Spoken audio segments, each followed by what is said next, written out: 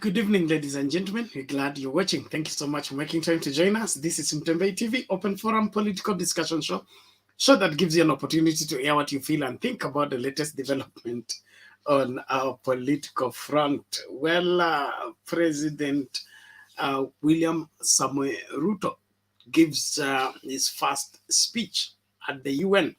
Want to look at this keenly, what it spells out, and whether he scored it or he underperformed. All that is left for you Kenyans to judge and ventilate on the same. Is he coming back with a package, or the entourage and all the details that went to that particular meeting are coming back empty-handed? Let's all look at this keenly. Of course, the new order, again, the office of the president now to regulate the expenditures of the current CSs. They are not allowed to spend more than 50 million without the approval of the office of the president. What does this one mean? I thought the office of the president was to relieve people from state capture, ensure the police have their money, the judiciary has their money, and every segment of the government having their own money so that nobody can abuse and use them wrongly. What is different with the current CS is that now a decision on how much they can pay and how much they can spend must be decided by the office of the president. The more things change, the more they remain the same from where I sit. I don't know what is your take on the same. Well, the link to use to get in the studio is right now in the comment section. All you need to do is click on it, allow StreamYard to configure for you the camera and the audio, and you will be in this space for us to get talking. I'm glad that you're out there, and let's get talking. I'm happy that you made time to be with us on the show. And whatever it takes, we will be here to see to it that everything is done in order. And so wherever decent and to the international standard for that matter. I want to salute all of you that are joining us. And if you're able to get us, please help 1, 2, 3, 4 people to join us into the Discord. Mato Makadets, tuko ndani, karibu sana, nashukuru. Asante sana. Kuna Agnes Njeri, karibu. Rose Mwangi, karibu sana. Kuna Hadija nani huyo, Simit, karibu sana. Kuna Mohada hey, majina magumu kweli leo. Haya, karibuni. Hadija, kuna Simon Imaidi, you're welcome. Then kuna nani huyu, Mariam Kache, karibu sana. Kuna Sheila Rono, karibu kwa show. Kuna nani huyu anaitwa Favor Akita, Koladi Okibo, karibu kwa show. Nani mwingine, Wise Cleo, kuna Lupa Liasi, Khalid, alafu nani huyu, Grafin, karibu kwa show. Nani mwingine hapa, kuna Edan Farah, alafu kuna Ian Kosgei, na Humphrey Lasamadi Mangi.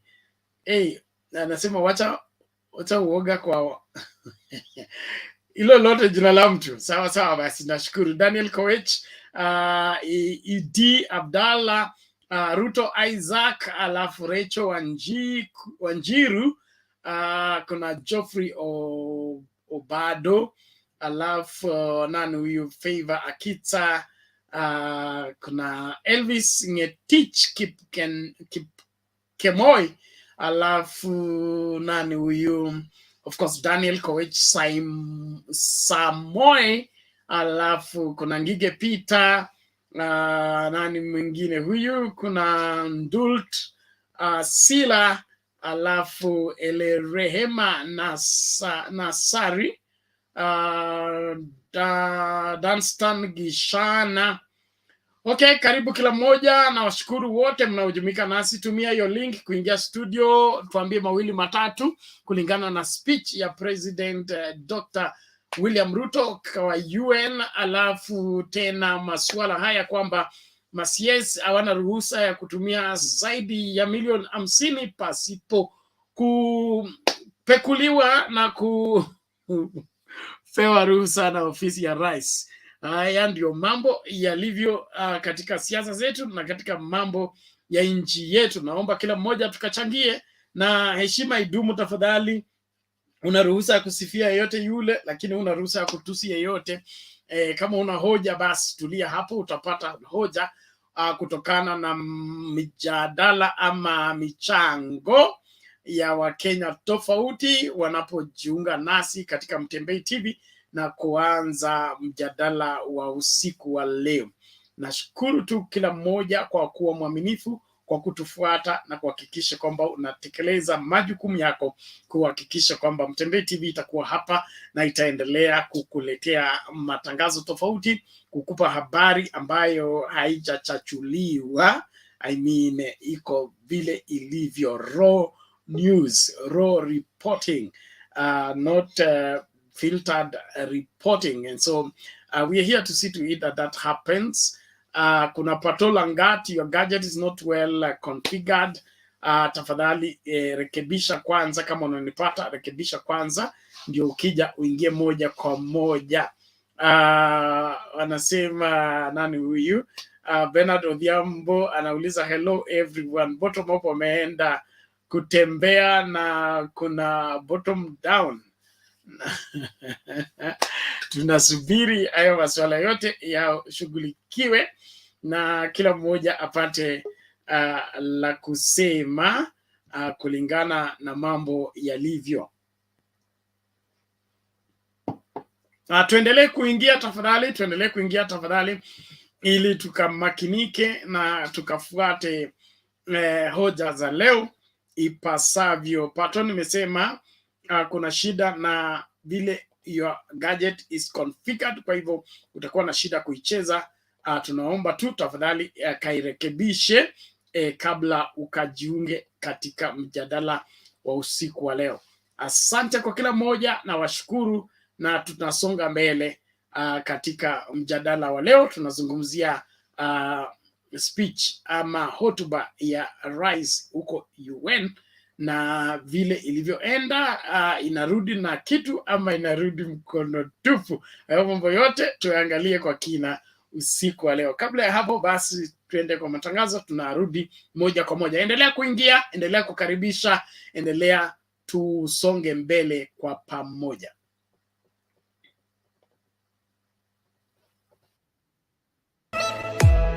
Kwa muda sasa, runinga ya Mtembei imebobea mtandaoni kwa taarifa na uchanganuzi sahihi.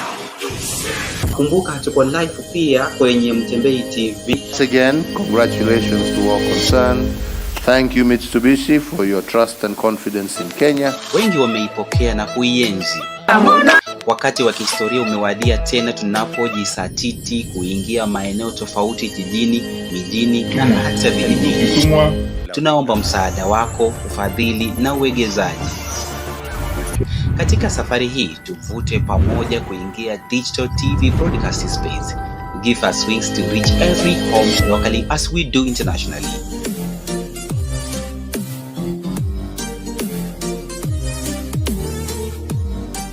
Mtembei TV, bold and true.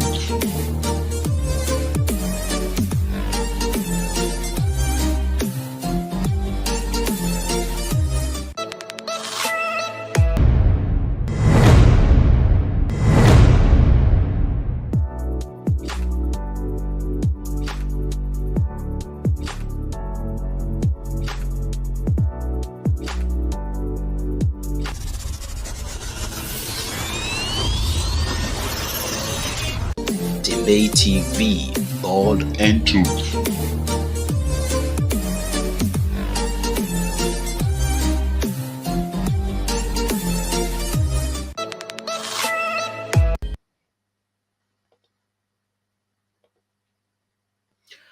Haya, karibu kila mmoja katika Mtembei TV tunapoangazia siasa zetu, na leo hii tunaangazia hotuba ya Rais Dr. William Ruto kuko UN na wale wote aliosafiri nao. Kama hiyo speech inaleta kitu ama inarudi mkono tupu. Alafu tena oda mpya ya kusema kwamba ma-CS ambao bado wako ofisini mpaka new cabinet itengenezwe hawana ruhusa ya kutumia hela zaidi ya milioni 50 pasipo kupewa ruhusa na ofisi ya rais. Sijui unaonaje mambo haya, kwa sababu rais mwenyewe Dr. William Ruto amesema anahamisha masuala yote ya hela kutoka kwa ofisi yake ili polisi wawe na hela yao, judiciary iwe na hela yao, ili kusikue na hiki kitu ambacho kinaitwa state capture. So inamaanisha ma-CS ndio wanafaa kuwa chini ya state capture ama kuna kuaje? So karibu kila mmoja, tuanze kuzungumza. John Nyakeruri, unaingia na gadgets 2, haitawezekana. Lazima utoke moja ndio ukiingia ikue sawa sawa. So karibu kila mmoja, tuangazie masuala haya na tuzungumze kwa kina, kwa sababu ni muhimu tuanze kuzungumza, kwa sababu tusipozungumza taanza kupigana na hiyo haifai. Asante. Lakini kwa hivyo karibu kila mmoja, tukajiunge na tukajumuike. We John, mbona kamera haifanyi? Kuna nini? Giza la nini?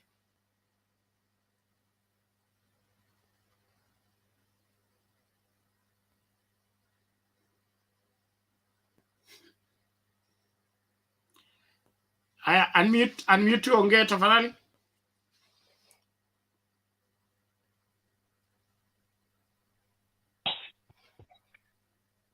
Habari ya jioni. Salama, vipi huko? Niko poa, mtu hapa iko salama lakini. Aha, mawili matatu tukisonga. Sawa. Kiangalia siku ya leo, rais amezungumza huko mahali alikuwa. Kitu cha kwanza nitasema speech yake ilikuwa nzuri. Ameongea some issues ambazo zilikuwa zina represent Kenya, mambo ya madeni, mambo ya corona vile affect nchi, many issues concerning our country. Na I can say he was very eloquent. Kama ni percentage na sampa 80% kwa speech yenye amezungumza. Amejaribu sana kwa kuongea. So tunangoja mambo ya kusema atakuja na nini. Hiyo tunangoja tuone kama atakuja na kitu ama atakuwa nayo. Lakini kwa kuzungumza, he has aired some issues that affect our country. So tunangoja kurudi tuone kama atakuja na kitu ama atakuja hivyo hivyo. Na kwa upande mwingine nataka niseme CS, outgoing cabinet secretaries wenye amelimi, they are under the executive. Wajafanya makosa, si freedom amewanyima.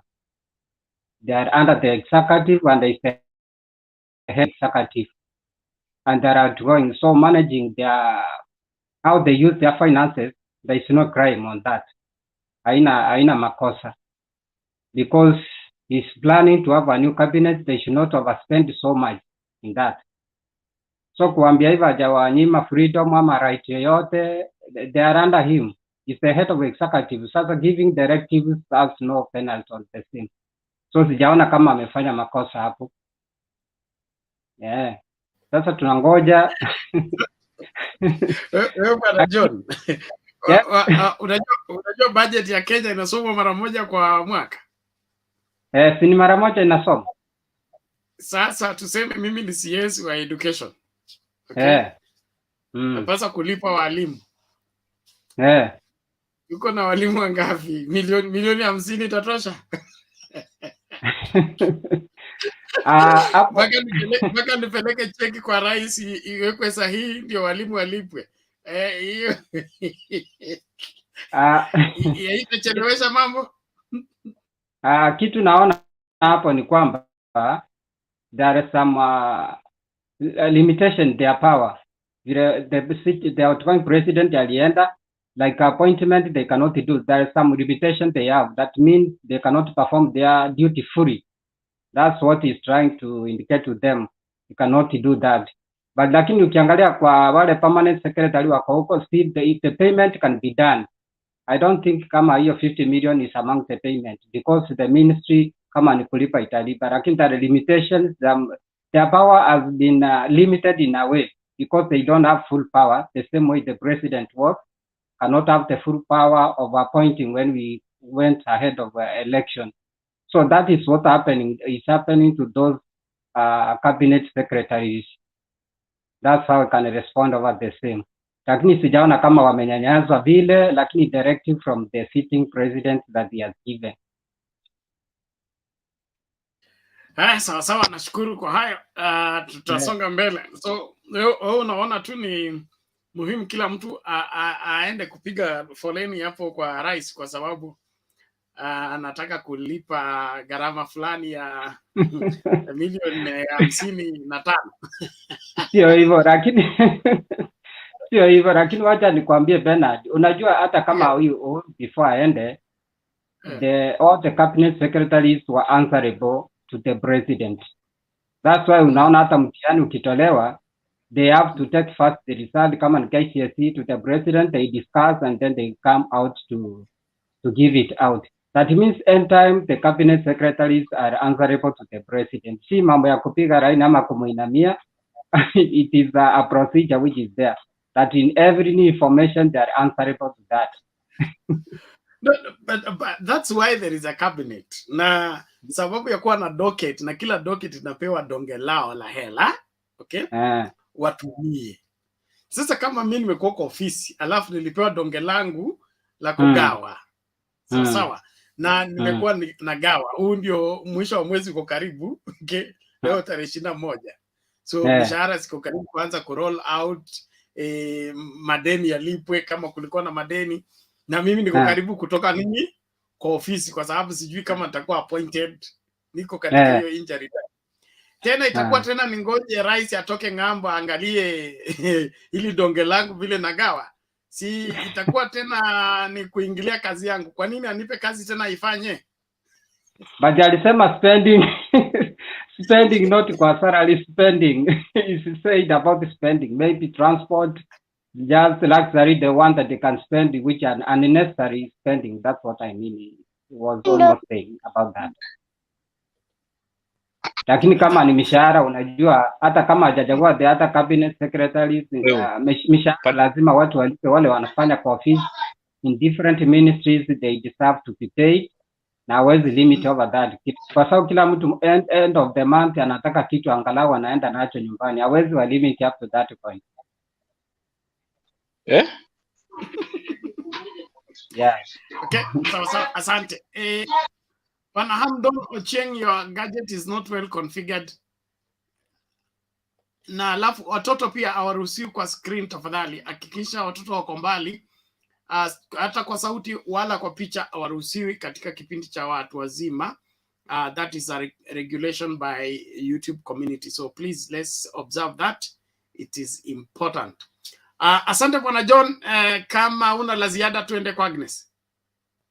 Sasa nitafikia hapo niseme kwamba tunangoja arudi tuone kama ameleta hiyo umeuliza. Tutangoja tumuulize kama alienda. Unajua baba akitoka mahali aende, watoto wanangojea watoto wanangojea kama ameleta jambo. Asipoleta atasema maybe mahali alienda kupata maybe pesa anunue. Atawaambia pesa sikufanikiwa, tutaendelea na maisha vile inaendelea. Sasa asante John, ukitumia hiyo jina baba unaleta kizayaza kwa kipindi, kwa sababu Kenya iko na baba mmoja tu. Hao wengine baba mmoja hawajafikia kiwango cha kuitwa baba. So but all the same, thank you very much. Agnes, vipi leo? Sasa. Habari Bernard. Yes. Habari. Salama, namna gani? Nakupata. Unanipata? Yeah. Nilikuwa nakula tu kwa comment section, lakini leo nimeweza kuingia, nimeingia tu hapo nikaona ingia hapa, nikaingia nikaona niko kwa studio, nikasema wacha tu niwasalimie. Asante sana kwa kuja kwa studio. Tukisikia vile president ameenda huko, tunashangaa. Amesema pesa ilikuwa kidogo kwa covers, tunashindwa wameenda na nini huko. Watu wanaongojea huku unga ishuke, na sasa tumetumia pesa mingi sana kwenda huko, na watu wameenda huko wanatumia pesa mingi, na tunaona fertilizer imeingia, tunajiuliza imeingia kwa siku gapi, kwani ilikuwa so sababu walikuwa nini amekuwa president tarehe 13. Tunashangaa hii fertilizer kwani ilikuwa kwa barabara ama ilikuwa wapi? Sasa ni hayo tu, mimi sina mengi ya kuongea. Okay, asante sana Agnes, nashukuru. Hii fertilizer pia ni miujiza. Unajua tuko na serikali ya miujiza, kwa hivyo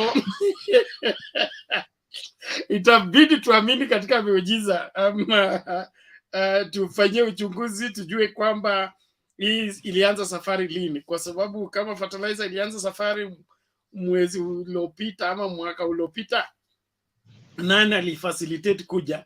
Si kwa sababu hii serikali ni mpya, haijakuwa katika decision making, or he was just riding on the projects that maybe Munya had started.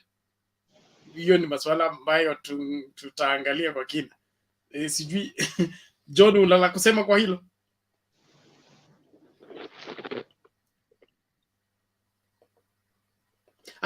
Unmute, you are still mute. Nime-unmute. Nasema ukiangalia speech ya president aliongea during inauguration, alisema kwamba atafanya fertilizer irudi chini. Anaona ametimiza, na ukiangalia sehemu nyingi zimesema zimepata mbolea, isipokuwa sehemu chache kidogo ndio hawajapata, of which ni achievement. Watu wengi wanafaa appreciate kama mbolea imepatikana, watu wapande, chakula ikue, msimu ujao watu wasikuwe na shida. Hata wale ambao hawajapata, we are hoping they are going to get that fertilizer, itapatikana watu waweze kupanda. Juu kama kwetu nyumbani nimeona watu wanasema wamepata huko Kisii, washapata mbolea imefika huko. Na Western jana niliona sehemu kidogo wamepata, wachache ndio walisema itafika. That means with the time itakuwa imefika, kwa sababu it's a directive that has been given that fertilizer iweze kusambazwa kote.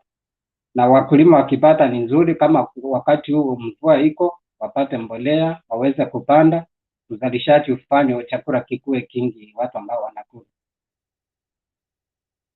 Nasema hivyo. Kisimu napanda Septemba. Kisimu napanda Septemba.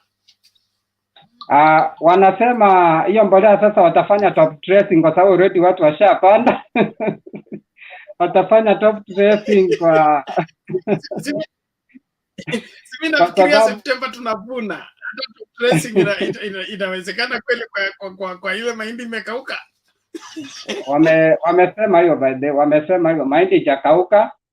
Msimu huu ni msimu wa pili mahindi ijakauka, sasa mahindi iko kwa shamba inafanywa top dressing, lakini kwa kupanda washapanda. Lakini kisaidia hata hivyo itakuwa inaongezea vizuri mazao waweze kupata kwa top dressing kama watafanya. Tutashukuru hata kwa hivyo. Sawa, nashukuru kwa haya. Tumsikilize leo confirm hiyo masuala unayosema. Eti mbolea inahitajika kizazi haya. Unajua kuna utofauti. Habari ya Mr. Bernard na wenzangu. Unajua kuna tofauti ya mkulima na mkulaji. Sasa yule mwenye anategemea mahindi kwa soko ndiye anaweza sema mbolea inahitajika sahihi. To be precise, actually, the reason as why the subsidies for maize was removed to counter, it was actually to counter the maize which was coming from Zambia, Tanzania, and so forth. Because these guys, they never blocked on this kind of subsidy So it's a way of how to manipulate them. So quickly counter and just jump in and do the business. It's not about just removing it. It's just only they are just trying to do what you call tactics. These tactics will just end up very soon, because remember, the fertilizer is just a deal. You know, we're under the cartelship, so it's a deal that somebody was trying as much as he can to be able to dump. How sure are you guys that the fertilizer you have is not is the expired one? You're gonna put on your sambas and the samba will dry up very fast. You need to check the expiry date and the manufacture date, or maybe you're just using sand. Don't you know that nowadays people pack sand to come and sell for you as fertilizer? Be very careful, because everything is possible in this world nowadays. And to be precise, we no longer need the fertilizer at the moment. Our people need food, and if there was need, subsidy to the petroleum, to the oil, blah blah. That is what is required in the entire world. Nothing about like fertilizer. What is fertilizer gonna do now? September. This time now we don't need fertilizer. What we need is the cereal. Either you broker maize from Zambia, even in Uganda, I think they have the reserve. If you can do that, just buy it in a lower price, bring it to the country, sell to the millers, let the miller produce maybe siaga unga, at least watu wakule. Kuambia watu wapatie mbolea, hata ng'ombe wakuli mbolea, hata uende imwage kwa nyasi, hiyo nyasi iwezi mea kwa wiki moja. So you have to bring something quickly which will be, by the way, if you want to grow the economy, you need to make people to eat. So if you deny them food and they die, how are you gonna grow the economy unless you have otherwise? Anyway, let me jump on where our president went. Now let's we call him our president. He is. The cry is uncalled for, because the entire world is on a cry, because nobody's gonna listen to you.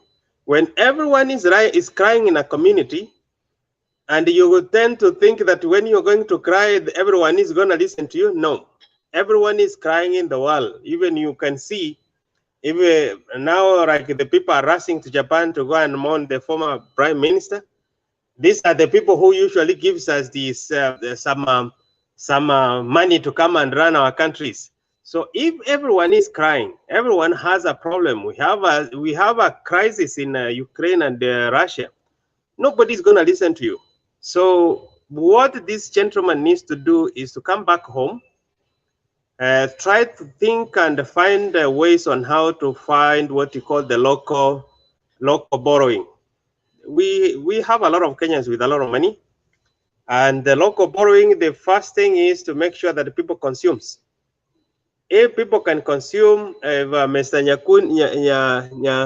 John, if you can be able to afford to eat bread every morning, that is one way of, because remember, every bread has a tax on it.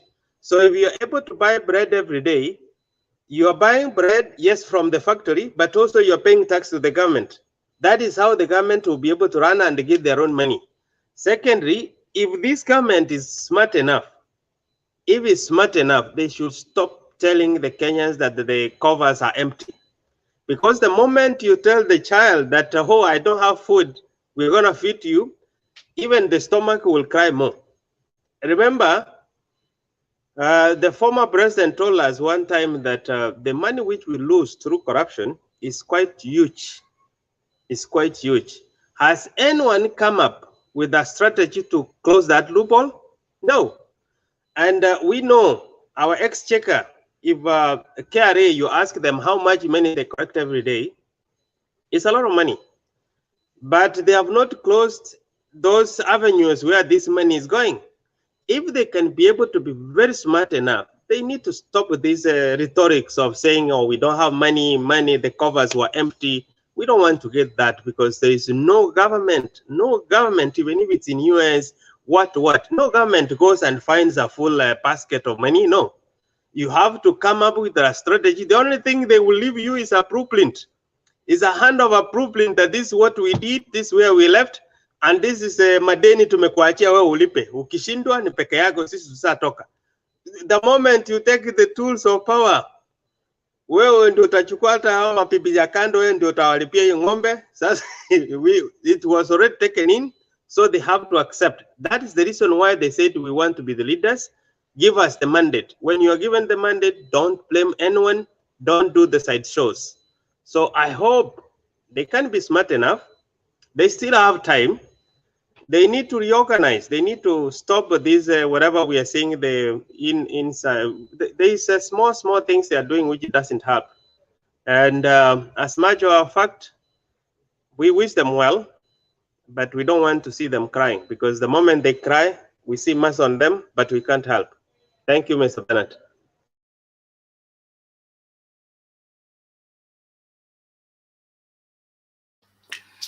Okay, asante bwana. Leo tunashukuru kwa mchango wako. Sema kilio tusipeleke kimataifa. Kama njaa ipo tufanyaje?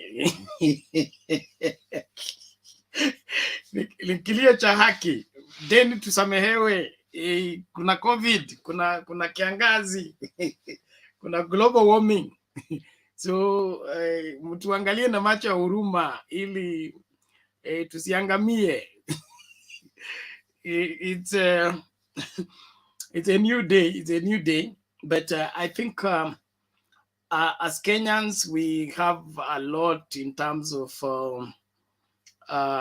putting our act together in ensuring that we have capacity to carry on to the next generation. If we continue like this, we may not be able to even take off from where we are. And so, like you ably said, what can we put together locally as a solution?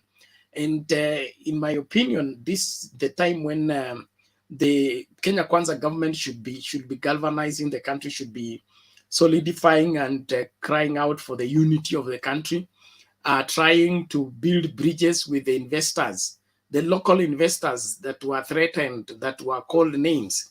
This is the time to begin to send the goats and the sheep and the cow at night through the elders, so that hiyo mambo yaishe, ili wenye hela watoe hela, kwa sababu wenye hela wakifungia hela ndio hivyo, utalia dunia mzima, hakuna mtu anatoa hela.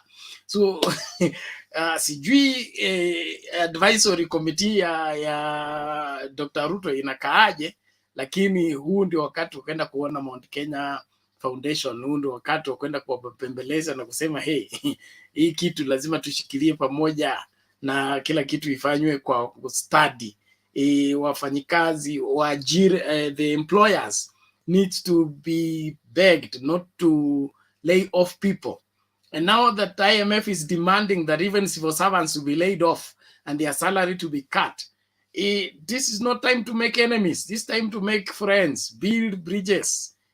Time ya BBI imefika sasa. Only that the person to cry BBI is the one who said BBI haifai. Kwa hivyo saa hizi sijui itakuwaje.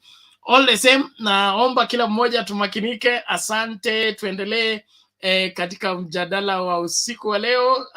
Naweka link pale, wale ambao mnataka kuchangia, una click kwa hiyo link, alafu naacha hiyo StreamYard inakutengenezea kamera, inakutengenezea audio, alafu unafika hapa unatoa maoni yako kulingana na hali ilivyo. So ni lazima kila Mkenya awajibike, and the leaders right now, the Kenya Kwanza administration needs to do more of building bridges. I don't see the reason why they should still be fighting now and talking, just dumping and looking down on any person. Right now, hata shilingi moja ya kila Mkenya, yule Mkenya ambaye ni wa mwisho kabisa, hiyo shilingi inahitajika, kwa sababu a broke government needs anybody and everybody's money. So the deputy president specifically needs to tone down on his wherever campaign mode and realize that he is responsible for the country affairs and should begin to talk on how do we bring together our resources and salvage the situation and be able to build for the future. And any Kenyan of goodwill needs to be concerned about the whole scenario. I don't think the deputy president and the president himself have enough money to inject into this economy and make a difference, as rich as they are and as wherever enormous as they may be. This country requires every Kenyan, and every Kenyan must matter, especially when it comes to maneno ya economy. Kusiwe na Mkenya yote atakayetengwa ama wasionekane kwamba si wa muhimu. Waliosoma, wanaosoma na wanaotafuta jinsi ya kwenda shule, wote wanahitajika. Every area of production needs to be to be revamped and to be given what it takes for it to be more productive. And then also we also need to look at the government investments in what we call parastatals and these other investments. There are some investments that the government is doing that are obsolete. They are not necessary for now. You need to upgrade. This they are calling about economic zones. Okay, economic zones need to be more of the current state of technology, and not economic zones for we used to call it handwork in school. I mean, let's have diversity, but not you to go and put up an economic zone to do economic activity that is not viable for the market. The majority of the population is young people. How do we engage these young people productively so that they can be part and parcel of what makes the economy tick? So the economic zone needs to have some cyber areas. Okay, let's have cyber cities. Let's have that kind of approach. Lakini kama ni ya jembe na shoka na karai, mimi naona tu tunaendelea kurudi nyuma wakati tunajitangaza kwamba tuko mbele.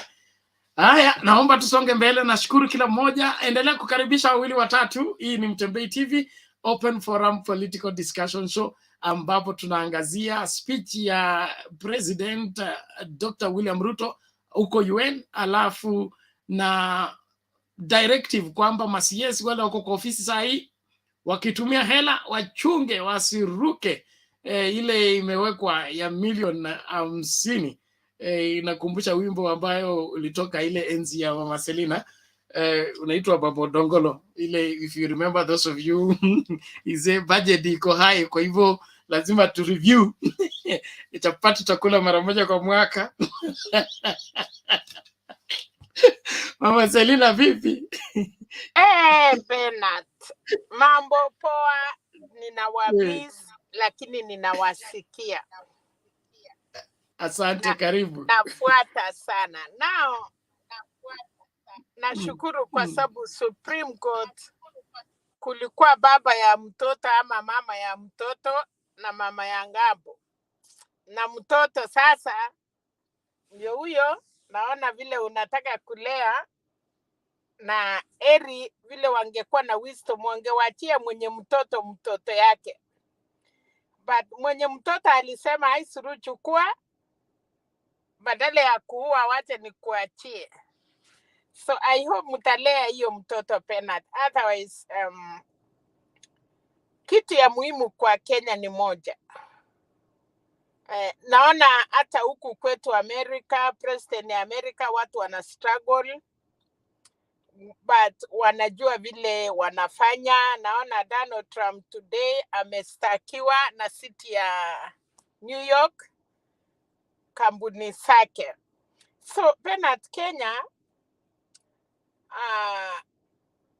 kesho okay, jana ilikuwa 1 week. Hata kitofu ya mtoto inaendanga 2 weeks I think so. Na sasa mumelazimisha hiyo kitofu kabla mtoto hata hiyo kitofu itapona, mnaanza kulete mambo. So one thing is, kama umechaguliwa umekuwa rais ya Kenya, moja ni kuongea na wale opponents. Kwanza ni unity, kwanza ni kuruti chini, because Penat 7 million people being quiet, businessmen wananyamaza. Hawa watu mna threaten kuwafukuza, wako na communities yao.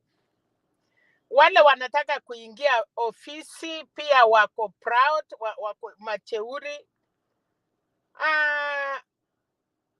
Munasema muko na sijui pesa ngapi muliwachiwa. So I don't know, Bernard, we are here to see. But if I were serikali, kwa sababu sasa tuko na rais na deputy president na tutakuwa na ofisi ya if I were them, wisdom Bernard, ama ningekaa chini niulize kama mimi ni mwenye nchi. You know, the country is not shared. Nchi ya Kenya iko na president, haiko supporters ama haiko Kenya kwanza. So whoever is the president of the Republic of Kenya should know that William Ruto, when the country go down, it will go by his name. It will not go by we were, tulikuwa, si Musalia, si deputy president. So I think ile kitu anastahili kufanya, you reach out.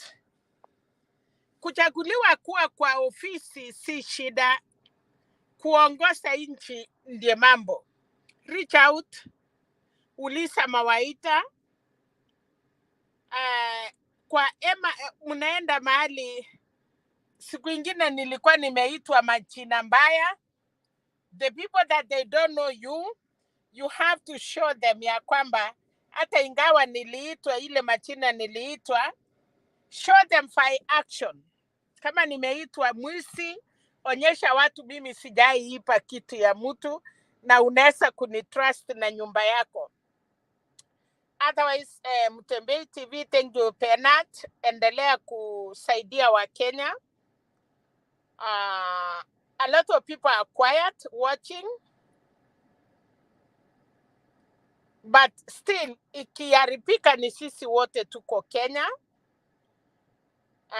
Nashukuru Wasimio wanasema wako ready. Unajua kama umezoea kukua opposition Bernard, ama kama bwana yako amezoea kukupiga, hata unamwambia leo umekaa wiki mbili bila unamchokoza akuchape. Yani like nimezoea. So ile watu hajai chapwa, ile mama hajai hata chapwa kofi. Akichapwa kidogo atalia, ile kofi ya watoto. So I'm seeing these people, Asimio, they are ready to buy anything. Hawataki hata kujua. Sababu wamezoea. So mkisema mafuta iko juu, ile tear gas ya kusema tumechoka na tear gas, tunataka bomb, ama tunataka wherever they were asking, hata hii maisha ikienda juu, they are very ready.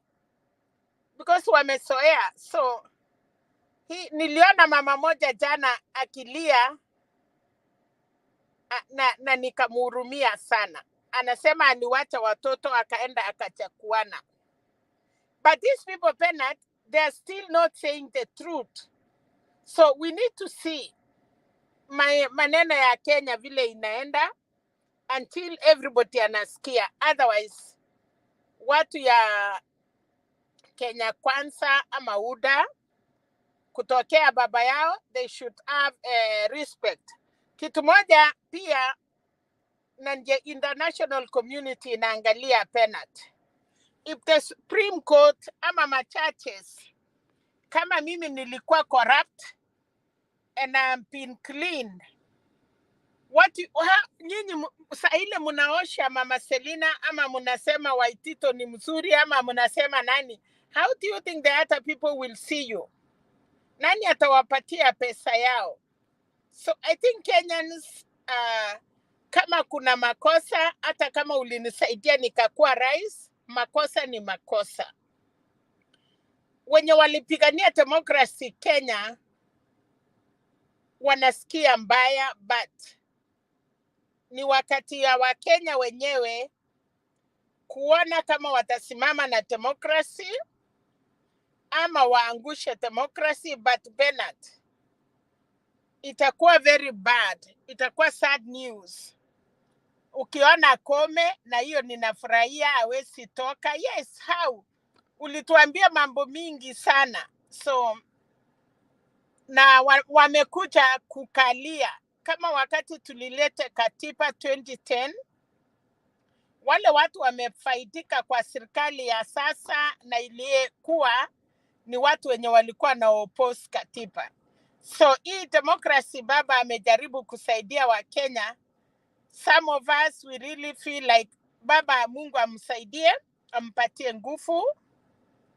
Lakini hatutaki watu wategemee Raila sana. Tunataka wenyewe waangalie, because amwezi taka Raila awapikiange chakula, saa ila anapiga amutaki. Kama imeingia kwa mesa ndio mnang'ang'ania.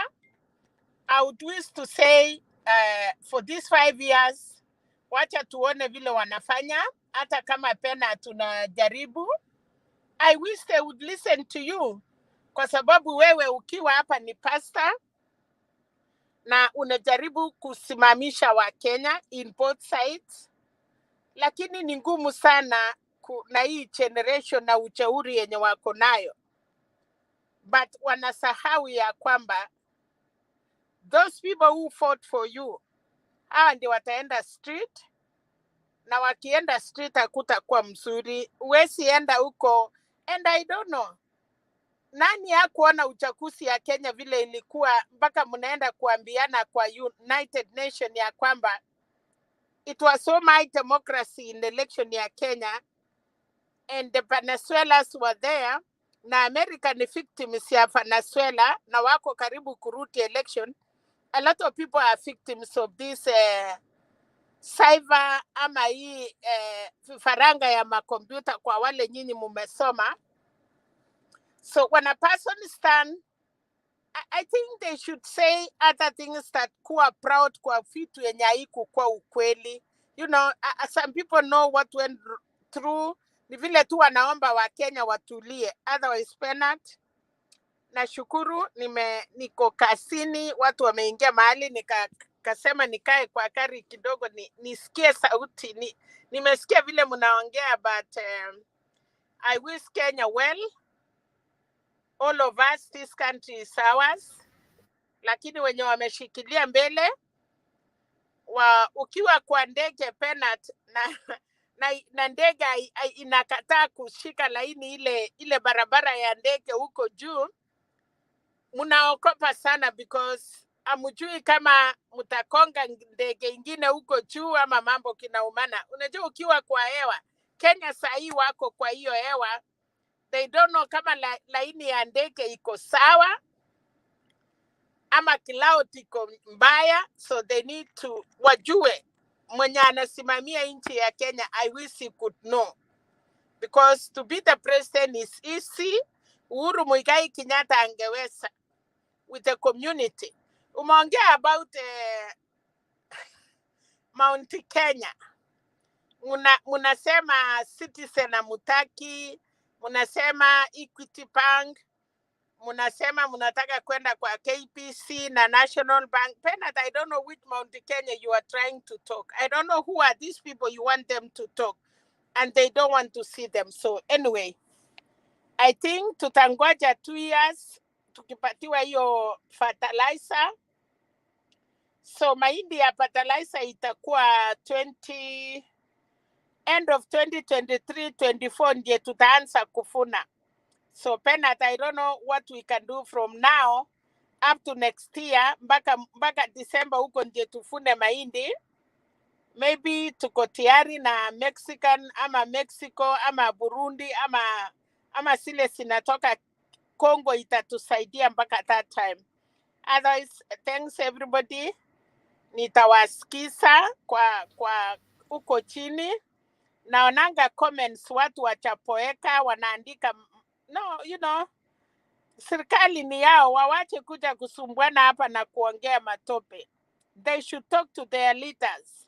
Wamwambie vile wanaweza weka Kenya pamoja. Thank you, Penat. Asante sana Marcelina, tunashukuru kwa mchango wako na maoni yako. Tunasonga mbele, tutaendelea kuwajibika. Umesema hii story ya wife ila amezoea kuchapwa, ikanikumbusha babu yangu ile amezaa mama yangu, alikuwa na wake watatu. Mke mmoja alikuwa wa hiyo tabia, asipochapwa hawezi kupika. Yani ilikuwa mbaya hivi kwamba babu yangu alikuwa mtu wa dini, kwa hivyo angeenda church, na akienda huko church atakaa huko kama siku 3 wameenda maombi. Sa huyu mama utasikia tu kwa kwamba anasema ni vizuri mume wangu akiwa hapa huwa siumi na njaa.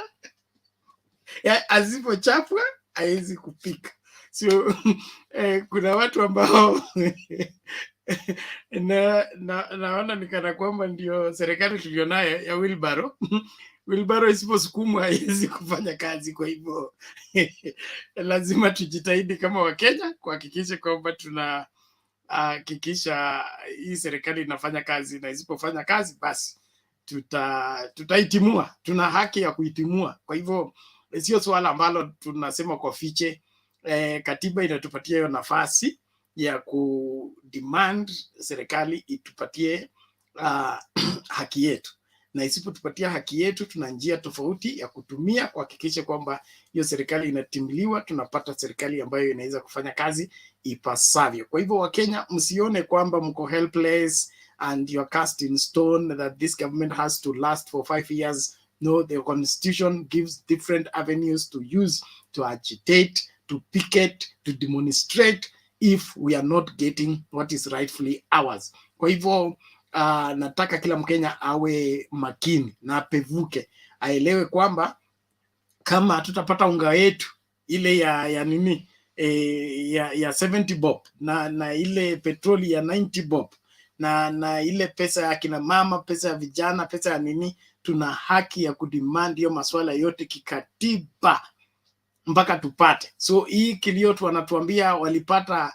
sisi hatukuwa tuma, walisema wanajua kazi, wanaweza kufanya kazi. Kwa hivyo kama walipata ama hawakupata, kile tunataka ni lazima kufanya nini? Kuwajibika, kila Mkenya apate haki yake. Ningependa kucheza hii video alafu tulete Roda, tulete nani opposition leader kwanza ndio tulete Roda. Video fupi tu ili kila mmoja akae kisawasawa. I think is this one. Which one is it? I hope I got the right one. Just one moment.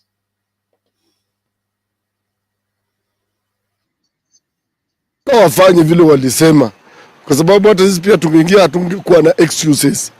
Watu wa Kenya kwanza wafanye vile waliahidi. Tunataka unga tununue shilingi 70. Tunataka mafuta petrol tununue shilingi, walituambia lita moja itakuwa inauzwa 100. Because hatuwezi kuacha tu mtu danganya na mnaenda na mna hivyo. Tunangoja 5 years. Na wasije kutuambie tu walipata treasury rate kwa serikali hakuna pesa. Wao walikuwa kwa serikali, yeye ndiye alikuwa deputy president, anatuambia aje kupata pesa. Kwani alichukua akapeleka wapi? Yeye alikuwa hapo. Serikali presidency ilikuwa between yeye na Uhuru. It's just one and the same continuation. So hawezi kuja kutuambia leo eti kupata pesa juu nilipata ngapi. Hakuna pesa iko, watu wanakula mishahara. Kwani anataka sisi wabunge tunapata mishahara, walimu wanapata mishahara, na anatuambiaje eti amepata serikali ikiwa bure. Serikali iko na pesa. Na zile pesa walikuwa wanakopa. Tunataka alipe. Kwa sababu walikuwa wanakopa pamoja.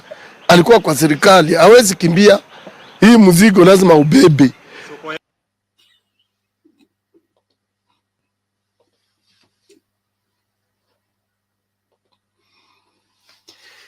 Haya. Huyu anaitwa Mheshimiwa Wanjara. Anasema mzigo mpaka ubebwe. Opposition leader. Vipi? Hai Bwana Bernard. Habari ya Njeri Agnes, Sally Chep and Loda Waithira Jenga.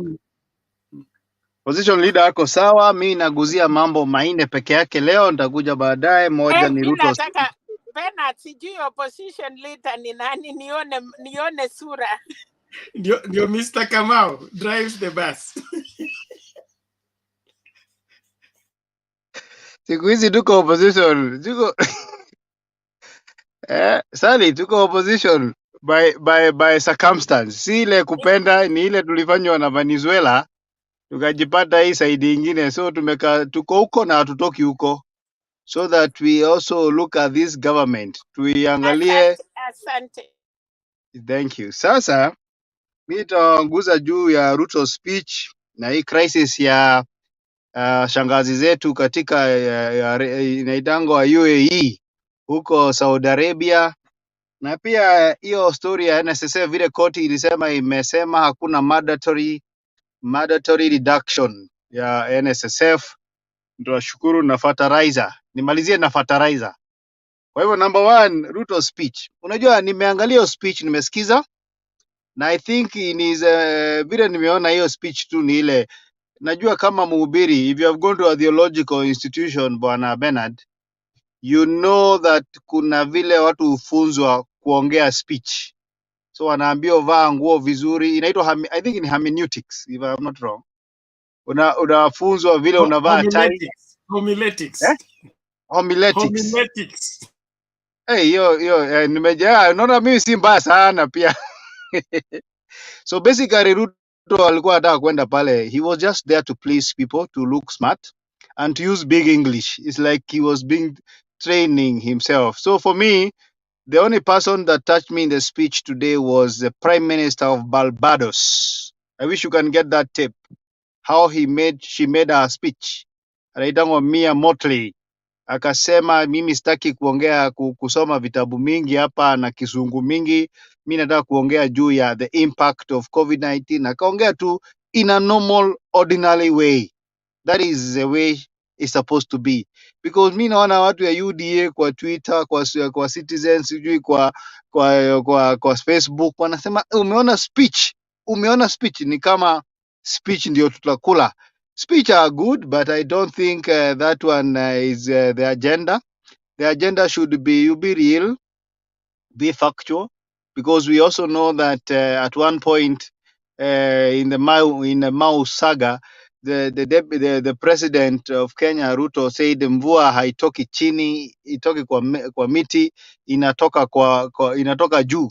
So we also know that in his life history, he has been against planting trees. He has been against the global warming. He has always been against that. So we know that speech was cosmetic and not going to help Kenyans at any one time. Hatuwezi kula speech, so we need him back. I know he tried to look like Obama, but I mean those things will not help Kenya at any one point.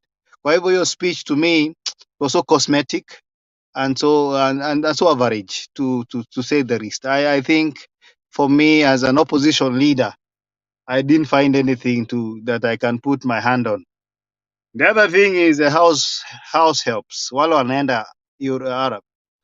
Nimesikia huyu jamaa, there's this guy called Kamau. I think he is really fighting, and he's not even alone.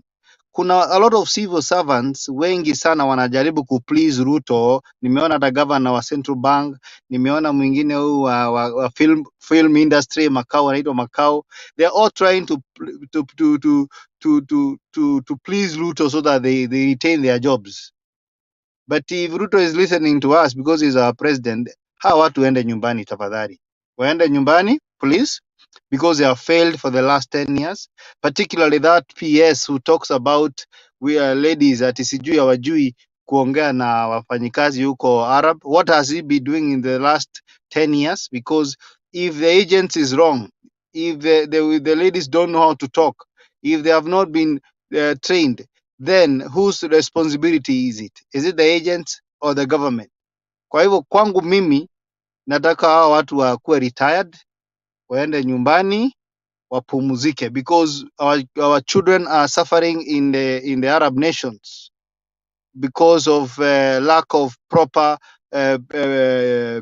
what we call proper management. People who are given responsibility, Minister of Trade, the PS of Trade and Labor, and Foreign Affairs, all these people have been a failure. And I think we have been talking about this for a very long time. Watu wanaenda huko wanakaa ni kama they have no one who can take care of them. I've always been of the idea that the Kenyan government kama haiwezi provide jobs to Kenyans, then they should be the people taking other people, the Kenyans outside Kenya, so that they get the jobs. They be registered by Kenyans, by the Kenya government, and they be airlifted by the same Kenya government, so that we are responsible of our people.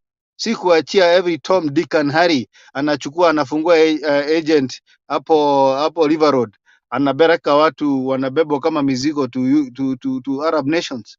That one should stop. And we pray. I know we don't want to maybe it's good to also advise this government so that our people don't suffer. We know that freedom must come according to them. Let these women, these girls be taken care of. Come on, 300,000 ladies who wants to be employed, let us lift them as government, let us register them, and let us know where to pay. Let us also advise them on how to behave. Kwa hivyo hawa watu wafutwe kazi wote. I think they have been a failure in a big way. Kwa hivyo that is something that I also wanted to talk about. But the issue of NSSF, I'm happy that the court has stopped the mandatory deduction from 200 to 2,000 because nilikuwa na hesabu. I think Ruto is very cunning. Alikuwa anataka watu kama elfu tuseme like 15 or 10 million wakitoa 2,000, hiyo ina translate into billions of shillings, and we know what happens with that kind of money. Watu wengi wanaretire akiwa at age of 60. Kwa hivyo almost 3/4 of these people will not access their money until they are over 60. Kwa hivyo the government can play around with this money in terms of development and stuff like that, but the danger is when we have a government that has no integrity, and I say that with no fear, then it becomes a big problem to the people of Kenya, because when you retire, then there will be delays to pay you. There will be a lot of excuses. And if we do not trust the people who are handling the money, then the best thing is not to pay. So we are happy with the courts. They have at least stood with the people, and let him look for money somewhere else. Maybe I don't know where. Maybe government can sell gold or something. I don't know, but I think he really needs money from somewhere. I don't know. He had said he has a plan, but let him not plan with our money. If that is why I also disagree with you, Bernard. Let not Kenya participate in giving money to this government, because there's a highest possibility, and what we call probability, there's a highest possibility there will be no it will not return. Kwa hivyo kwa hayo machache ninataka kumalizia na hii mambo ya fertilizer. Sisi watu wa Nairobi tunakaa kwa estate na nyumba za juu huko kwa gorofa, sijui tunachukua fertilizer yetu wapi? Which is the point ya kuchukua fertilizer Nairobi, because inakaa hii ndio tu subsidy itasaidia wa Kenya. Kwa hivyo ukijua ni wapi Bernard, tafadhali tuambie ndio tuweze tukaenda tukachukue ili tuweze kupika. Thank you. Thank you opposition leader.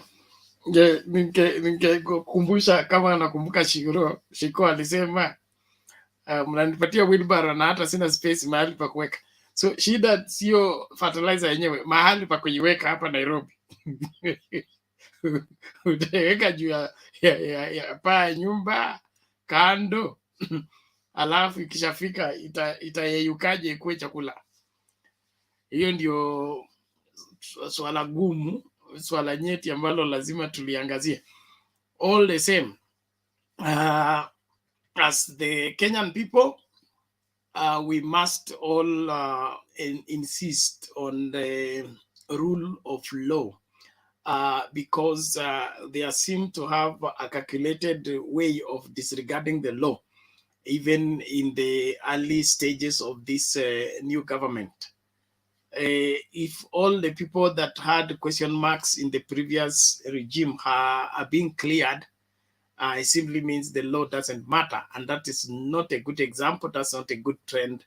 And therefore, if we don't rise up to secure our security in the rule of law, we are endangering ourselves as a people, and future generations may not be able to find Kenya as it is constituted. And so we have a lot to ensure that is done. So before order comes in, let's just listen out to this particular video.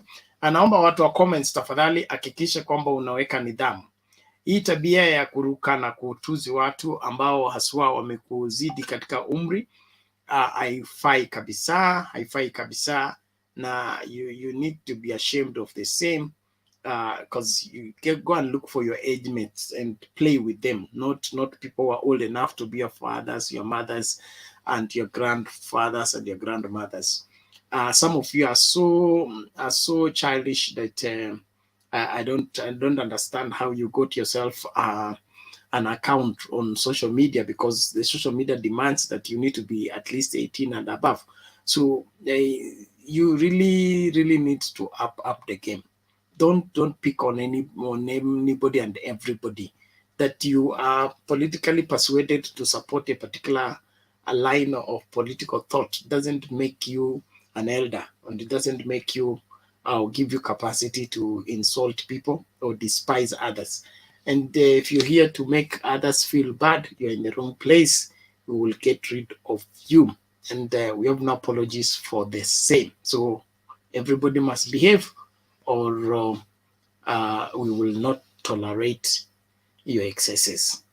Let's listen out to this before Rhoda comes in to make her contributions.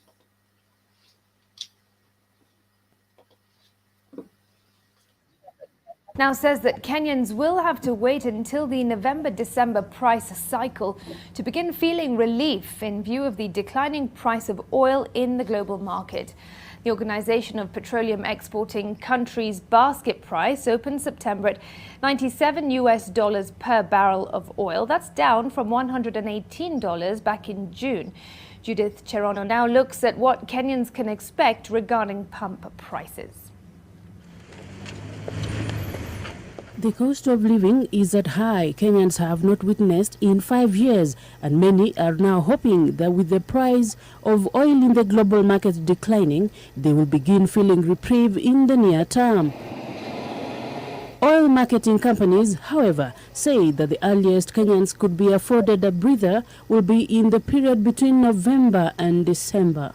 If you look at this and study the world market of prices, the crude that we consume, the Muban crude that we consume in Kenya, the prices have started plummeting.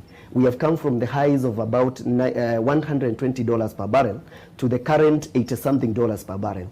Oil market retailers say that as at September 20th, the government owed them 44 billion shillings in fuel subsidy arrears, having settled 16 billion shillings on September 19th. This translates to 29% of the total amount that has been taken up by the subsidy since the inception of the program. In terms of argument, the government has always argued that the process of verification of these subsidy invoices that are supposed to be reimbursed by the government is a laborious one that takes time. And that's why they usually say sometimes it's the reason for the delay. As Kenyans hold on to hope for the prices to drop, the reality of the impending inflation adjustment of excise tax due in about a week is still a proof that the ordinary citizen is still feeling the shock of the high cost of living. Judith Cherono, NTV Business.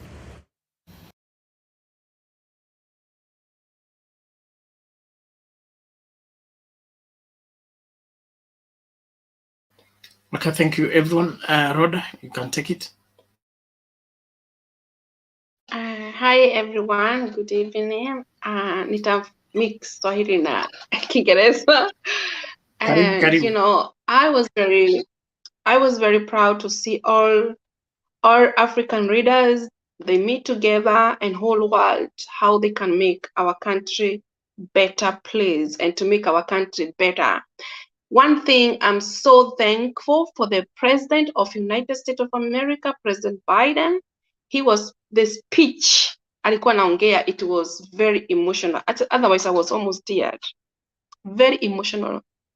I hope, especially in Africa, we always have this problem. I hope they learn something, because we learn things through people. He was speaking about development, about democracy, about not threatening, about our community to respect other communities.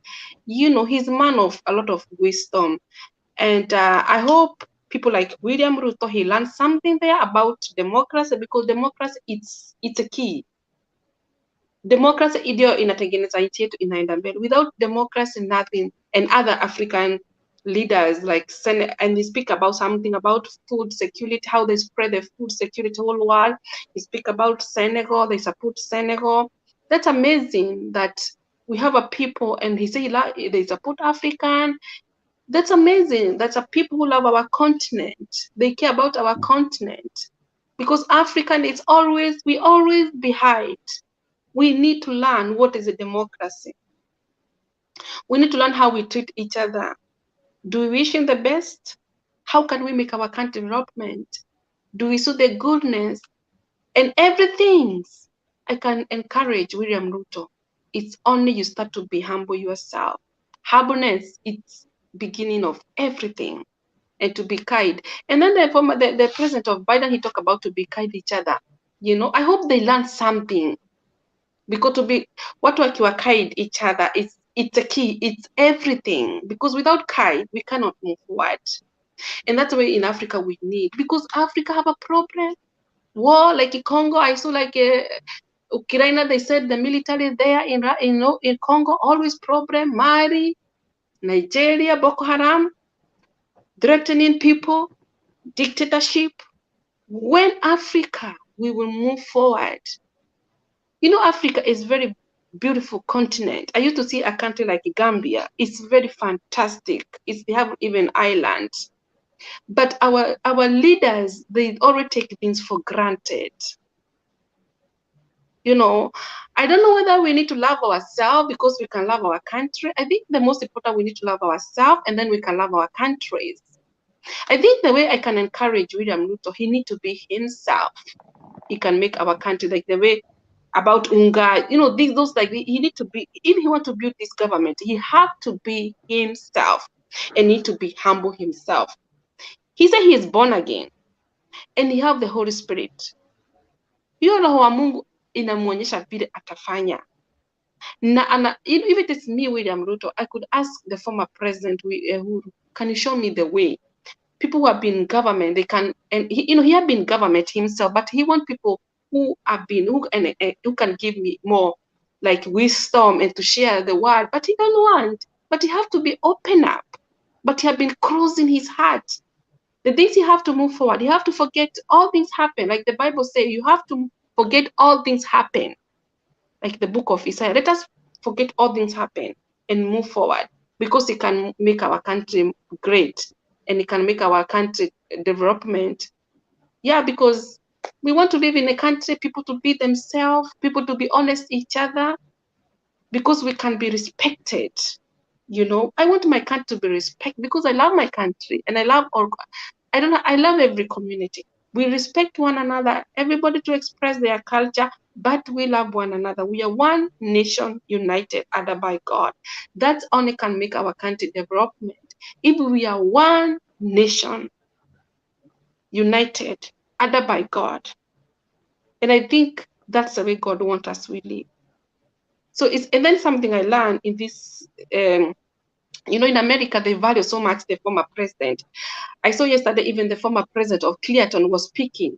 You know, I was like, wow, in America, they value so much the former, like George Bush, they value him. Even we don't know who was there before, you know. So this is something in Africa, in Kenya, we can learn in Africa, that we value our former president. They are very important. They can speak even United Nations. You know, though there's so many things we need to learn. But if we are open up and God to give us wisdom and the Holy Spirit, we can make our country move forward. There is so many things can help us as a Kenyan people, because God loved Kenya. God died for everyone. God loved everybody. He loved Kenyan people. And he wants every Kenyan people to live with peace and love and joyful. But you cannot have joy when people are threatening you. When people are punished, you cannot have joy. Absolutely not. So the things can change our country. We need to love one another and humble each other,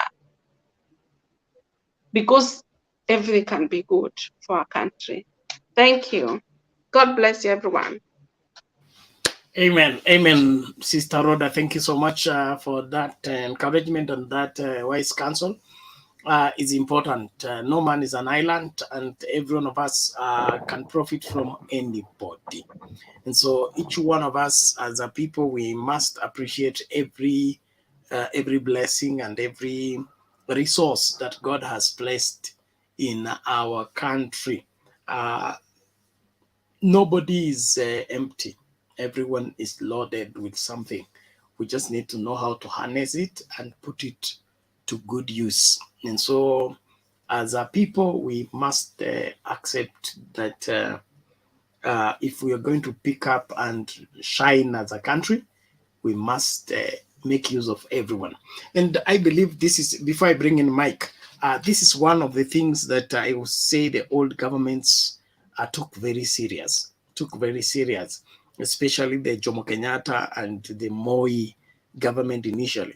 They made sure that every resource is put to use for the profiting of the country. They made sure that the government officers worked hard for the welfare of the country.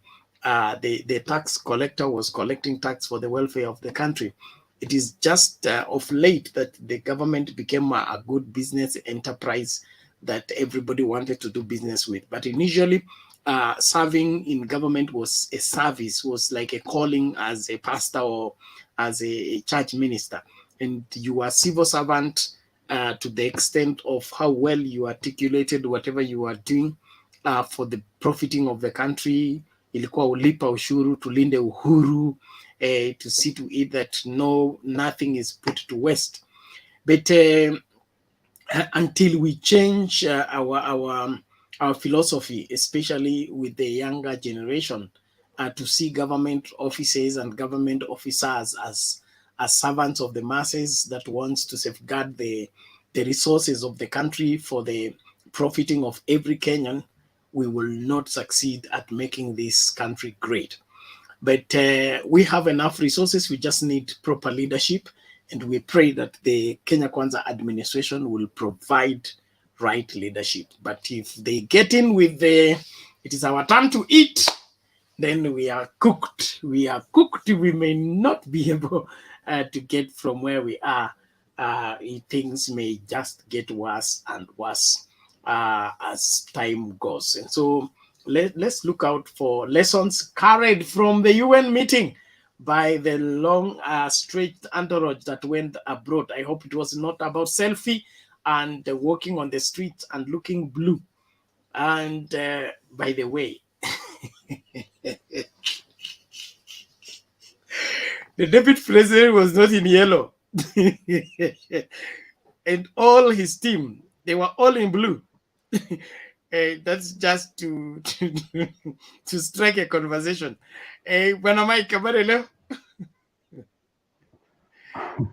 Mzuri sana Bwana Bernard.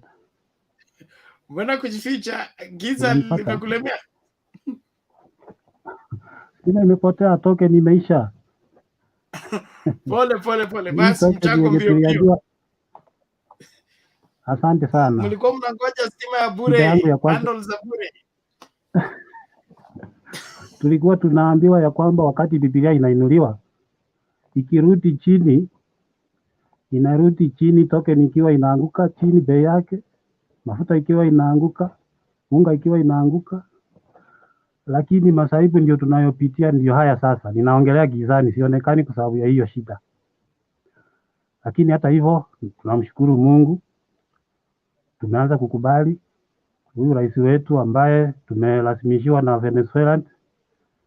Tumesema ni sawa, maisha yanaenda mbele. Lakini mimi ningependa kuambia rais wetu Bwana William Samoei Ruto, daktari, tafadhali raundi hii ahadi ulizotupatia sisi tunataka usitimize. Raundi hii sio 2013 ya kusema ya kwamba kibao ya kuambia vijana, kibao yenye imeandikwa hakuna kazi, tunaenda kubadilisha, inaenda kusomeka ya kwamba kuna kazi. Hiyo ni ahadi ya 2013. Na pia ukaongeza ukasema ya kwamba tunaenda kujenga viwanja, stadium, kila county inaenda kuwa na stadium.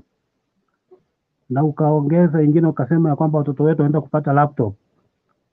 Hivyo vyote havikufanyika. Sasa ndio maana mimi naeleza rais wetu, raundi hii sio raundi hiyo. Raundi hii si hatutaki kusikia chochote, kwa sababu ulikuwa unasema tukiingia hivi, wakati ambapo tunainua Biblia, hii Biblia ikiteremka chini, tukisha hapa ikiteremka chini, inateremka na bei ya unga inakuja hadi 70, inateremka na bei ya mafuta inakuja hadi 90. Hivyo ndio sisi tunataka kwa wakati huu. Hatuwezi kuwapatia nafasi sisi kama vijana wa hii Kenya na wazee wa hii Kenya na wamama wa hii Kenya, wale wamesaliwa Kenya hii, wale ambao wana matumaini ya kuishi Kenya hii, kwa sababu tulilazimishiwa na tukaambiwa kwamba mpende msipende, sisi ndio tunawatawala. Yes, tumekubali, lakini tafadhali tunataka tutimiziwe ahadi zetu, ahadi zile mlituahidi, zile mmetuahidi. Nimeshangaa sana ya kwamba ati kitu ya kwanza ambayo president wetu anaenda kufanya baada ya kuapishwa, anaenda kuwapatia machaches mshahara. Kwani akikampeni tulikuwa machache wanapandishwa mshahara, ndio sasa sisi tukule namna gani? Watusaidie nini? Tukule nini wakishapandishwa mshahara? Na yani wakishapewa kazi na kupandishwa vyeo, ndio vijana wa Kenya wanapata bei ya unga ikiwa chini, ndio vijana wa Kenya wanashiba. Hiyo kitu sisi hataki kusikia. Haya, huyu deputy president ni Sakashagwa, nilitamani kusiba masikio yangu wakati anasema eti sisi tumeingia katika serikali na tumekuta iko empty, iko na 93 million. Wakati mlikuwa mkitembea kila mahali, yani karibu kwa wiki moja, yani kwa kaunti moja mnaenda huko, kwa wiki moja mnaingia kaunti mara 2 kwa wiki moja kufanya campaign, mkituahidi, mkitupea matumaini.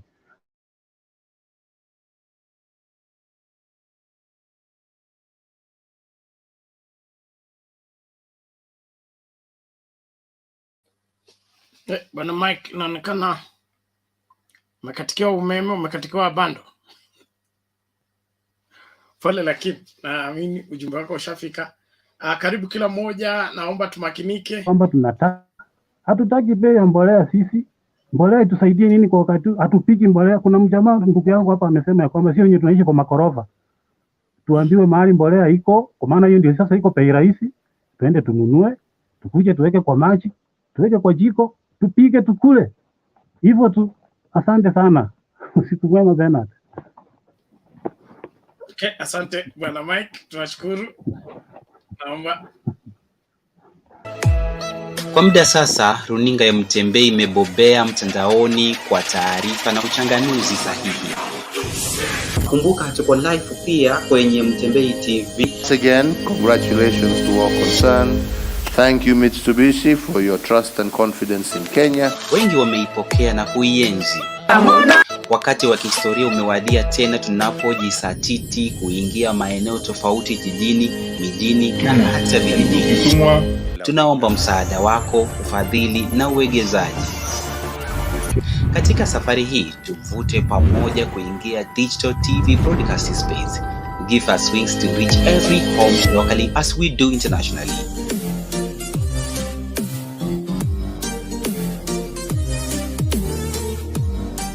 Mtembei TV, bold and true.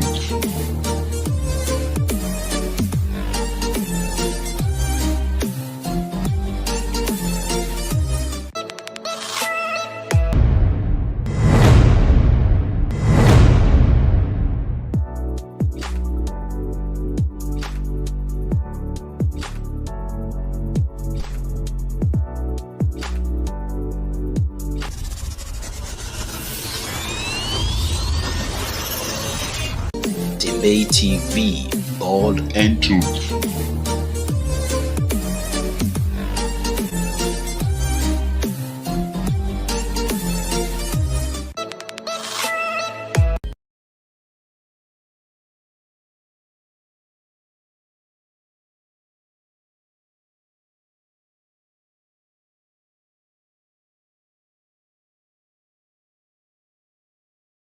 house. Mheshimiwa is in the house with us, the new woman rep for Homa Bay County, Dr. Joyce Osogo, popularly known as Bensouda. Good morning. Good morning. How are you? Salama kabisa. Welcome to Kenya's biggest conversation. Welcome to the hot seat. We like having people who are in parliament on this in this studio because we've got very many questions to ask them. But we understand, of course, this is your first time in parliament. But tell us about you, first of all. Why do they call you Bensouda? Is it you who calls yourself Bensouda, or is it other people who call you Bensouda? Both of us call ourselves Bensouda. And others. You have internalized the name. Yes. Why Bensouda? Bensouda because of my character. Actually, let me just start by telling you that it is my official name now as we speak. Right. Not at the time of birth, but I've adopted it because I have been given and directed that is a name that I should own by the people. So I'm the people's Bensouda. And so my official names after doing a deed poll and an affidavit, I'm officially Joyce Atieno Osogo Bensouda. Okay. So it is not AKA, it is Bensouda, my name official. That is your name? Yes. As you said, because of your character. What about your character? Personality. And personality. I What is asked it? them also, I asked them because I was also wondering, because this name I've been referred to in different geographical locations, in different working institutions. So quietly as a researcher, I was finding out why do they refer to me as Bensouda? They're talking about I'm straight to the point, I'm courageous, I'm up to various leadership tasks, I'm forthright, and they believe that I'm transparent and accountable in what I do. I'm hardworking, and so be it. I reviewed my own personality dynamics and said, fine, let me do a deed poll. And that's what I did. I own the name and passionately accept I am Bensouda. Before your election as your member of parliament,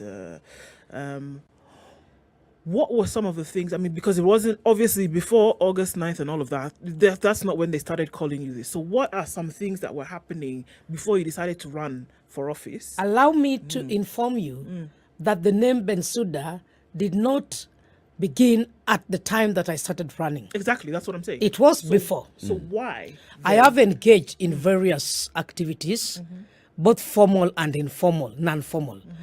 And one of them was entrepreneurship, small business, which I used to complement with as a P1 teacher. And so with all whom I interacted with, it was Bensouda.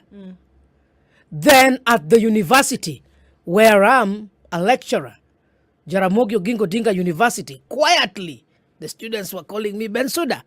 And the lecturers in my faculty also came to realize that I was being referred to as Bensouda. That one had not started. I also became the Minister for Roads in county government of Kisumu. So the employees, the workers, they were referring to me as Bensouda. You know, these are three different geographical locations and institutions. So when I joined politics, those who had known me, actually they started pushing me to get into politics even before I decided. And so as I got in, they were saying, we want to push for Bensouda to be in this leadership position. So the name developed progressively. It took its roots. It has been maintained, and it has been proven and adopted. Okay. You know, there are people who may actually have assumed that you're called Bensouda because you are working as a prosecutor before this. You know, probably she was Not prosecutor Bensouda. So we now understand you worked as a CEC in Kisumu County. Yes. You have taught at the university.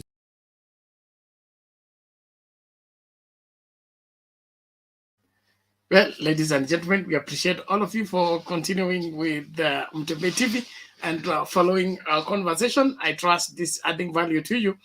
And we will be continuing with that particular interview as we get to interact with our various leaders in different segments and be able to know what should we expect from who and why.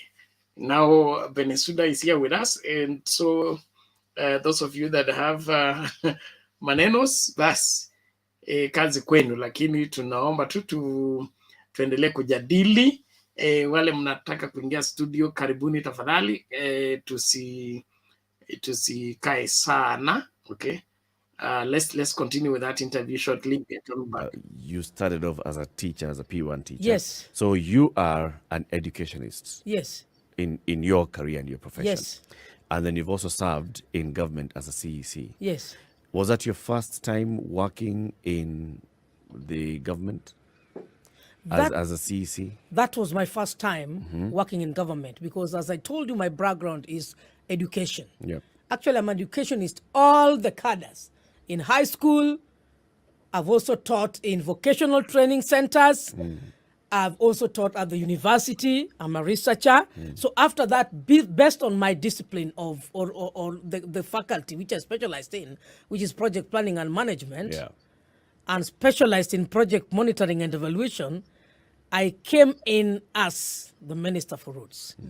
Yes, so it was the first time working in the government, but I believe even being a teacher, you're in the government. You are. Unless I don't indeed. understand your question. You are indeed. Yes. So when you thought, all right, I'm hearing the voice of the people, the ground is speaking, that I should join politics, and you decided, I'm going to go into politics, why did you pick on the woman rep position?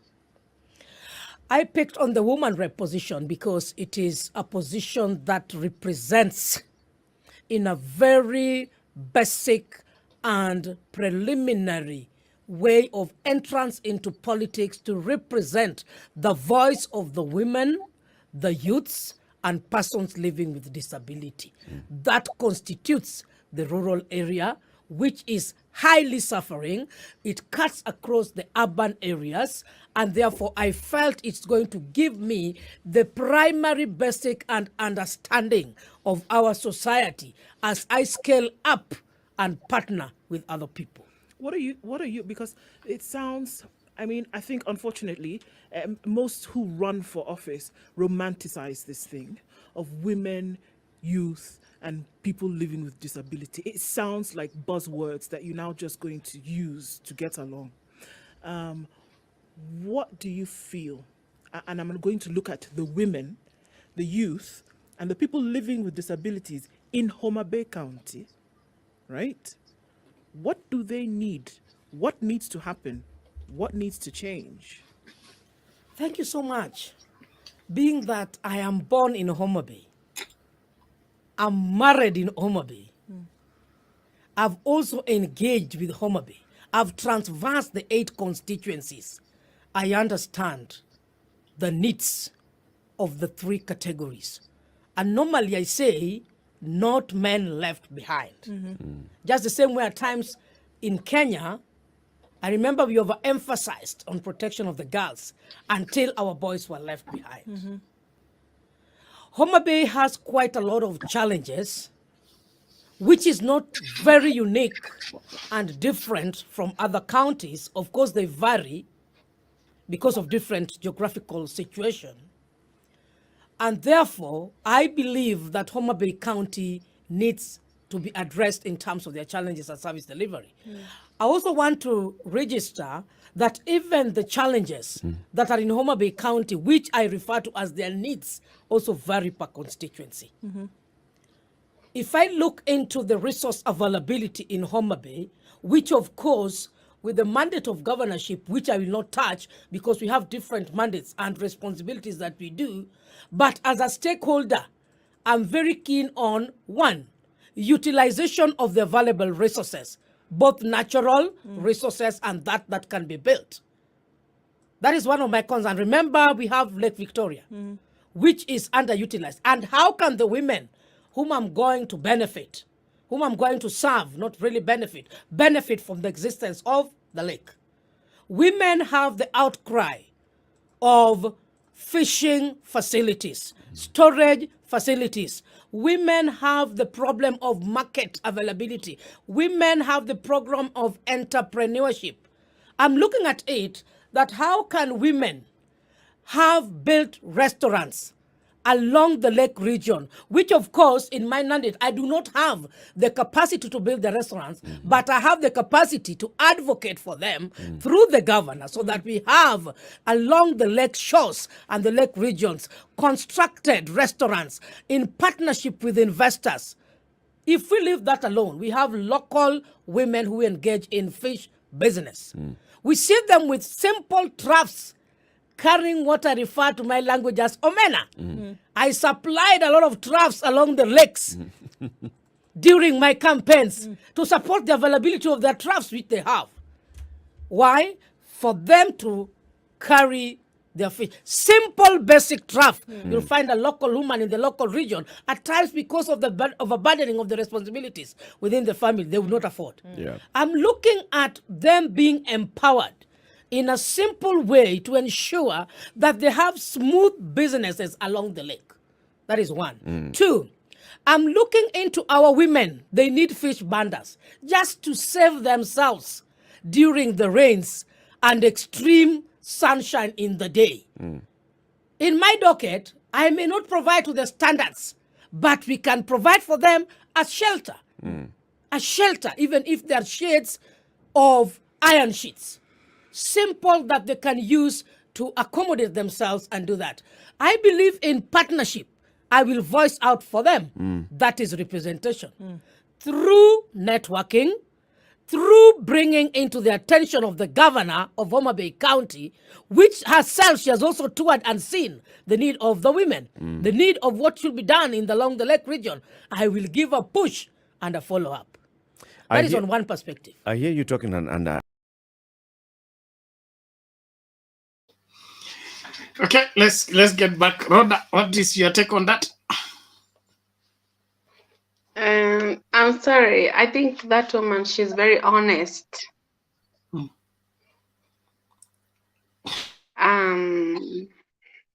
She's talking about how to do his county, Homa Bay.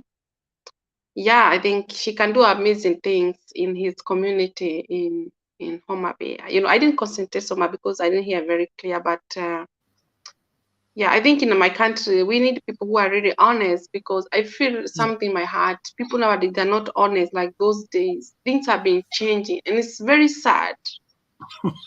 It's very sad. I feel that in my soul, that Kenya people, they need to be real, to be themselves, and speak the truth. Don't be afraid of anybody, because nobody give you life. Nobody bring you this world. It's only your parents. And God is the one who give us life. It's better people to be themselves and to say how they feel and to say how they think, but not what people they want you to be. That is not democracy we want. Absolutely not. People, they have to be real who they are. Not somebody come and tell you, you have to behave like this, you have to do like this, you have to say yes sir. No, it doesn't work like that in our society. We live in a new generations, and people, they must be themselves, because I know many people in my country, the way I feel, I'm not in Kenya, I feel people, they are going a lot of pressure, even social media. I think people, they are under pressure. I think people, they are waiting when this democracy will come back like the way it was before, when things will start to be normal. I think people, they are waiting something big, to live in the under pressure. That is a demonic. Pressure is a demonic, and people, they need, our country is not belong demonic pressure. Our countries is belong to God. Our countries is belong to God. Absolutely not under pressure. Yeah, that's where I just want to see how I feel. Thank you.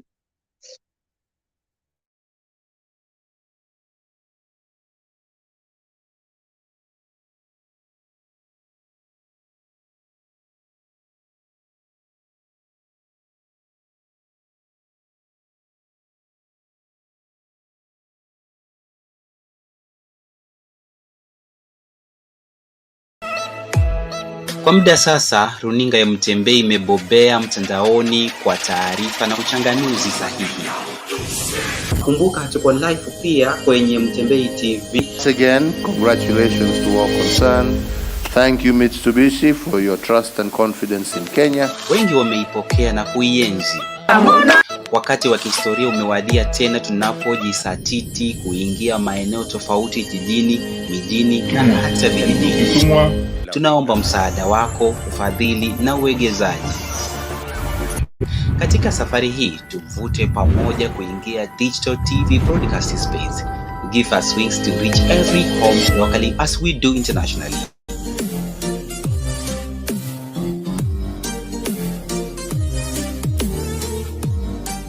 Tembei TV, bold and true.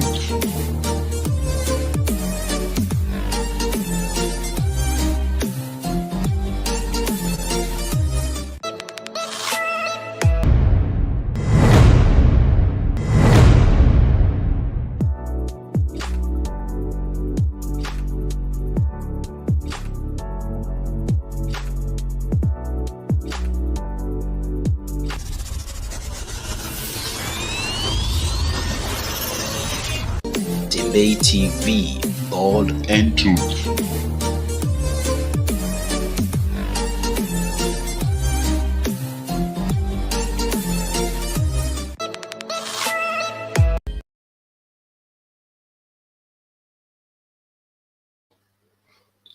Okay, karibu kila mmoja. Tunashukuru kwa kujumuika nasi katika Mtembei TV. Tuko hapa kuhakikisha kwamba unapata nafasi ya kujadili masuala ya jinsi yalivyo, na tunaangazia speech ya Dr. William Ruto, president huko UN, na directive ya kusema kwamba wale CS wote ambao wanamalizia muda wao katika ofisi, that is they are winding up their services in their office as they await the inauguration of the new cabinet, have no permission to spend more than 50 million on any matter without authorization by the office of the president.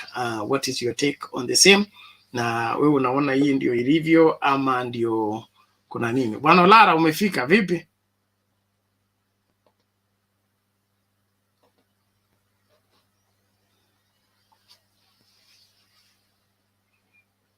Lara, how are you? Unmute, Bwana Lara. Niko sawa kabisa. Kwanza karibu tena, tumekungoja siku mbili hapa, tumekauka mdomo, tunakaa mpaka saa 6 usiku. Karibu sana tena. Asante sana kurudi sana. Nashukuru, asante. Mengi nilipita hapa, nilikuwa nafikiria utaongelelea, lakini kwa sababu leo umeangalia mambo ya president ametoka kule na nembo lake ya kawaida, hiyo speech yake ameitwist kidogo tu, ameweka English mzuri zaidi kuliko ile inaugural speech. So Kenya, ukienda kuongea juu ya Kenya mbele ya dunia, usipeleke mambo yako, peleka mambo ya Wakenya wote. Hiyo ni kitu fasting advices ambayo amesafiri naye, ukiwaona wote ni hawa watu wake wa campaign trail. Mimi nilikuwa nafikiria angene na kama huyo economic advisor wake angempatia a better speech. He will look huyo Ndi could have given him a very good content to speak to the world to hear him out, and by doing that he could have represented us better. Anyway, he did a good job by not Mama King. He shown a youthful energy, which is good, which is positive. Lakini hiyo hiccup of making policies on the side road, I think we're coming back to that eventually, or not eventually. I think we are almost there. Sasa, he was there close to New York. IMF is there. Everything is there, and he wanted to wrap up and give Kenya bill. He wants to give them a bill of this is what we are. This is how net worth we are, and this is what we're going to implement, because there's something hanging on the bill's head, that IMF loan. He wanted to negotiate it while he was there. That speech was always directed toward that. You cannot come to a wild setup and just speak bluntly. You want fertilizers, you want direct investment. This just shows you people who were with him there. I hope he succeeds, because we're in bad shape. We need that IMF loan, but I guarantee you, the next 6 months, I think today I see dollar was 119. And Bernard, if you are old enough, when I traveled first time in 1986, I bought $1 at 16 shillings. When I came back to Kenya during Moist time, as he's leaving the country, the office, it was around 46 up to 56 hapo Moi akitoka. Then now, I think there's a big audit should be done in this government. If people who are there kept us on hinge for that time, because this is a serious matter now, because Ruto knows what happened and he was part of it. Now he cannot pretend that he's solving what he, maybe he was left there purposefully to cover everything up, but I think if it was Raila who found that coffers empty, I don't think we would have a patience that we have now with this government. Let's hope that the politics and the evidences of hypocrisy of our country is shown to the world, because today Ruto all went there and says bankrupt and he wanted the loan. Now, coming back to the other issue of the Mama Bensouda, no, before that, I think the audit has already started. That's why you see the PSS and PCs, they are not allowed to go out of the country, because most of them travel with hard cash. Maybe that is another way of stopping them, because you cannot wire anything, because CBK governor gave a very, I don't know, is it vindictive or is he saving himself? I think he was trying to save himself to stay in the job, but if he was there for at least 7 years, I think at least, he should have saved us from this myopic use of public funds. People just use billions of money. There's nothing in Kenya in terms of just proper management of the funds. It's just billions. Every time you speak, it's billions.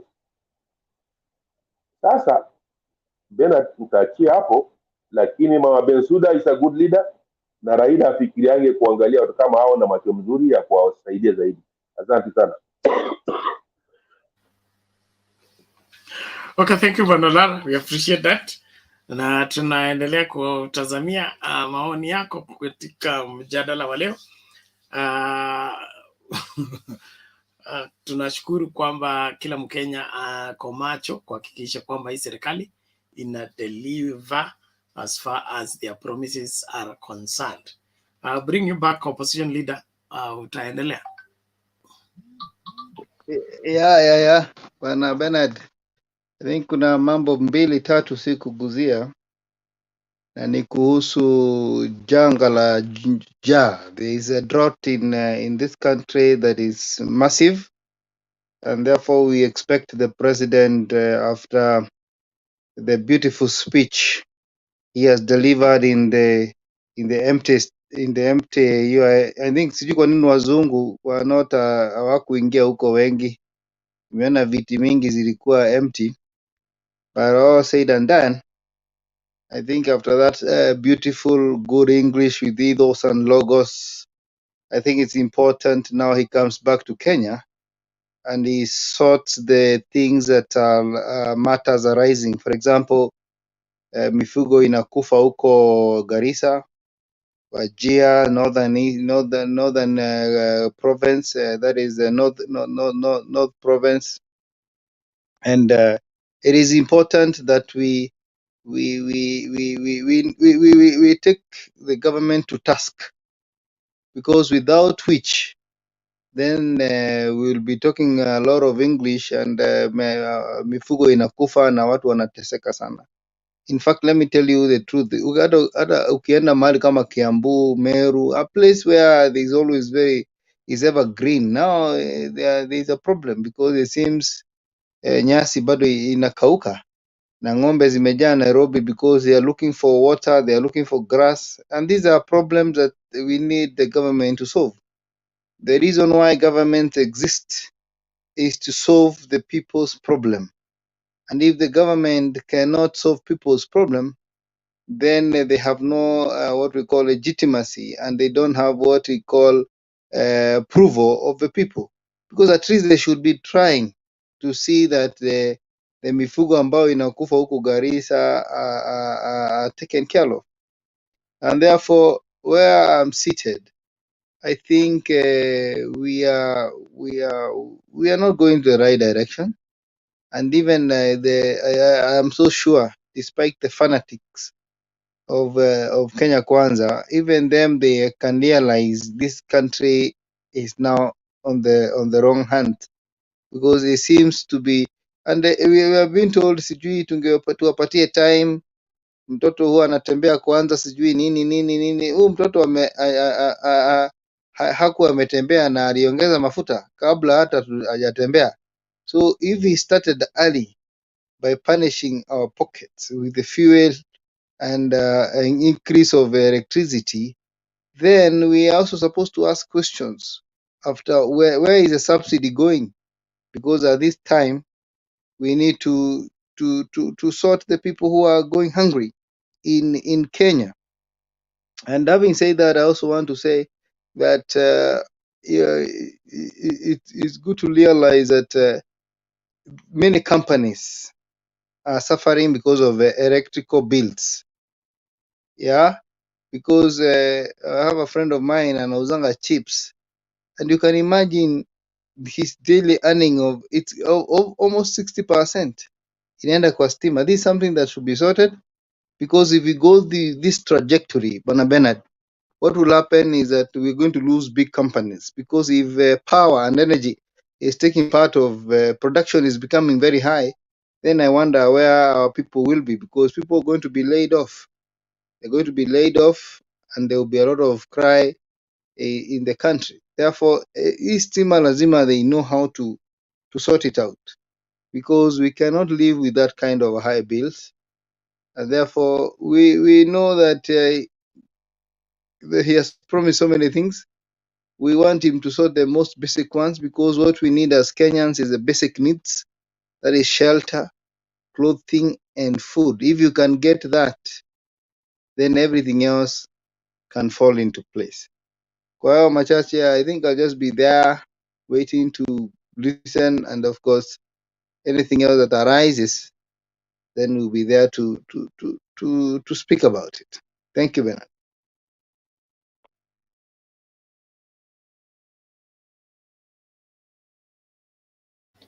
Okay, asante bwana opposition leader, tunashukuru kwa mchango wako na maoni yako. Hivi ndio kila Mkenya anapaswa kuwajibika. But the opposition leader, the issue of drought, it has been with us since independence. In your opinion, what is the way forward with this? Because it appears to me that these drought manenos are no longer a natural crisis. It is an artificial, self-inflicted, wherever experience. Because when a matter is over and over and over and no permanent solution is sought, it is either made a tradition, a routine, or a custom. So I don't know how you see it, but it's sickening for us every year to be talking about drought when we are about to get 60 years of independence.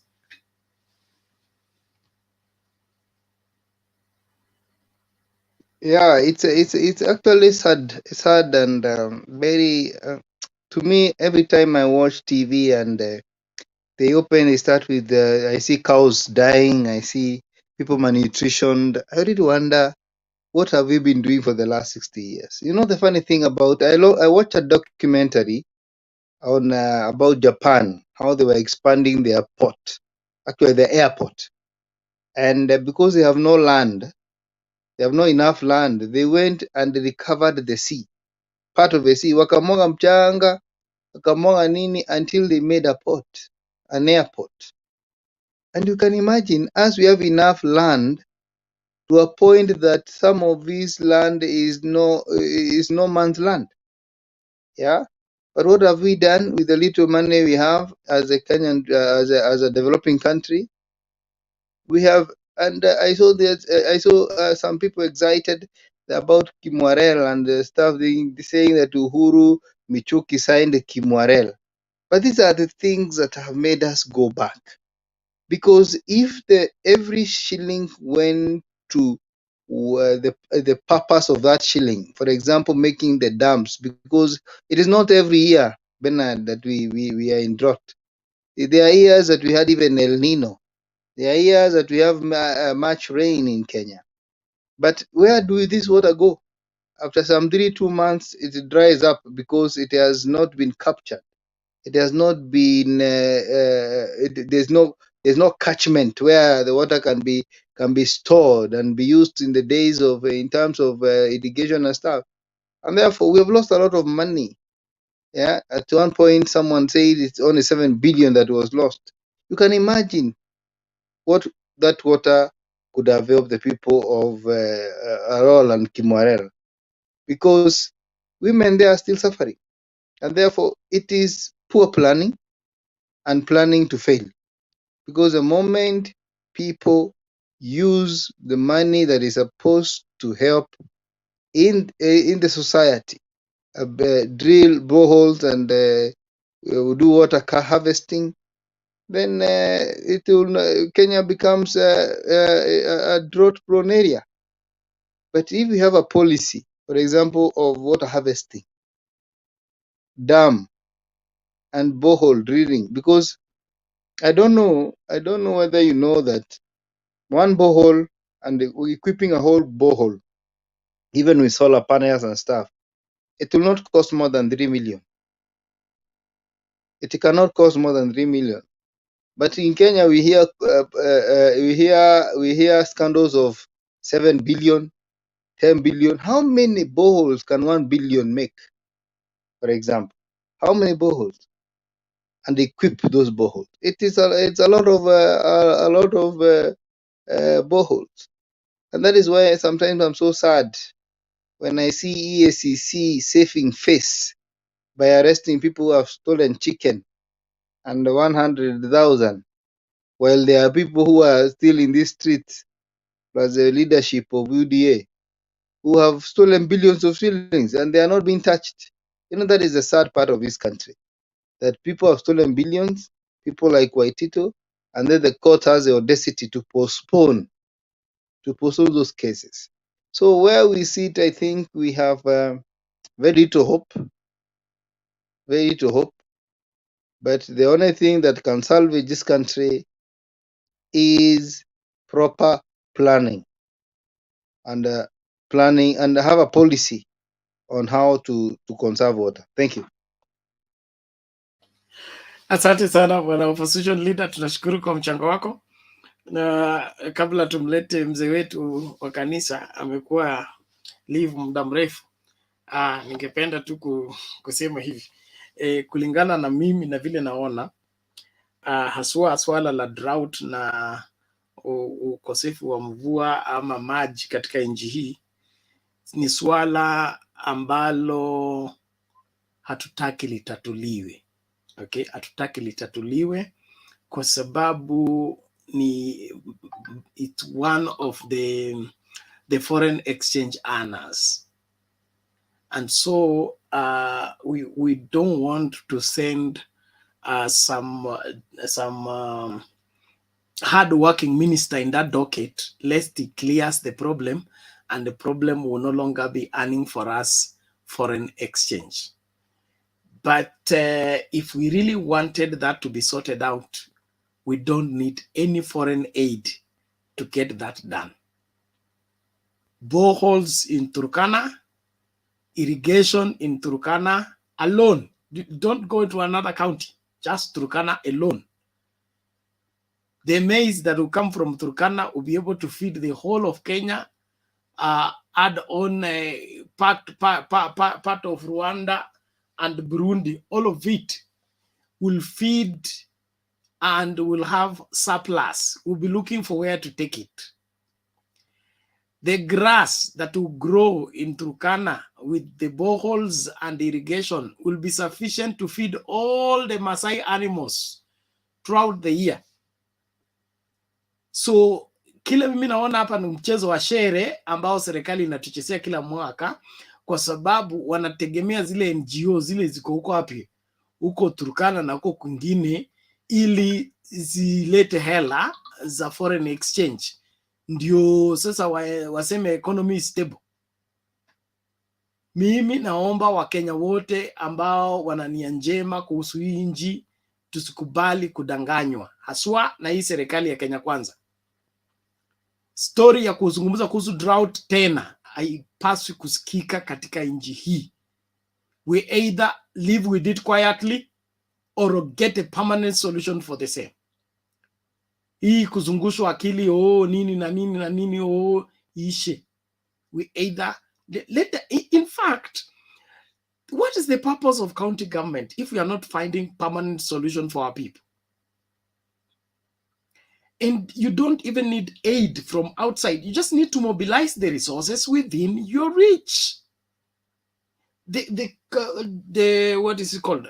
The Cooperative Bank of Kenya, the Coop Bank, started by milk farmers. Milk farmers, by them contributing 3 shillings. Was it 2 shillings? There were some cents.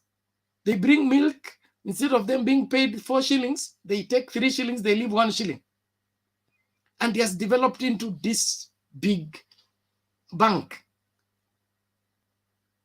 We can solve the drought problem. We can solve the food crisis problem. We can solve the animal dying out of lack of pasture problem. We just don't want them solved.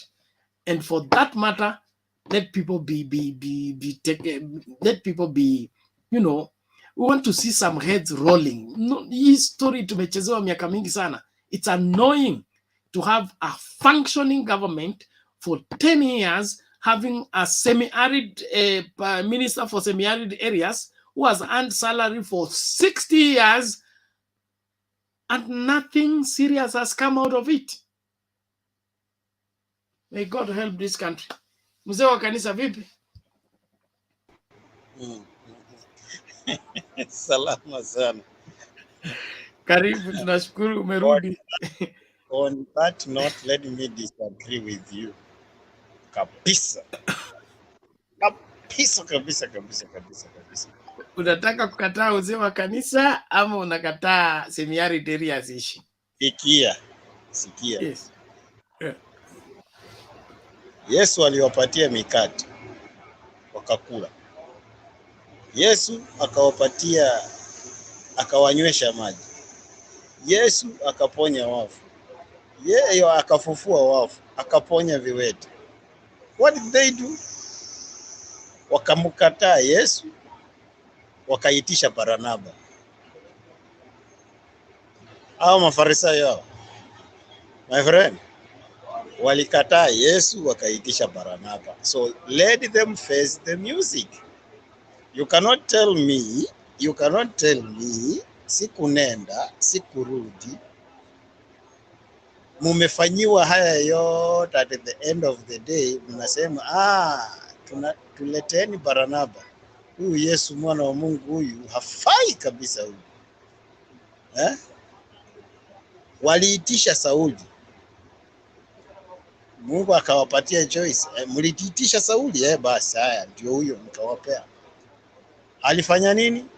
Aliwaongoza kwa upanga. So When a wicked person rules the land, the people of the land, he will rule them by the sword. But when a righteous man rules the land, the people of the land will enjoy the fruits of the land. What does that mean? Or what does it, how does that imply in our country? Kenya is full of plenty, my friend. What we lack a righteous person to rule the nation. Until the day we'll get the righteous person to rule the country, there is where the people of the children of the land will stop lamenting and crying from petty issues. At times of foreigners, do you remember, when was it? Do you remember DDJX? Unakumbuka project ya DDJX, mtumishi wewe? Kwa tu hii Nairobi hii. How many boreholes alichimba Kenya hiyo yenu? Hata hizo boreholes hasijawahi fuatiliwa, hasijui kama zinafanya kazi ama zilikufa, waliachilia ziko zimechimbwa na foreigners, kama zinafanya kazi ama zilikufa, we don't know. So wao walitaka Paranapa, basi ndio hiyo. In fact hata wengine tunasherekea, hata kwanza hii mafuta si wamepagesa ifike 500. Sijui kwa nini wanapakishia huko chini. Sasa tuko kwa Golden Bank season 2 is looming. How comes you tell us that the country doesn't have money, and then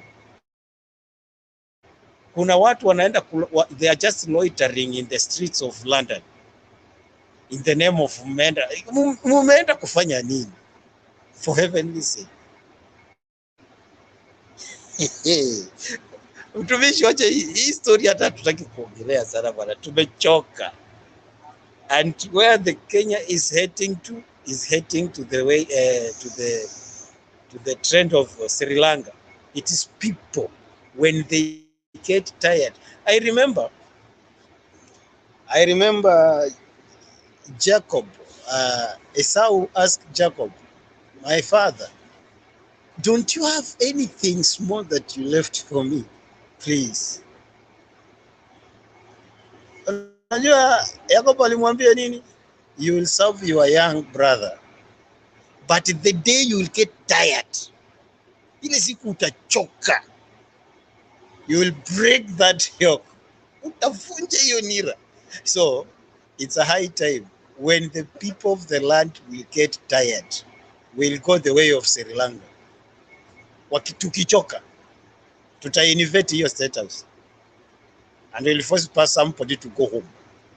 Hiyo hata naweza ongea pila, yani nikiwa nimekasirika, nikiwa nimefurahi, nikiwa nashangilia, nikiwa nalia. So let us serve them. Let us serve them. But the day we'll get tired of this nonsense, we'll break that chain, we'll set ourselves free, because we have been already set free by the kings of kings. So we are not bounded in under any spell of any man that tusipofanya hivi tutafanyiwa. No, we are free. So it's up to the people, wakiangalie, think twice. Kama utashinda hapo, mnashinda mkituambia sijui nini. In fact, let them feel the pinch. We told them 2013, hizi mapesa mnachukua mna dish out na mapunia kama nini, ile siku mtaanza kulipa, now you will feel the pinch. Sasa hii mtu anaenda kuongea na governor wa Central Bank akuje kudanganya wananchi ati inji iko bankrupt. No, we saw these things coming. Nobody should lie to us. Nobody. And then mahali kuna uongo, that's where people perish.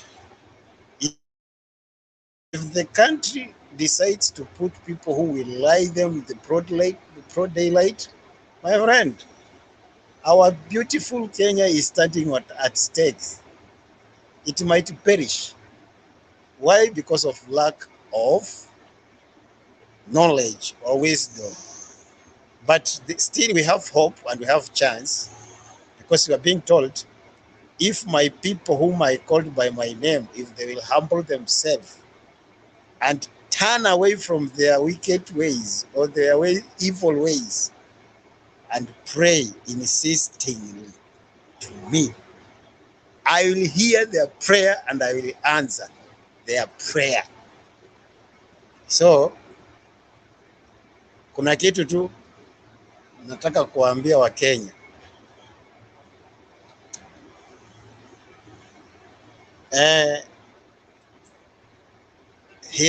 There was a king who didn't know Joseph or whether what he did, and he ordered to oppress the children of Israel, give them heavy burdens, wachape kabisa. Hawa hata hatuwatambue hawa. Ndio hii serikali yenu hii mliweka kwa mamlaka hii. But there is hope. Kwa sababu gani? Tunaambiwa the more they were oppressed is the more they were increasing in numbers. So there's only one thing we must do. The more the government continue to oppress us, we need to rise up and increase. We open up our minds, think big, think widely. We build our sobers, tusisikie hizi mitaro za mafuta tusisikie.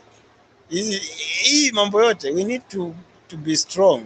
Yani ukiona umefinywa area fulani, unafaa kuongezeka. Utaki kufeel hiyo pinch. But at the end of the day, people need to arise up and go the way of Sri Lanka. That is it. Lakini tusije kudanganywa hapa ati sijui nini. Hakuna mtu. Nani amekwambia huku? Wacha nikwambie kitu. Jangwani. But the basic need, ile kitu unaweza kushtakiwa nayo na ufungu, unyime mtu maji, is one of the rights. Yani kabla hata ukodeshe mtu nyumba ama shamba ama upee mtu mahali pa kukaa, kitu cha kwanza uko na maji. Huku ni jangwani. Tuko jangwani ile jangwa, wewe unasikia jangwa. Jangwani. Lakini maji is plenty. So isikuwe vice versa ati they are plenty in desert and in the field we don't have plenty. Tuko na makombo, tuko na mabaki. Hapana. But we still have hope. When we get tired with this government, we'll break that yoke. Nimemaliza. Amen. Asante sana mzee. Asante Bwana Kasuti, we have missed you for a long time. Thank you so much for your contribution. Kabla niende kwa mwingine ama nifanye comment kwa ile mmesema, ujumbe huu says Bernard, I'm writing from UN Plaza in New York. Tell Kenyans to stop cheating themselves. Ruto's speech fell short of General Assembly expectation. UN officials expected him to talk about the peace process, refugee crisis in the Horn of Africa, climate change issues. Instead, he started by telling the General Assembly about him, democratic election, bottom up, and hustler nonsense, etc. I'll be honest, in the VVIP back rooms, tumechekwa. It was a shame He should have come with Ambassador Kariuki for guidance. This batch of clowns, instead of this batch of clowns who are with him, are just a letdown. Sio mimi, ni ujumbe tu nimetumiwa anonymous. Nimekuambia nini? Hata sijatoka mahali nimekaa, hata sijatoka, hata sijamaliza, hata sijatoka. Nimekuambia nini? Na wewe ndio mzee wa kanisa. People are just loitering. Wewe ushaiona watu wenye wamekosa mwelekeo. I don't know who captures those clips. People are just loitering in the streets of London as if people who they don't know what they is. Mungu atusaidie. Asante Bwana Kasuti, tunashukuru kwa ujumbe huo, na ni muhimu kila Mkenya makinike. We are in a very precarious situation as a country, and we better begin to arm ourselves for this position that we have found ourselves into. Bernard, yes. Yes. The thing is, this is a man, and I think we should brace ourselves, because he is one person who writes, advises, and listens to himself. And if you look at the people he was surrounded with today, it is Dindi Nyoro, Babu Namwamba, and Hussein Mohammed. Very interesting characters. I mean, that's what I'm saying. Even me, I said it was an average speech, because you want a no-round president who is expected to give an overview of where he comes from and what measures they are taking to make the world know. But when you start talking about, I even saw it in the internet where people saying Chicken Seller has now talked to the world.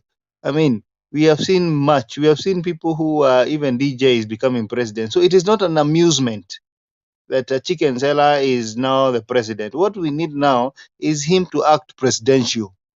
Mambo ya chicken selling is different, because if you go with that mentality to the world stage, then you hit below the belt.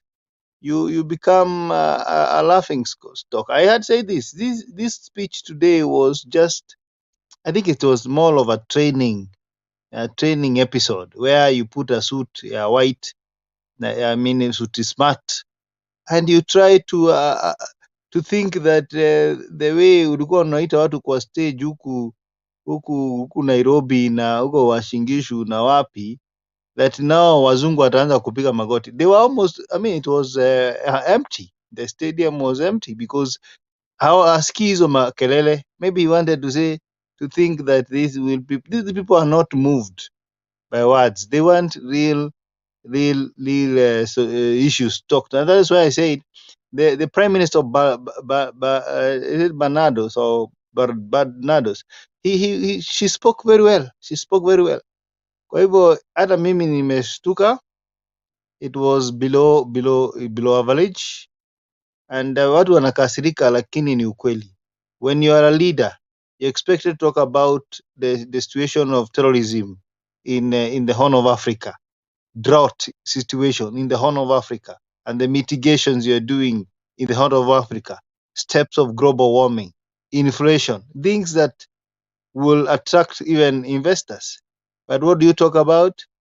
You want to appease them and talk about a bottom sijui where. I mean, those are things that do not help Kenya attain one point. It was a shame. As a Kenyan, I feel bad. I feel like he never rose up to the occasion, because he advises himself, he listens to himself, and everything starts with Ruto and ends with Ruto. We are going to have a problem. Thank you. Asante sana, opposition leader. Before we bring in Benson, let me just say this, that wherever Chicken Seller addressing the world is not the issue. The issue is, did he fit on the global stage? I will speak for myself as a preacher. There are different places you are called to go and preach, and you must look into the history of the preaching in the place. the people who come there as guest preachers, what do they preach there, so that when you go, you don't look from Mars when people are on another planet. I remember my first time to go and speak at NPC, Nairobi Pentecostal Church. I had to do my own personal research because I preach everywhere else. But that is a different ball game. So I have to put myself together to ensure that when I go there, I will not just speak, but I'll break the record.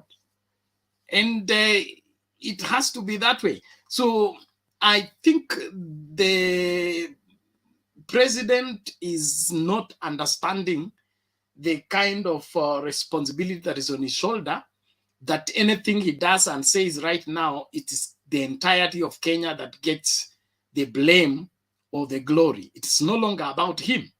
It's no longer about him. It is all about the country.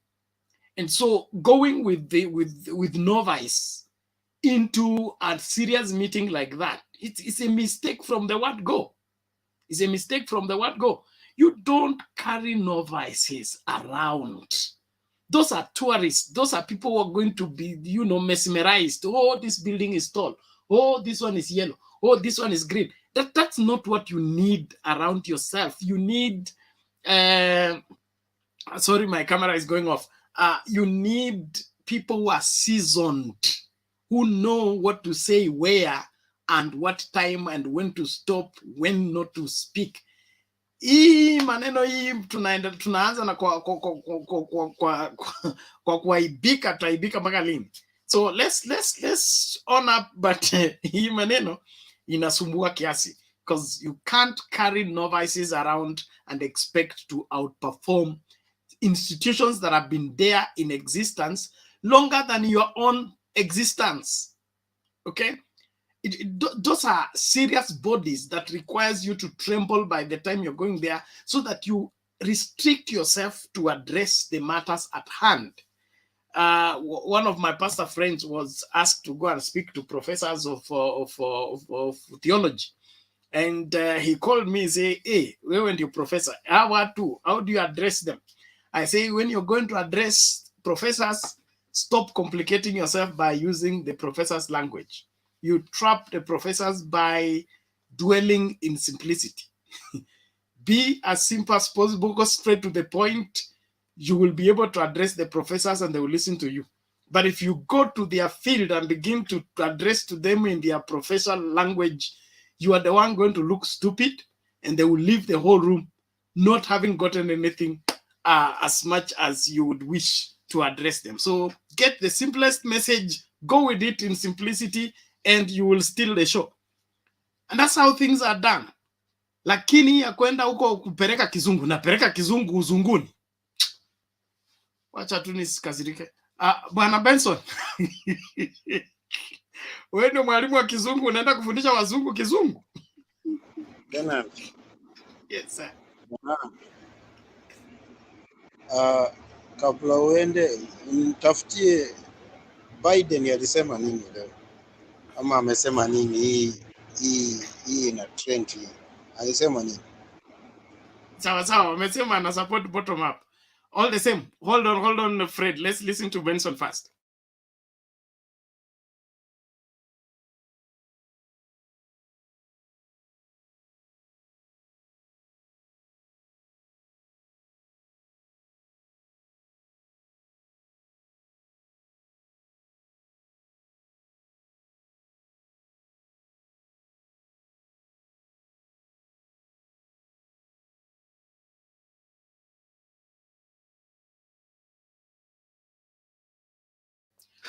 Benson Boothia, are you there?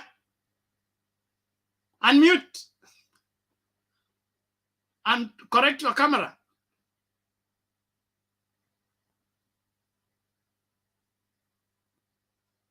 Okay, he seems to have an issue or something.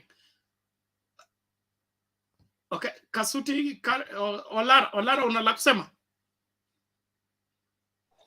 And to complement what you've just mentioned, because you see, every stage has its own speech.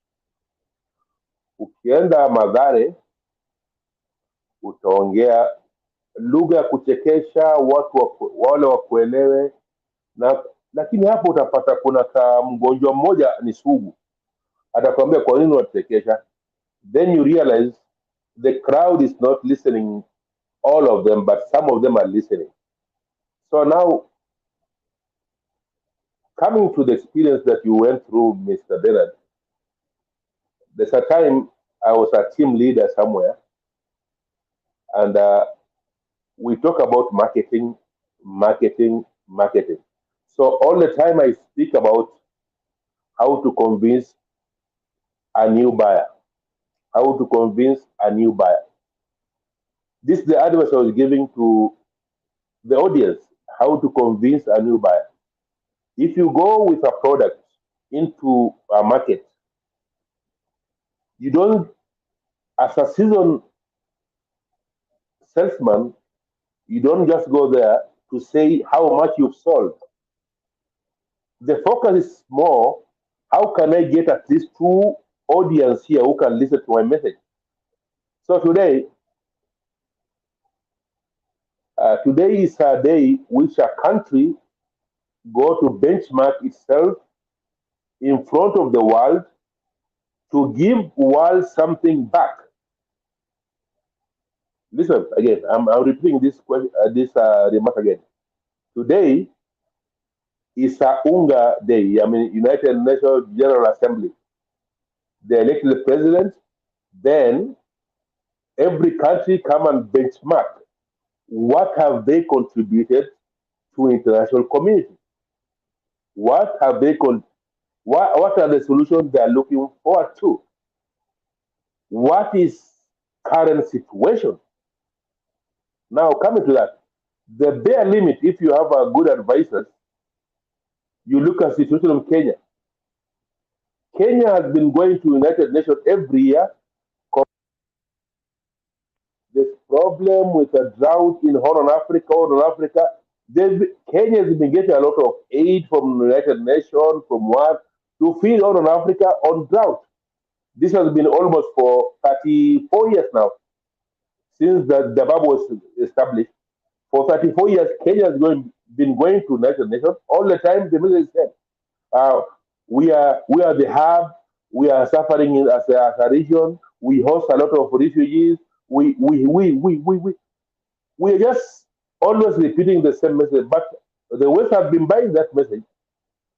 But you cannot guarantee it for another 20 years. Because we have a UN headquarters there because of those droughts and those problems.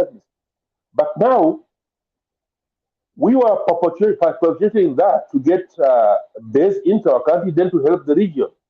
But now, Kenyans are the one who are suffering. So now, how can you go and benchmark again? We have drought, and I have a suffering Kenyans, and I have refugees. And yet, all along, there's mismanagement of funds because if there's influx of international monetary system going around Africa, I can mention 3 capitals. Durban, South Africa, Cairo, Nairobi. This is where all international, because the highest country with representative in the country is these 3 countries. This is where every other country in the world has a representative in. This alone gives you advantage over other countries, because those guys to maintain their residency here alone. This gives you a lot of boosters in your economic situation. Going forward, Kenya cannot play drought since 1982. We played the drought card for too long. Then exacerbated with the Somali conflicts, we have a lot of that coming back. Then again, Sudan also bring up. So now, going forward, we look stupid if we can just always say we are just hub for that only one reason for drought. We should be solution for the drought. For instance, for the last 20 years, 30 years, I think Kenyatta was trying to do something about Turkana. There's a lot of waters there, as Ben has mentioned. If only we just spend what the government spent last year alone, let's just make a targeted. All our money is going there. We're going to do everything there. And if Bernard, you understand a billion, and if a billion is turned to a dollars billion, if you can only invest $10 billion in Turkana with right projection, with right managers, like kina Bensuda, kwanza Bensuda sio anafanya kazi women repanini, aende aka benchmark huko Turkana, because Kisumu wako na a lot of professors. I even hate them with the professors. They just congest themselves. That's why another thing about Samaki. That woman can speak, can benchmark, micro management, aende apange wanawake wa Turkana vizuri kabisa. Na hiyo pesa $10 billion release within 10 years, not mara moja, within 10 years program. Every year use $1 billion. $1 billion. This is something you just bought as a government, but you put it in a kitty to serve North, especially Turkana and Marsabit. This is where it hits hard, because this is where we have skeletons of actually human. You can find a skeleton of human. Bernard, a skeleton of a human is only in Marsabit and Turkana. And in a normal country where we have a chief, we have a sub-chief, we have administration police, at least those people should die somewhere in a health facility. At least they are being rescued. A helicopter came and took them out of the situation. Or at least helicopter came in and gave them water. Try to create a concentration camp somewhere. All those dying people, keep them in one place, not dispersed way. Just concentrate them, bring relief for them for 2 days, 3 days. Leta manyasi na helicopter tupa hapo, wanyama sikufwe. You see, Bernard, managing is not so simple. It's not complicated. Hata wa mama, unaangalia wa mama Turkana, they have their contingency plan, how they save their grains, how they keep for the hard times. If you see them going to the grasses, they know which grass to eat, they know which fruit to eat. Why don't you make all those fruits, which is heat resistance, which is this, make it viable for them when it's doable. So when the other stuff is going, those are in plenty. They don't have to beat their stomach into the sun. You know, Bernard, kuna kitu moja, mwanamke ananyosha mtoto hivi matiti chini, na matiti hakuna kitu, na anapiga vumbi, anatoa mbegu ndogo hivi, anakula mbegu hiyo. But she knows by history, hiyo mbegu ina a lot of nutrients. This is something we should be taking to Nairobi University to understand what is that seed means. This hiyo seed ya hapo tu, hiyo ni kitu ya hapo natural. Instead of feeding us maize from another different environment, some of tribes are becoming obsessed with maize. We have alternatives. We've been eating alternatives all along. Kuna hizo sorghum, kuna nini, kuna vitu mingi, kuna wimbi, kuna nini. These are things, ije drought, ije rain, they are there. Even when it's a lot of rain, we have floods. Wimbe endangi, inakaa tu kwa hii kitu yake endi, lakini upepo epite kwa mahindi, upepo mzuri na mvua. Asubuhi unakuta mahindi yote haijaiva, imeanguka yote chini. Because the stem is not for our climate. Sasa, what Nigeria did is this. They have been eating their yams, they have been eating their fufus, they have been eating their keke, they have been eating that. And if they know a secret, ugali sio mahindi peke yake, ugali iko aina mingi. Sasa I'm suggesting as a, Bernard, you raise a question, I'm just responding back. The answers is ugali sio mahindi peke yake, na kwanza mahindi ilikuja tu juzi tu na wakoloni. Ugali ilikuanga ni ile mavitu yetu yams, mavitu tunatwanga sim nini. Kwanza hiyo sim ikitwangwa na ugali kakorogwa pamoja, hautaki hata mboga. Hiyo ugali inanaga tu mwenyewe tu hivi na ina mafuta tayari. Mtoto anatembea 3 days bila kula, anakuja kukunya siku ya 3, anakuja tu kitu straight, na pia ina refresh the flow around there, nothing wasted. Lakini saizi tuna sukari. And one thing about corn, because watu waelewi mahindi nini, mahindi is called corn. Corn in western worlds is a chakula ya wanyama kama ng'ombe na farasi na nini, lakini kuna kitu kingine corn inafanya, inatengeneza sukari. Walikuwa wataki kudepend on Cuba, wataki kudepend on Caribbeans to waletewa sukari. They found a sweet corn, inakuanga na a small nipple there, inakuanga na kasukari. Hata kuna mahindi inakuanga na kasukari, unasikia. So the West have developed sugar off the corn, but the consequence is what? Is diabetes, is cancer, is that. But what causes that? It just fattens the cows and fattens the humans eventually. Na saizi, sisi tuna modern diseases, because we are Africans, the symptoms came out recently. But because we have a buffer genetically, we have been eating correctly for a longer time, but those guys have been eating only meat, which is coming from the corn, and eat the corn from the corn, and then drink the coffee from the corn with the sugar from the corn. You see the complication of that? Bernard, one day just make another, maybe Mutembe is bigger. Ask your other guys who are doing research on food security.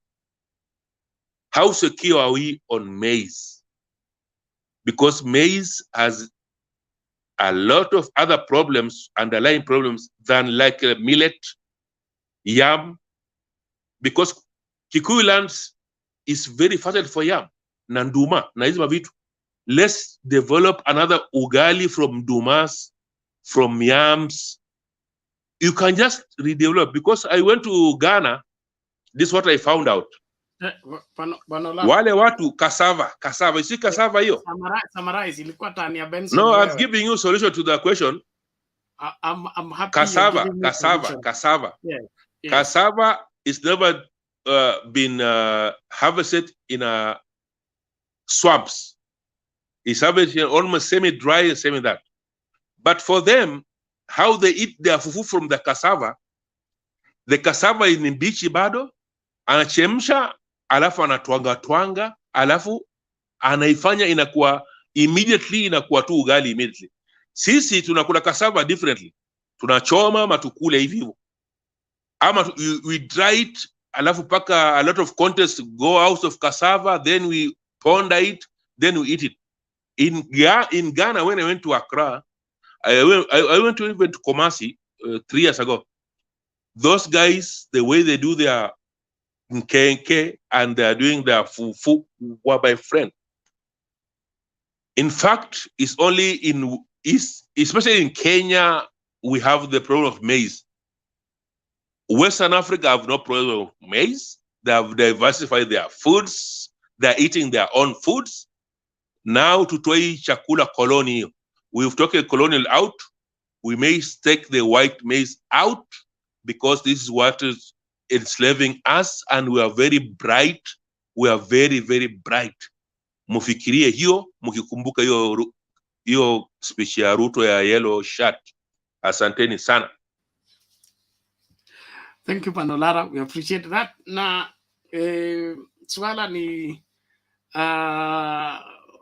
vyakula viko vya tofauti. shida ni ile unasema hiyo wadao wanao wataka kutarajirika kutokana na ukosefu wa chakula ambao mostly in Kenya, it's not that there is no capacity to produce enough food. It is their cartels that wants to create even artificial scarcity so that they can make a kill out of it. Our population looks like a very good market for anything and everything everybody wants to bring. And so the people in power seems to be specialists in ensuring that there is shortage so that there can be a kill on every cell. Until we address that, our farms cannot refuse to produce simply because the government doesn't want to support that particular program.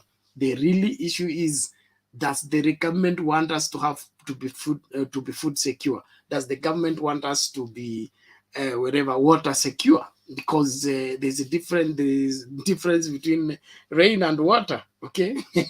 But when you irrigate your farm, it will not refuse to germinate simply because it wasn't rainwater. We need to think out of the box. Thank you very much. Benson, vipi? Hey, bana Mutembei, bana Bernard, how are you? Niko salama, namna gani? Tuko salama. I'm listening to the debate. Maybe I can throw one or two ideas here. I will start with the inaugural speech by the president at the UN. I would say he took the opportunity right and the stage and the first week of his presidency to address the UN, which was very timely. And he did set his foreign policy clearly to the world. I think that was a good opportunity. We have now something to talk about on what he's thinking in terms of foreign policy and relationship. And let me touch on 4 things that catched my eyes. One was on the issue of the UN's UN Security Council. The expansion of UN Security Council is very important. So I think that's one thing that they need to really push, because the expansion means we now have more regional blocs that are coming up. East African is coming up as a big trading political bloc, and we have now the South Americans also coming up very well. So I think they pushing up to have some of these countries expanding the permanent membership from 5 maybe to 10. That would be a big push, and positioning Nairobi as one of a bigger beneficiary of the expanded UN Council. Number 2 is on the universal health care, pushing the global budget at, universally agreed 15% of a global spend to health, and ensuring that North-South relationship is well catered for universal health coverage, ensuring that the bigger sisters in North support the smaller brothers in South. And this includes, vaccine and support with technology. And why is this important? We have struggled with HIV for 30 years. Other countries like US, that was not even part of their struggle. So it is important for us to expand global partnership for health to ensure that these countries are supported. You can look at how different countries have been struggling with the COVID, and some of them have better resilience than others. Others are still struggling. So I think that was a good idea, especially at this time when Kenya is talking about the universal health coverage and expanding health services at the county and at different levels. Number 3 was the issue of climate change.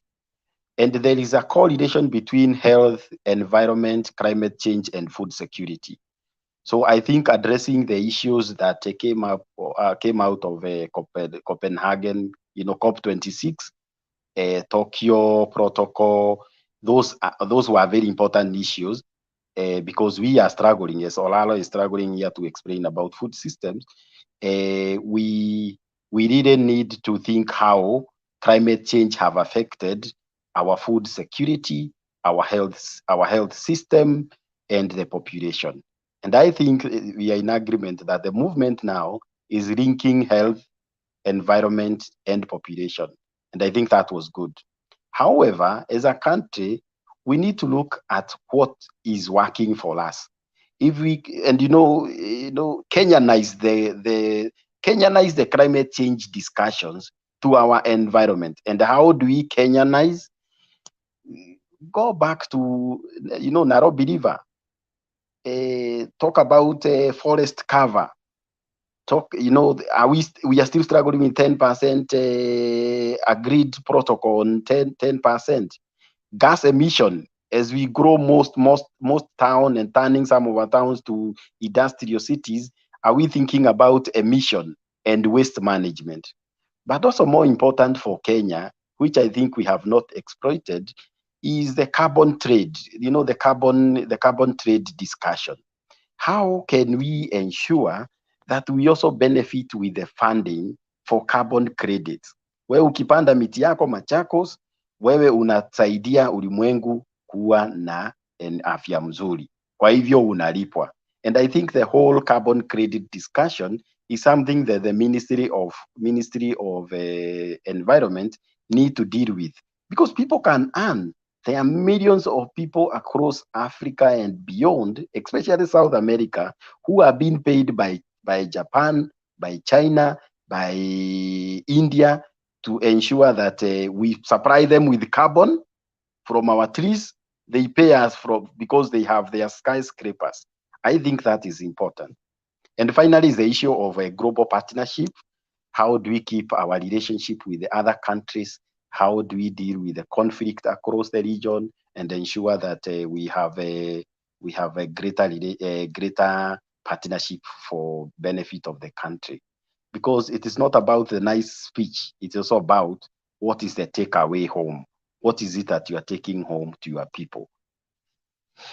Secondly, I want to comment about the issue of food system. I think people are. Olara was talking about food system. Let's agree on this. We have not exploited our food system, what I would call African food systems. We still struggling, and actually even here we are struggling to define our food systems. And our food system, every time we talk about food, we think about maize. But there is greater need for county governments, because agriculture is devolved actually, for county government to start thinking about their value chains right. Every time I hear people talk about Turkana and how Turkana needs to grow maize and sorghum, I think is a misplaced prioritization. Those are pastoralists. When you go to countries, and I have worked a lot in Zambia. Zambia is almost twice bigger than Kenya. They have one of the best beef value chain in Africa and beyond. They produce, if you go to Zambeef and you see the kind of things that they produce in Zambia, you realize that they have exploited their dry parts.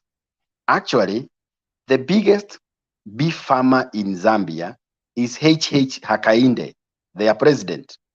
He is the biggest farmer when it comes to beef production. So what is my point? We have not supported our northern value system, animal systems to the level of it become beneficial. Tunataka mfugaji atembee na nyama na wanyama hatumsaidii, wanakufa jiani, we have not exploited that. But actually, I will not go with millet in Turkana. Apart from the valley, you know, the Takwel and you know, beyond that that region. But the other areas, let's help the farmers in our northern part to produce what they know best: animal, beef, mutton. That's where they belong. Tusijaribu kupeleka ati millet huko. Let's exploit millet in Homa Bay. That's where in Homa Bay, that's where millet is working. And I remember when I used to work for USAID, one of the things that we kept on saying in the Feed the Future program is market-led value chains for different regions. Maziwa ni ya Mount Kenya, sorghum, millet ni ya Homa Bay, cassava ni ya Coast. Let's exploit those regions. Once we exploit that, and once you do the value chains, you realize, as Oraro is saying, watu wa Coast, ukienda Coast, hawatang'ang'ana na unga ya corn, wao watang'ang'ana na unga ya mihogo. Ukienda Homa Bay, wao watang'ang'ana na unga ya millet. Ukienda where I come from in Murang'a, we have a lot of yams. Unga yetu ni hapo. Wale wako na mahindi wakae na mahindi yao, na wale wako na maziwa watuuzie maziwa na watuuzie nyama na sisi tuwapelekee. Until Kenya defined the food systems right, we will continue struggling with the whole business. This business is not the business of the national government. It is the county government. And I will give you an example of simple, doable actions that changes food systems. The first governor of Murang'a, 10 years, Mwangi wa Iria, alianza kupatia my father. Let me give an example of my father. Walianza kupatiwa avocado seedlings. Ule mtu alichukua pesa ya serikali, ya county government, ananunua 1 million seedlings, anapatia wazee na wamama kila season 10, 15. 5 years down the line, my father is 74 years. My father amelipwa avocado ya 740,000. That is the season. Hii imeisha ya March, April, May. March, April, May. My father amelipwa 740. Do you know how many trees my father ako nazo? My father have only less than 100 trees. Half of those trees amepatiwa na Mwangi wa Iria. Walikuwa wanaenda na nini? Wanaenda na wanabeba kwa mfuko. Wanabeba 10 tu. What is my point? There are low-hanging fruits that people can deal with. Gladys Wanga, if Gladys Wanga can just take millet as a value chain in Homa Bay, because I have also worked in that Bita, Ndiwa, that region. If she just take millet, and what is it about millet? It is the right seedlings. It is timing. It is, to an extent, she can do a bit of irrigation. But actually, like if you go to Kedu Bay, your region, uko Kedu Bay, upande millet na upande mapema, hata mvua ikinyesha 1 month, munavuna mingi sana. That is where we need to exploit. But as long as we don't get it right, as long as someone in Homa Bay keep on thinking about ati kupanda mahindi, sijui kupanda then Kisii hata wasipande kitu ingine, wapande inaitwaje, sweet potatoes. Wapate sweet potatoes in Kisii na watafutie how to dry. They get the dryers, they dry those things. Wakidry watengeneze unga yao, tupatane Nairobi na kila mtu na unga yake. Once that is exploited, we will sort out the issue of food. Wale watu wako Ukambani, unaona mtu wako Ukambani, Nzoo, inaitwa Nzoo. Don't think Nzoo as a traditional food. Create a value chain, a food system for Nzoo. Tupatane market na Nzoo wapatane na mtu wa millet, wapatane na yamu ya kwetu, wapatane na ule mtu mwingine ameweka maziwa pale. But these governments that I don't know where they get their ideas. Kila mtu unaona governor Homa Bay anang'ang'ana na uko Homa Bay unang'ang'ana ati na ng'ombe za maziwa, na wewe unajua hiyo area yako ni sese fry miaka yote kutoka Mungu aupe hiyo ulimwengu ni sese fry. Sasa wachana na wamama. So these are the things that we need to deal with. Define African food system in the best way possible. And I would like us, as we discuss here, because we are also game change, we are influencers ourselves. As we come here and we pick a topic, let's also, share some of these things in detail so that also people understand. Let me give my final example because I know time. Kenyatta family owns 45,000 acres in Taita Taveta. Do you know the big boys wale wanafanya malisho ya ng'ombe in Tanzania and in Masailand, Kajiado, all the way from Samburu, wanapelekanga ng'ombe zao kwa hiyo farm ya Kenyatta, wanalipa Kenyatta millions of money every year. If you go to the opposition leader in Tanzania, ng'ombe zake 6,000 cows zinapigwa kutoka huko Kilimanjaro, zinateremshwa mpaka hiyo shamba ya Taita Taveta, zinawekwa ile kitu ya masikio iko na traka, zinakula hapo, wanalipa 20 bob every day. In 3 months wanarudishwa kwa wakati kuna nyasi. When I was at USAID many years, we supported what we were calling pastoralist migratory system.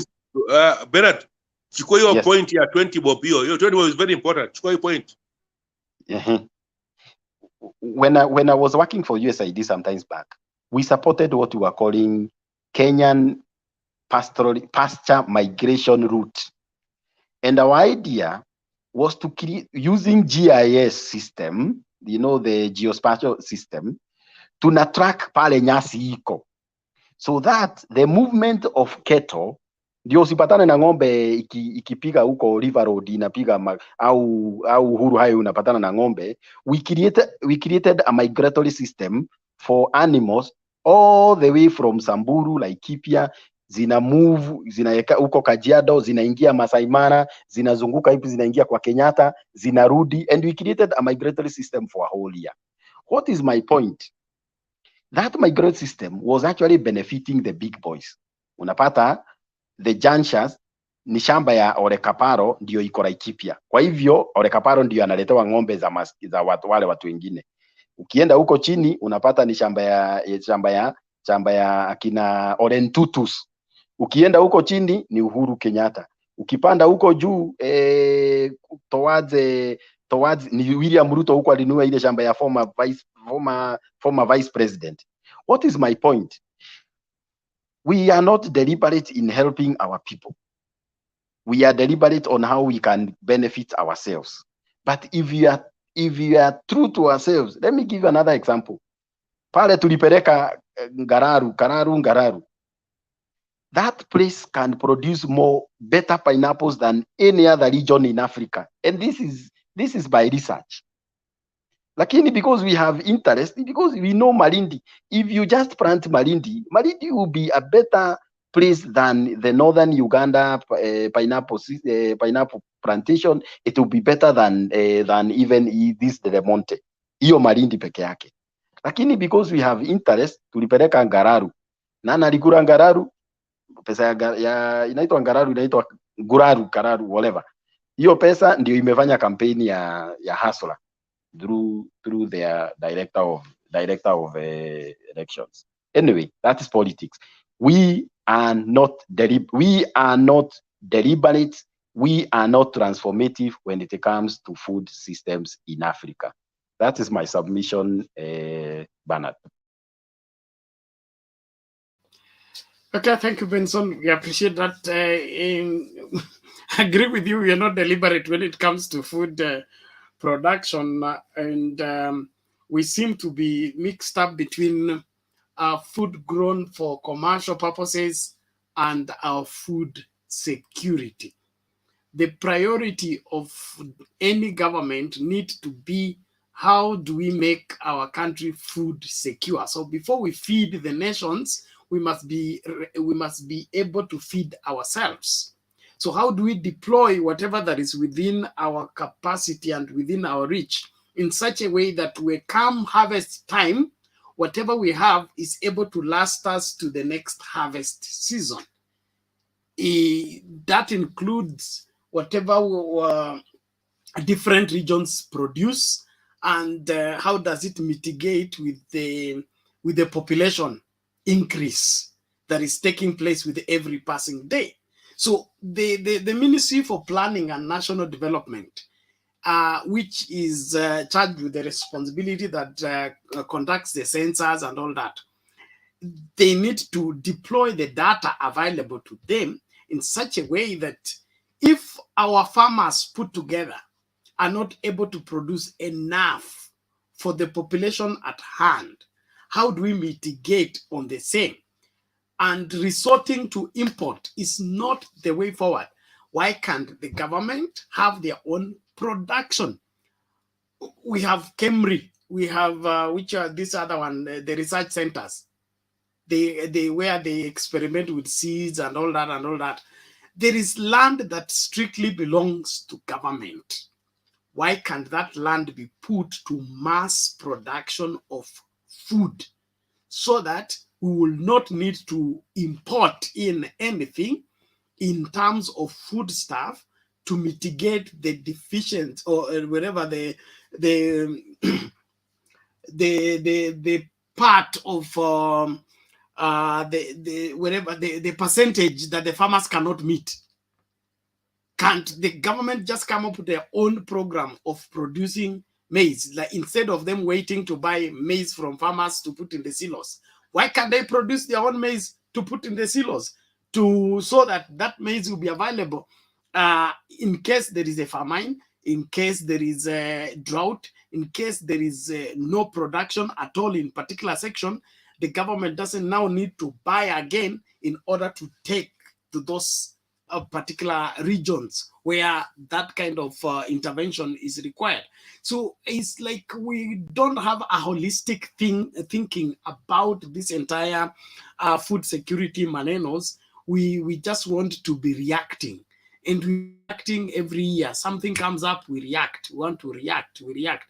Why can't we be proactive on the same that in the next 5 years, this is our food production as a government, which is going to surpass everything that when we compare it with what the farmers are producing, both small scale and large scale, we will have this to mitigate so that there's a long-term kind of program for the food issues. Not every year, let's import this. Every year, let's bring this. Why can't we have a long-term plan? Is your fuel right now? Why are we talking about regulating of the fuel in our country when we have a refinery? Okay, why can't we develop storage so that we can have enough fuel in the country that can last us 5 years? What stops us from doing that?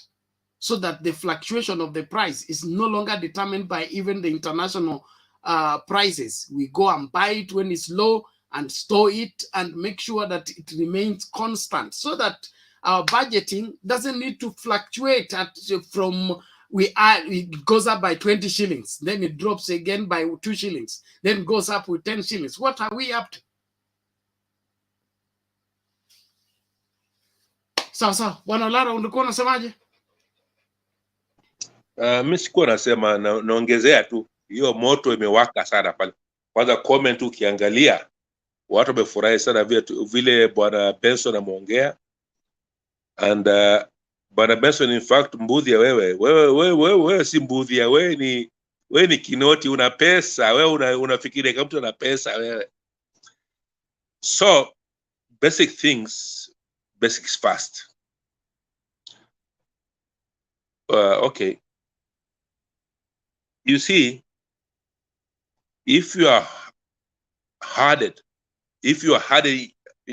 okay, ukisukumwa kama kondoo.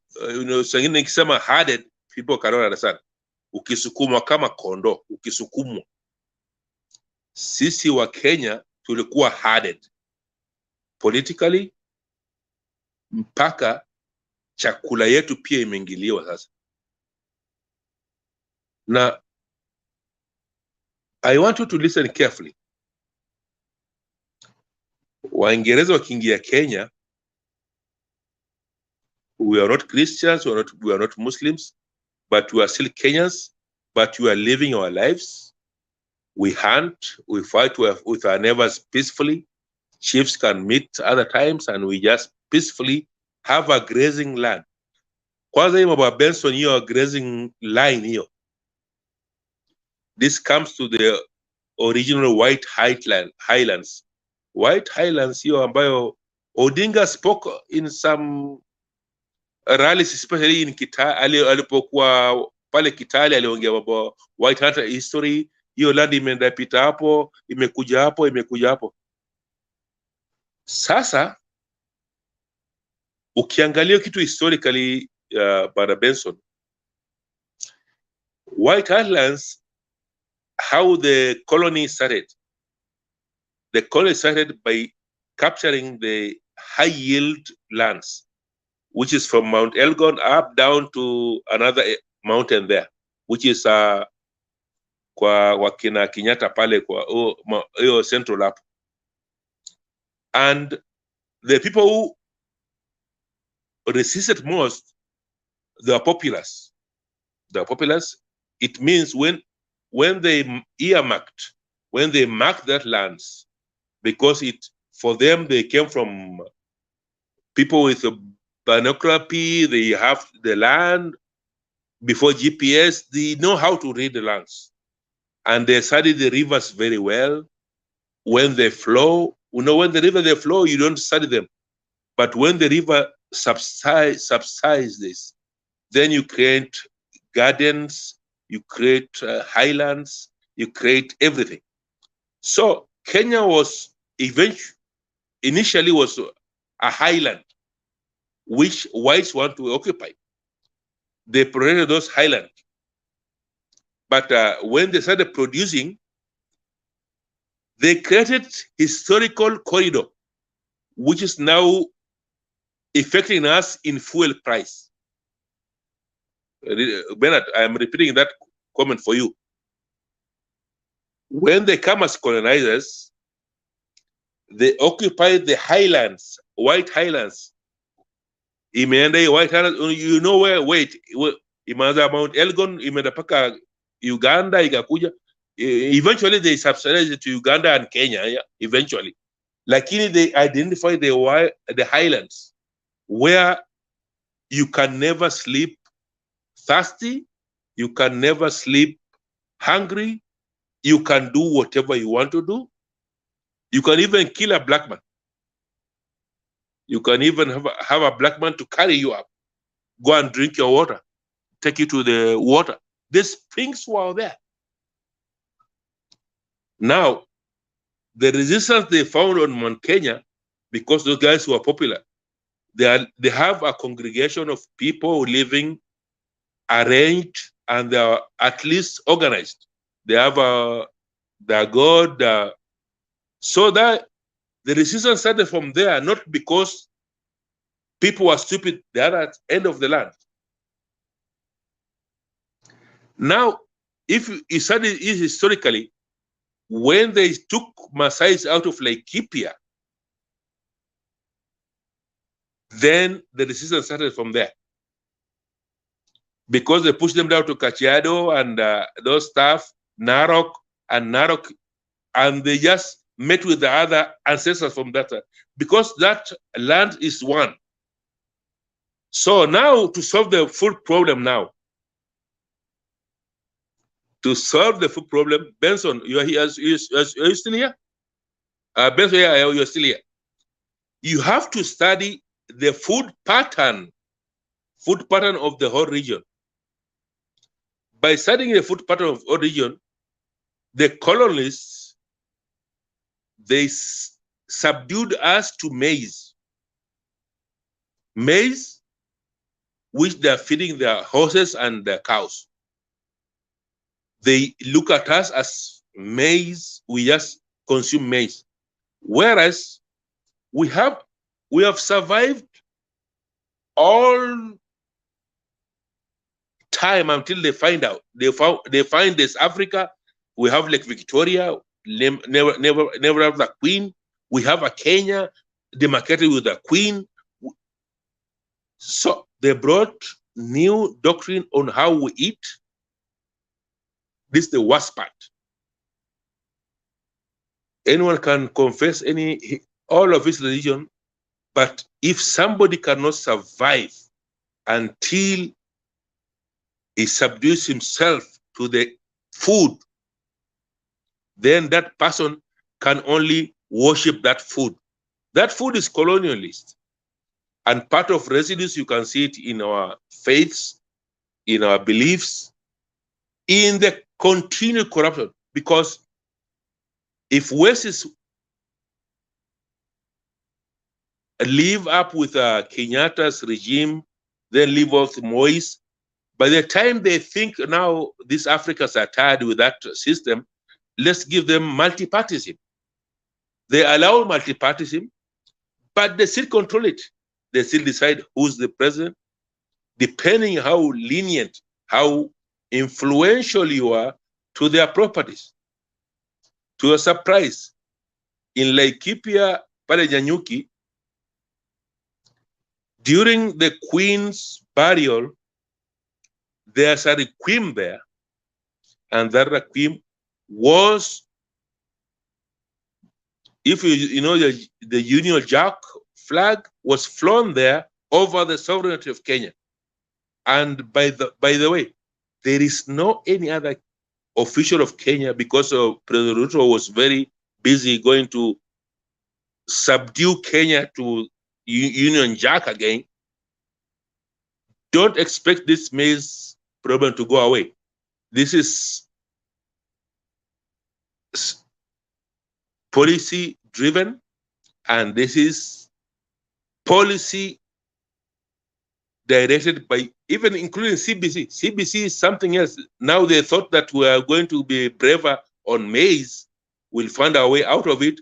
Now they're bringing CBC. Now we'll not be singing choirs in the church or in the schools.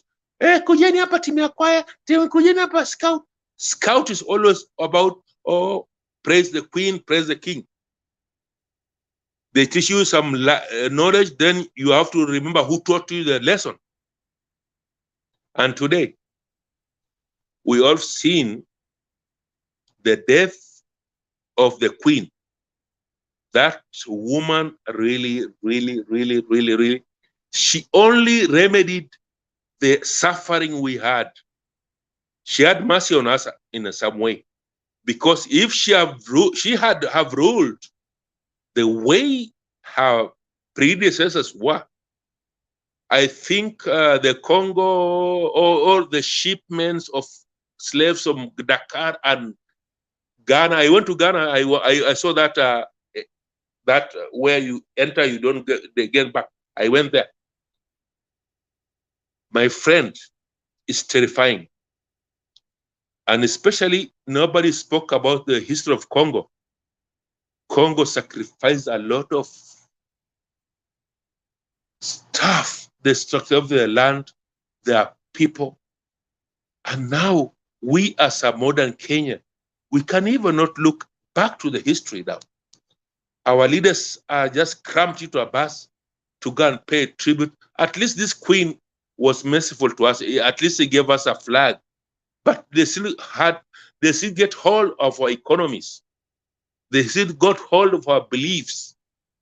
Some of you here don't believe that you can die a good African who served this continent right, who died right as an African, who can just see the heaven of the God without even being an Anglican, being a whatever, being what.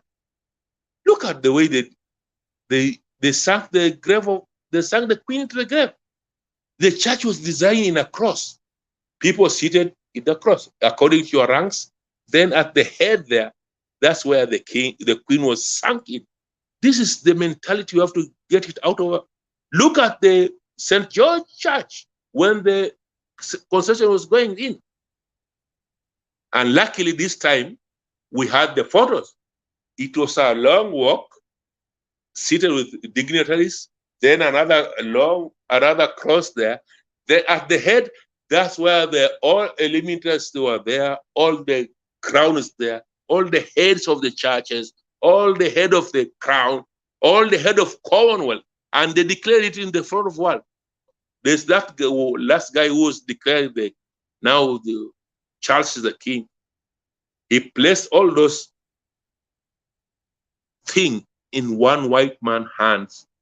Let's go back to our maize out of this country, because this is incessant maize, which made us always look to the maize to think we are surviving. We can survive in seeds. And those ladies from Turkana who are eating indigenous seeds, they eat it and then they feed out what they get from there. This is how we look at ourselves. I'm very emotional tonight, but I think there's something, just Bernard started it, I wanted to finish it. But I think if we get the maize out, we get our belief in ourselves right, and not thinking now we have a new king now coming up as Santenisan. Okay, thank you. Yes, Bwana Benson.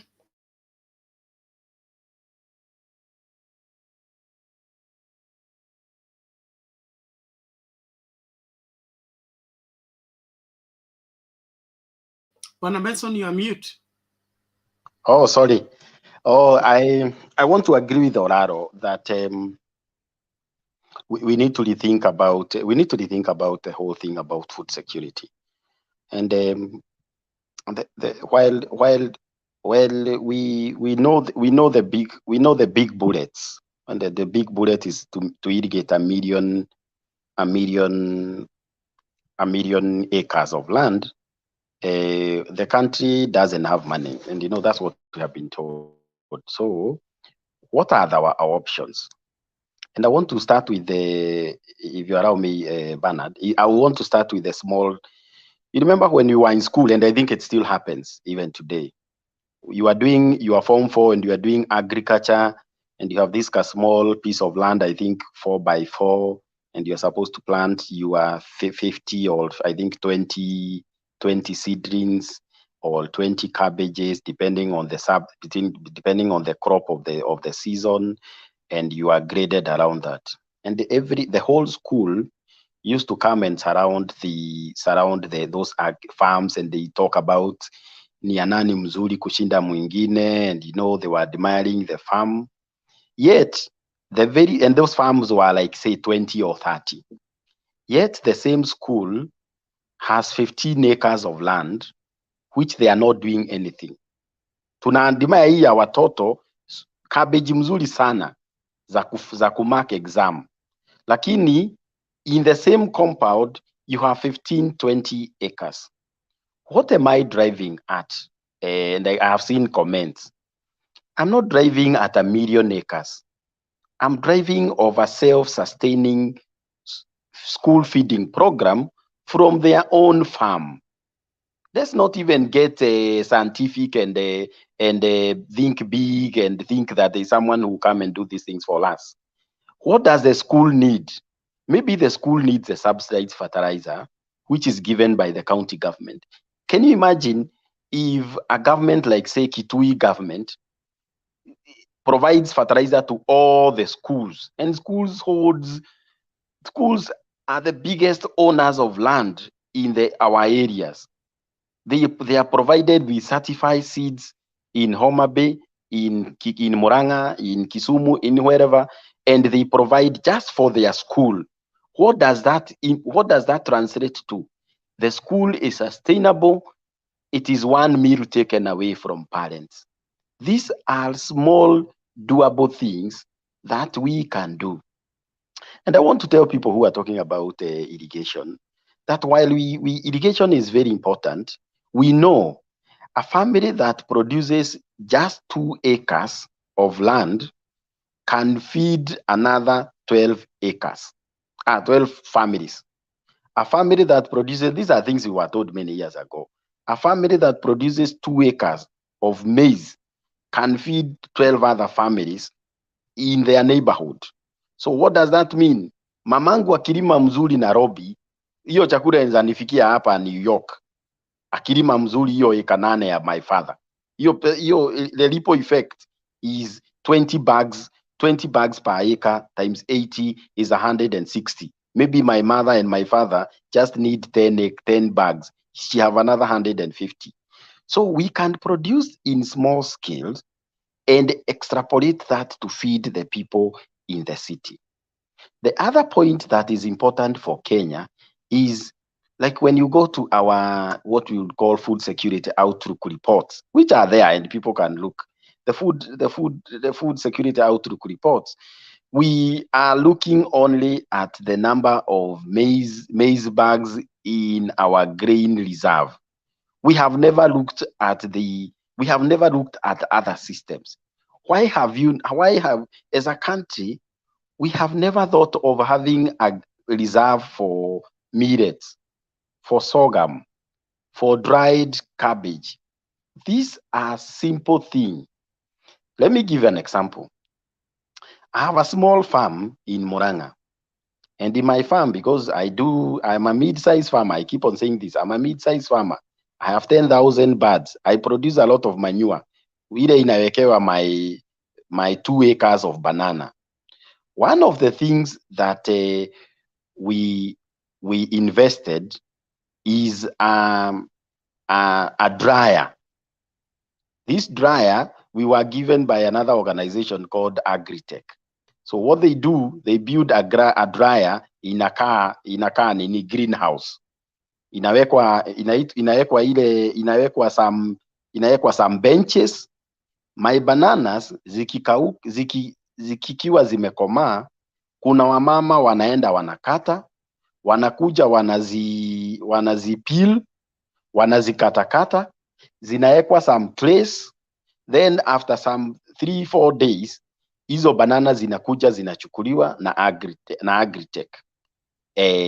What does the Agritech do with these bananas? Wanaenda wana package, wanauza. Do you know how much I sell my banana? For 1 kg, I sell 300 bob. 1 kg. 1 kg of dry banana is produced by 6 kg of raw banana. What does that mean? 1 kg of raw banana in my farm is 50 bob. If you go to the neighbor, ananunuliwa the same banana at 8 bob, 10 bob. Huyo mama anapoteza 40 bob per kg. That's why when we talk about value chain, it is very important for people to understand it is not the big things. It is not irrigation. It is not greenhouse. Because every time we drop these things like greenhouse here, we forget the cost of a greenhouse. A locally made greenhouse is $2,000. Ya miti. If you go to the metal one, it is almost $4,000. So basically, let's not be even thinking about the big things which we cannot afford. Let's talk about the small, doable things, the 4K crabs that can be extrapolated. And I was telling today I had a meeting with the women rep for Murang'a, because she was asking me some of ideas that she can do with the social fund. It's called this women fund that they are given. And one of the things I was telling her, if you want to expedite the whole thing of planting avocado, can you involve children in school? During the avocado season, ambia watoto walete kila mtu begu 5 over the weekend, just one weekend. A school with 1,000 children, you will have over 5,000 seeds. Create an incentive for these children. By end of the and involve the children throughout planting, seed bed making. By end of that season, na Kisii, actually, that was in Murang'a, but even in Kisii, you have a lot of avocados, ile ya kienyeji, unaiweka pale, watoto unaambia watoto, mkileta, kila mtu akileta begu 10 au 20 kwao, tutampatia hii kitu, tutampatia kitabu au utafanya hivi. Or you can even make it mandatory because it's the same community. Then in 2-3 months, that school will have 1 million seedlings just from the neighborhood. My point is, we don't have to go very far. We don't have to talk about Itara Dam or the other one, Karemenu Dam. We can still improve our small farms to produce for our parents. Finally, and I want to give an example of soya beans. One of the biggest source of protein for our animal feeds in Kenya is soya beans. Soya actually ni maganda ya soya or full fat soya. Every time I go to a place called Chipata in Zambia, the people who produces soya in Zambia are not the multinationals. It is the mamas, it is the wamama huko. But what have happened? Producer associations. Do we have producer association or are waiting for brokers? They have producer association.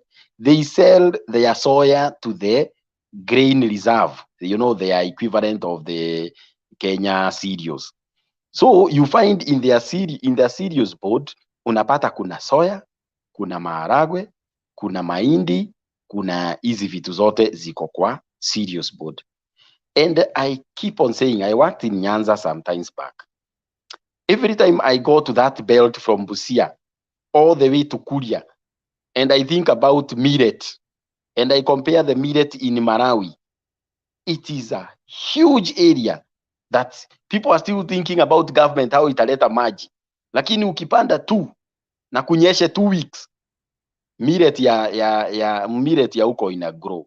These are the things that we need to invest on. We are a country without money. Let's go to whatever. It is the honors of the county government. It is our business as non-state actors to hold this county government to account when it comes to food security. Let's forget about the big bullets. Talk about the smaller bullets within our household level.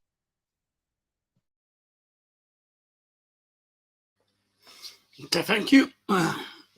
We grow what we have, not look for how to reinvent a wheel when there is already one existing in our midst. A very sobering conversation here at Mtembei TV. We are looking at how do we sort out our food security crisis.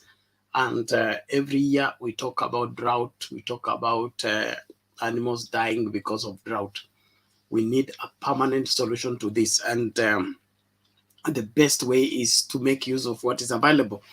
And that's why one of the good things about the Moi government is that it had data for each and every minute segment of the country. The chief and the mzee wa kijiji was involved into the entire governance structure. And so I remember when we were growing up, the chief and the elders will arrest somebody who has children and is not cultivating his farm. He has a farm and is not putting it to agricultural use.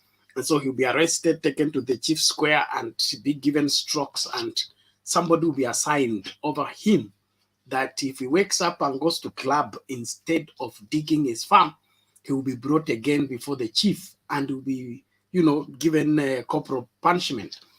And I think we need to not necessarily get back to corporal punishment, but get back to that aspect of if we don't take care of the little, we cannot take care of much. If we are not able to monitor how many tubers of cassava are produced in that sublocation or in that location, in that harvest season, we will never be able to account for the entire country and its food production. And so one of the things that we need to push for, especially as county government, is let's be food secure as counties, not even as a country.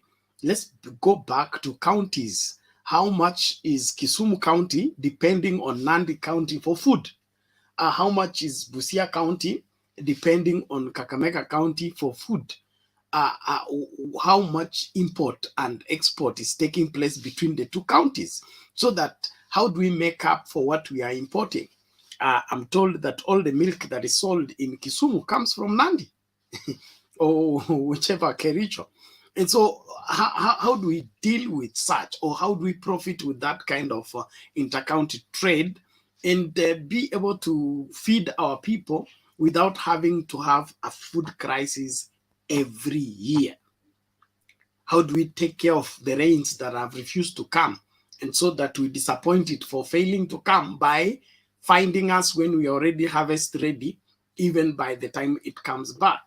So we need this practical approach towards securing our country for food, especially specifically if we will be scoring on the international platform. Story as speeches na flowery language, we have used it too much. Let us deal with our problems more proactive and more practically. Story ya county government kuendesha magari na kupita governor amepita na entourage yake na chase car zake, hiyo haitajiki. What is needed is how many villages do you have in your county? How much of these villages can be put to production? Which section does what well? Which crop does better where?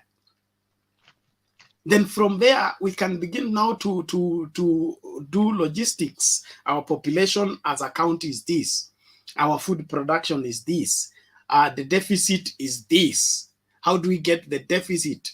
And then by next year, we'll have increased the population by this. Do we have this extra for these extra mouths that are coming? That's what I believe a government needs to be functioning with. Scientific data that is practical and has mitigation that is anticipated. Not we have 10,000 people have added to the population. We did not budget for them. We don't know whether they were coming. They just found us like impromptu visitors. They have come like Jesus. Jesus said they will come like a thief in the night. So we are always in a crisis, chasing this and trying this and experimenting with this.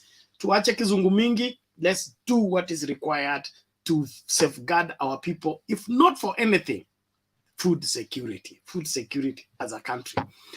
Yes, Mbuthi, unasemaje? I want to actually, you have talked about, data-driven agriculture and, interventions that are research-based. Let me give you an example. I'll give you two examples. One was on the sugar industry in Kenya. Lake Basin Development Authority, the one in Kisumu, they did a survey on sugar industry and why our sugar industry is not competitive competitive across the region. They came up with 5 things. They didn't want to talk about those 5 things here. One, they talks about ile sukari tunapanda. Tuko na mmea ya sukari ile ya 15 months, 18 months inakaa kwa shamba. Most of the farmers wako na sukari inakaa mwaka, Christmas inaenda, inapita hii ingine. Comparatively in the region, most of the countries, Malawi, where we are getting almost 40% of our sugar, or Uganda, they are growing sugar that is 8 to 10 months. So sisi tukigojea wale wametuzunguka mara mbili. That is one factor. And that is what research was done. That we need to deal with the kind of seed and the sugar seedlings that we are growing in our region. Kama itakaa 18, 18 months, we are not competitive at all. Number 2, it was on the machinery. The machines that we are using in all our sugar milling plants. If we have to continue with the mumias. We have to cross the old mumias tununue machine zile mpya, because these are very expensive. They take a lot of energy. The kind of kuni and whatever zinatumia ni mzee sana. They are 70s, 50s, you know, Zoya in 80s and all these ones. So we have to deal with modern machines zingine modern. Number 3 was the whole movement about cooperative. You don't need mumias. You don't need people can still produce, 5-10 farmers can actually produce their own sugar. It is doable. You don't have to go all the way ati sukari inatolewa sijui ni Muhoroni Junction inapelekwa sijui ni wapi au wapi. You can still do whatever. Number 4 was management. And these are things that we are struggling. Wazee waliajiriwa when they were 20. Ukiajiria ule mtu wa kukata miwa na wale wa kuweka juu forklifters and all that. Ukiajiri kijana akiwa 20, you need to have a way of graduating them. By the time they hit 35, their energy levels inaenda chini, maybe 40-45, wanaenda nyumbani. Sasa unajipata na mzee anasema mimi niliajiriwa na mumias, niko 60, kazi yake ni kukata miwa, sijui ni kuweka kwa nini, lakini mzee ako 55, amezeeka. So it beats the logic in terms of human resource management and how we deal with our human resource. And the final one was how we do our marketing. We still have the old system that is per kg, per tonnage production, per kg sales. We have never exploited better way of marketing our sugar out there. It is too expensive. It's too expensive when it comes to the amount of money the middlemen, because Mumias, I think iko na watu 4 ndio wanauzanga sukari yao yote. Muhoroni, I think ni 3. By the way, the sugar dealers in Kenya, there were not more than 20. So what used to happen is these are the people controlling how the market forces are. So these are things that are known. Ni vitu ziko huko nje, watu wanazijua. But what are we doing? Every year, we put 5 billion into mumias. Lakini unaweka kwa ile machine, electricity inatumia 42 million of electricity per month. You can't make any money. Yet, kuna machines zimekuja mpya zinafanya kazi. Finally, let me give an example of coffee in Central Province. And I'm very happy that young people in Central Province have started uprooting ile kahawa babangu walipanda huko ya 50 something, ile ya mkoroni. Kuna kahawa inapandwa, in 2 years inaanza kuproduce 17 kg, 25 kg, 27 kgs. If a young person plants 1 na anatoa 20 kg na analipwa 100, hiyo mtu mmoja inaweza mpatia 20,000. So then they have also realized you actually don't need that cooperative. With 350, you can buy a small pulp machine ya kusiaga kahawa tu, ili ya kupulp kutoa nini. So you can actually get seed, you can get a coffee half processed from your farm. You don't have to take cherry. You can actually produce the beans yourself, and that makes the whole difference.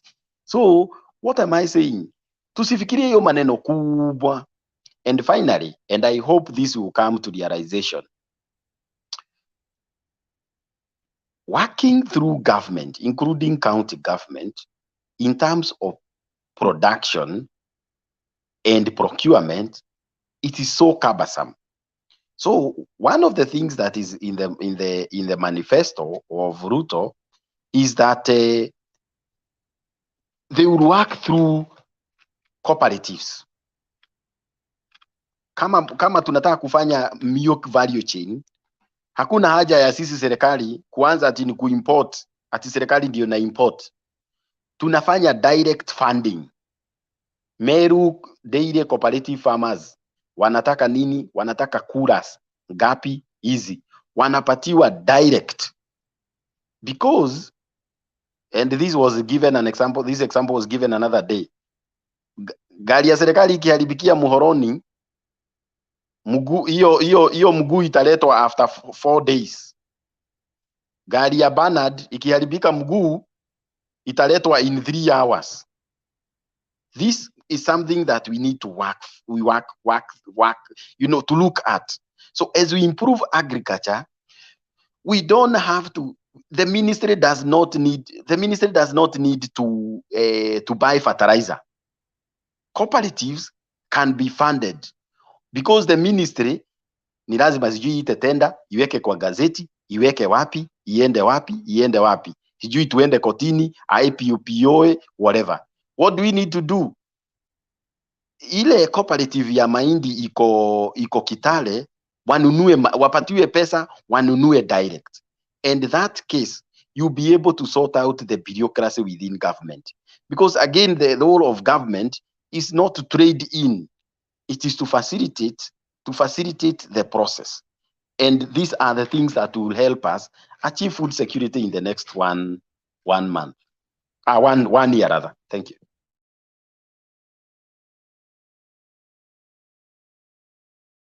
Yes, Bwana Olara. Najua Bwana Bernard, mimi naamini na Mungu na siko hapa kwa siasa, ingawaje nilikuwa muungano ya Azimio. Unajua neno Azimio, kuna mzee anaitwa Nyerere, kuna wakati fulani aliita Watanzania wajitazame kama nchi. Hawakujitazama kama unga, hawakujitazama kama mboleo ni kimazi ya fertilizer, hawakujitazama kama tumeshinda. Wamejiangalia kama Mkenya ama Mtanzania.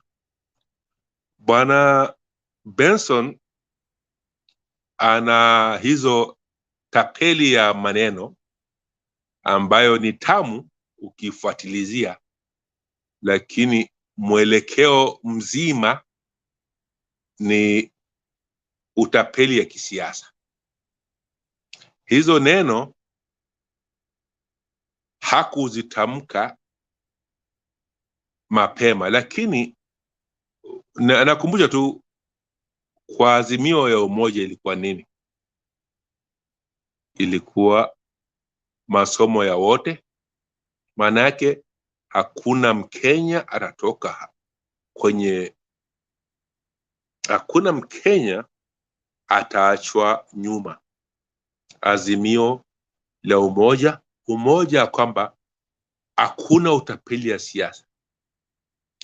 Azimio la umoja, hakuna Mkenya atalala njaa. Sisi hapa tukiongea hatuazimii kitu yote. Sisi tunapatia tu azimio ama hiyo mrengo mwingine kama hawa watu wa bottom up, kwa sababu kwa lengo, kwa neno la Kiswahili hawana azimio, wana hiyo bottom up. Sijui ni chini juu ama juu chini, lakini juu chini sisi tukipambana na maisha yetu tunapanda nayo juu chini. Ikiwa maisha yanakulemea, unapambana nayo juu chini mpaka ikubali. Unajua juu chini maana yake nini? Nimelemewa lakini isinilipue, napambana nayo juu chini.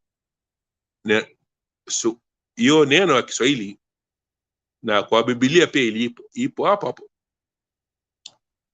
Amini na Mungu na Mungu atakusaidia. Ukiamini, huamini kwa sababu ulikuwa kwenye raha, unaamini kwa sababu ulikuwa umelemewa na neno. Sasa unaamini juu chini, alafu ndo imani ikae hapo. Sasa hizo siasa zote Bwana Benson ameongea, okay, Kibaki aliongelea hiyo, na Bwana Uhuru kwa muhula yake ya pili, na huyo Odinga paka na BBI walikuwa wanaongelea hiyo one product one what. Si ilikuwa tu mwelekeo tu, kama uko kwenu kula chakula ya kwenu, tengeneza chakula ya kwenu. Kama una surplus, watu wakilemewa pale na manyasi, pelekea wanyasi. Kama watu kwa nini, yani one product ni kwa maana nyingine, usitulazimishe tule kitu ambao unataka wewe alafu upate faida wewe. Wakenya kwanza, Wakikuyu wako kwenye swamps, alafu sasa kuna one thing nimegundua, wameturn those swamps to plots. Wamejenga manyumba juu yake, wanaleta Waluya wakuja wakae hapo, wakwe tu sio wakwe nani, Wajaluo wakae hapo wapige politics hapo. No, they should be producing the same crops or crop. By the way, if in future tupate ya kwamba Kenya should be remapped accordingly, ya kwamba White Highlands according to the productivities and that, if there's a genuine government, hangekubali Kiambu iwe flat zones. No, we can take all flat zones in what? Kajiado, wapi, kule ni sehemu utawapelekea maji. Food basket is this White Highland. Na saizi shida ni nini? Shida nini politically? Wakikuyu wamechukua shamba yote wakageuza ikawa flats, ikawa westlands, ikawa nini. Sasa to appease them, they just accuse them with giving them roads, no, this is not about Kikuyu only, because the replication is that when we invest as a country, okay, pole, ingia bena, unajua una wisdom zaidi kuniliko, unajua hiyo kitu umeshika, utaeleza vizuri. Mimi sina uwezo hiyo kuongea. Unajua hiyo pale sasa wako internationals, wako na nani, we conclude on that. No, you're putting it well. We kind of lost the plan of the development in terms of food security when we switched to real estate. It's like we are doing what we call replacement instead of advancement. We add, instead of adding to what we have, like what both are saying, we uproot the old coffee, okay? But instead of planting back the new coffee, we now replace it with avocado or something else. So that coffee will never come back because we uprooted and replaced it with something else. But I'm not against Benson in any way. I'm just okay. No, I'm just advancing your thought pattern. And so if we like the colonial, now reverting back to the colonial time, the colonial masters knew that this side is good for this and it has to be serviced in that area, the Kitale area, the White Islands you're talking about, so that they can be, they can continue producing, and as long as they produce, the country will be secure. Then this particular section is good for this, let us fund it for that. So the agriculture during the colonial time, my father used to work for the colonial government as an agriculture officer. It was not just funding agriculture. Ministry of Agriculture has been allocated 2% of the budget, but it was specific funding with an outcome in mind. When we fund a maize production, we'll have these bags of maize and they will be able to take care of this amount of population. Land. Okay. Then when we fund coffee, it's going to produce this and it will be sufficient for local consumption as well as surplus for export. So we need to revert to proper, practical, responsible system of governance, not just this talking at the top here without having touch on the ground on what are the practical steps to secure what we are talking about. Because we have become very good talkers, but poor executors. We are very good in blaming one another other than practically taking it on to see to it that whatever it is that we are agitating for or pushing for is done. And that's why I love the kind of approach that whenever Honorable Matiang'i and the likes have demonstrated in the docket of their ministries. Maybe his predecessor like Michuki, you know, hands-on, but we want to see results, not just you know, the flag and running around the country claiming you are a CS or you are a minister for this and that. So we must, as a people, begin to look out for this. And even as Dr. William Ruto, the president, begins to organize his cabinet, I think he needs to go for those proactive people, especially in those essential ministries like agriculture, the essential ministries that are concerned with the production, industrialization. If Mumias is obsolete, let it be taken away. We are not built on Mumias. We don't have to die with it. If it is too much to revive it, we can replace it to something else. Nowadays, we are talking about artificial intelligence. Artificial intelligence in the sense that what can we put that is economically viable and cost effective and able to cater for the population within that particular region as an alternative to the old approach that takes too long or too long to reward or is too expensive and very little outcome. Those are my thoughts on the same. Yes, Olaro, nasemaje opposition leader huko? Niko hata mimi napenda kuchangia. I think Orala has spoken, Benson has spoken a lot. I think it's also important to interject. And Interject now.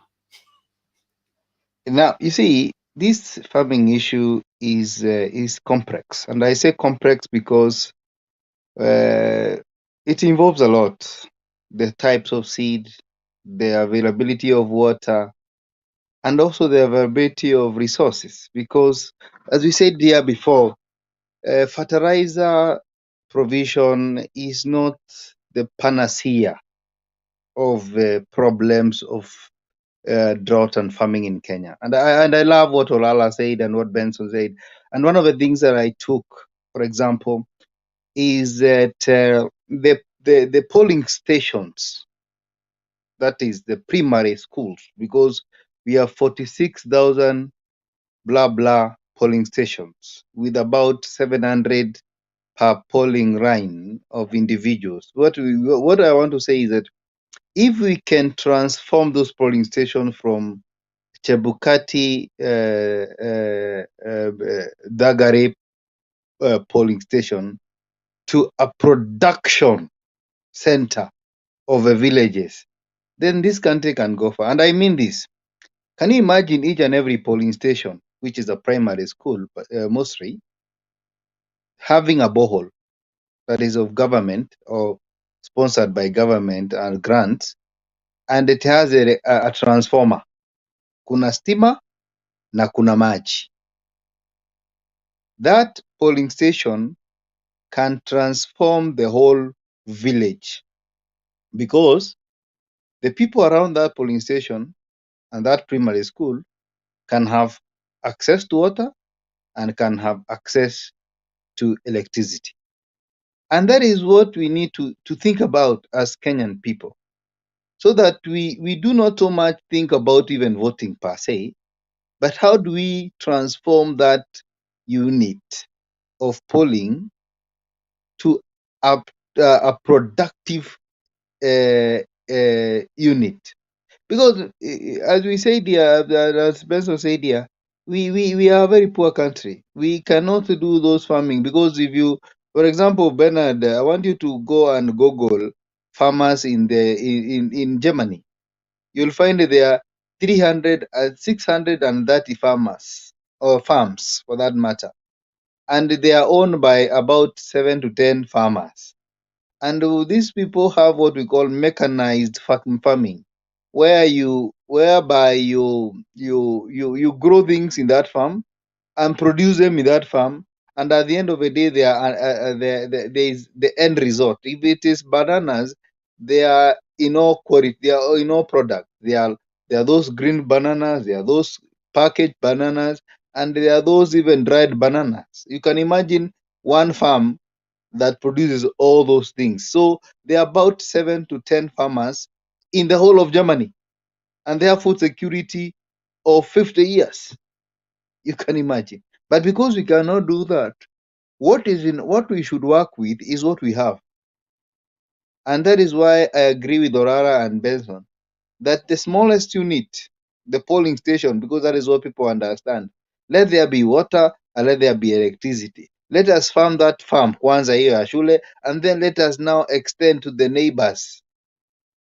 Hiyo maji ifikie neighbors. And then at the end of the day, then we can say we are utilizing our polling centers better than voting, because voting is not making sense in Kenya.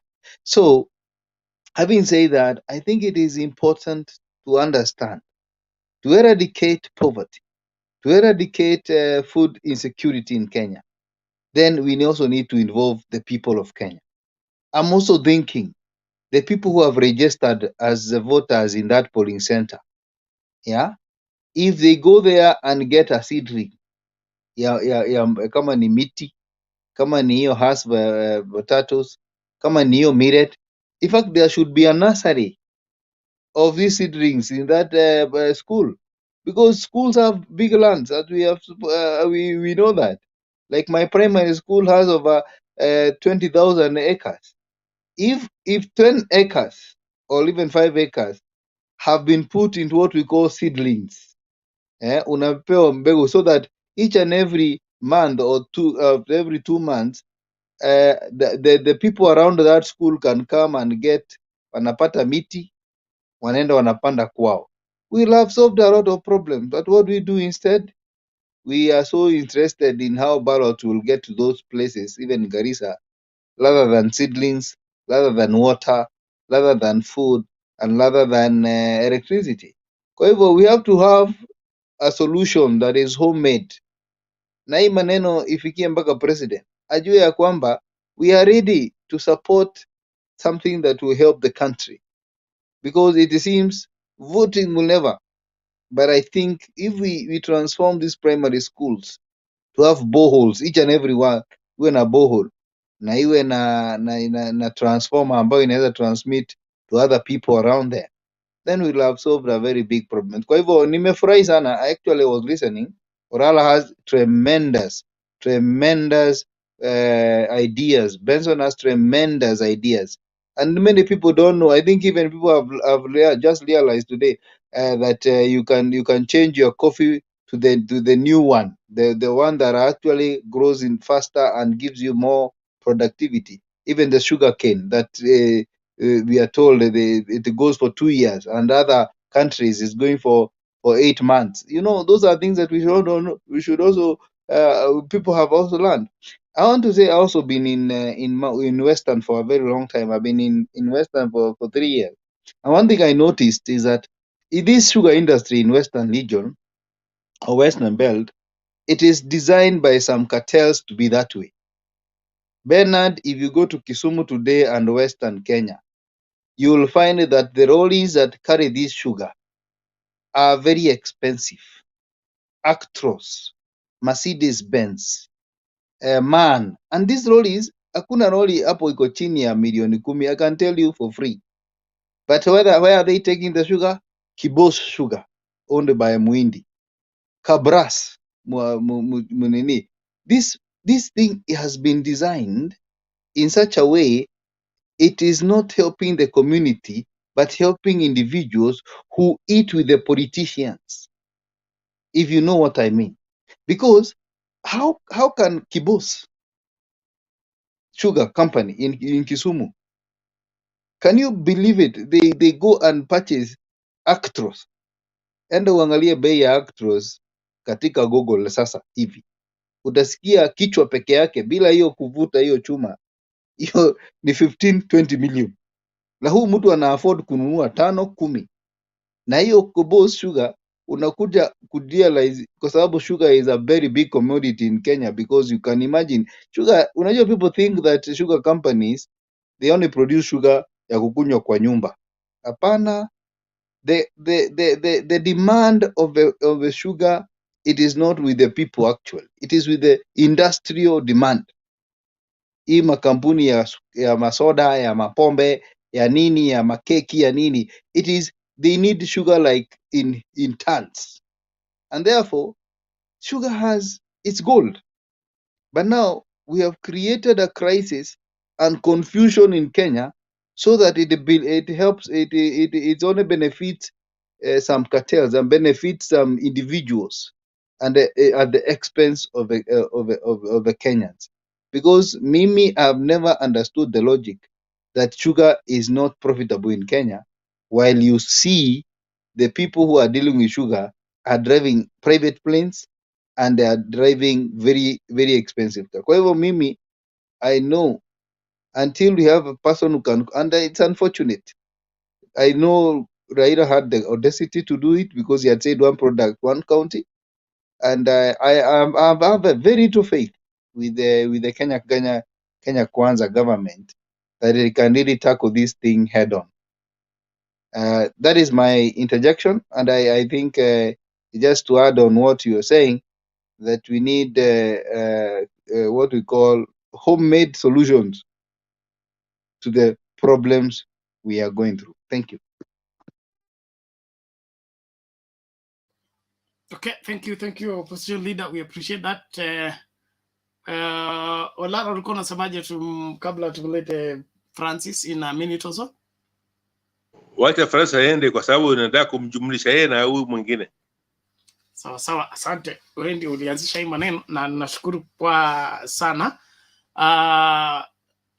Kabla nimlete bwana Francis, hebu tuone kama hii video itacheza, alafu Francis akuje to let's look at this.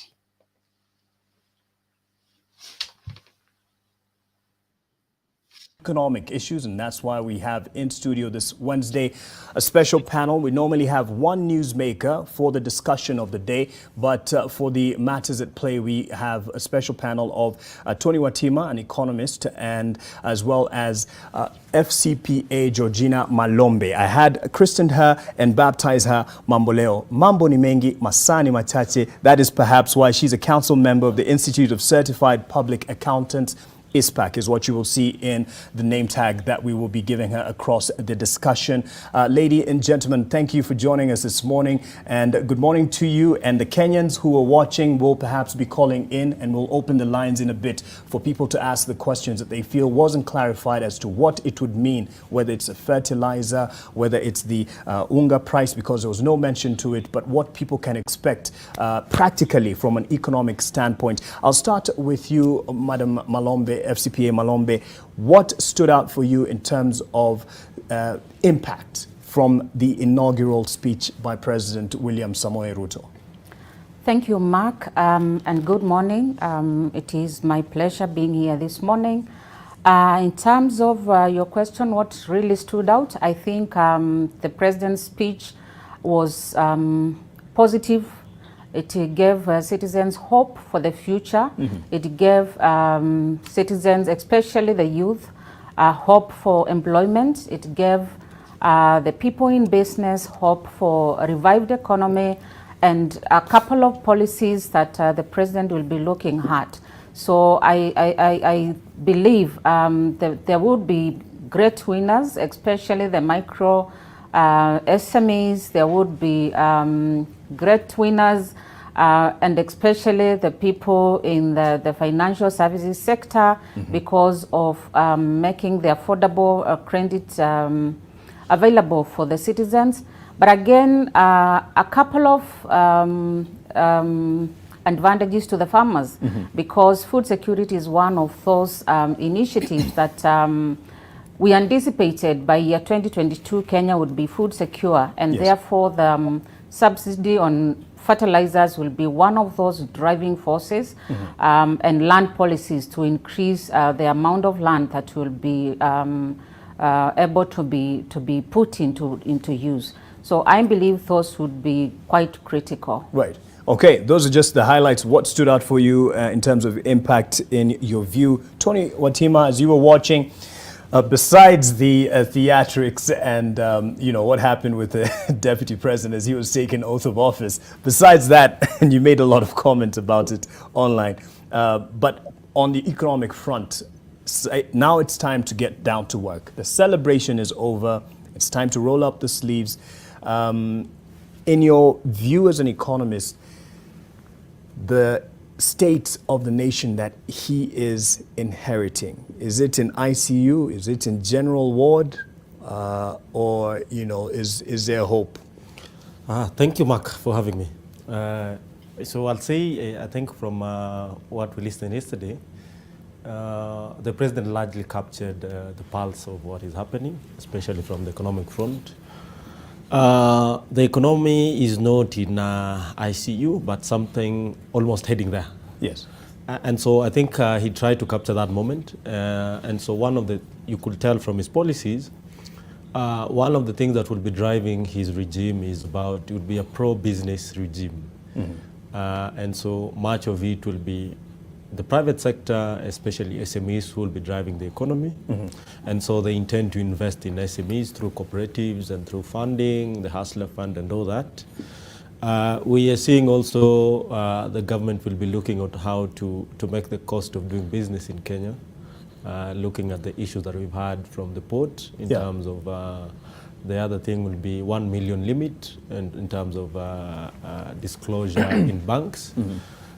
So quite a number of things that we see the tone is setting is that we'll have a pro-business government, looking at also the subsidy in agricultural sector. I think we will see a government that will be investing in subsidizing inputs in terms of so that to improve productivity. I think one of the biggest problems we have is productivity levels within the agricultural sector have dropped. Okay. And so that's one of the things. So I just wanted to give an opportunity for both of you to give initial reactions to what stood out for you in the inaugural speech. Let's listen into what Kenyans were anticipating, at least their expectation of the new administration under President William Samoei Ruto. Let's listen in.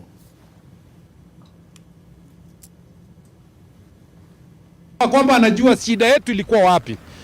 Ningependa tu kusema kwamba tuangalie uchumi irudi vile ilikuwa kwanza mwanzo, na kitu wa kwanza ninaamini ya kwamba Ruto mwenyewe anajua mama vile anaishi, manake ukishika mama umeshika familia. Ruto kitu tunataka tu akuja aone karama ya maisha. Wananchi wanateseka sana, hata kupeleka mtoto wa shule ukipeleka saa hii as we talk, even school fees. Nataka siku nyingine nitakuwa mdosi, kwa sababu akitusaidia sisi vijana kupea sisi pesa ya kufanya biashara, sisi tutaenda juu.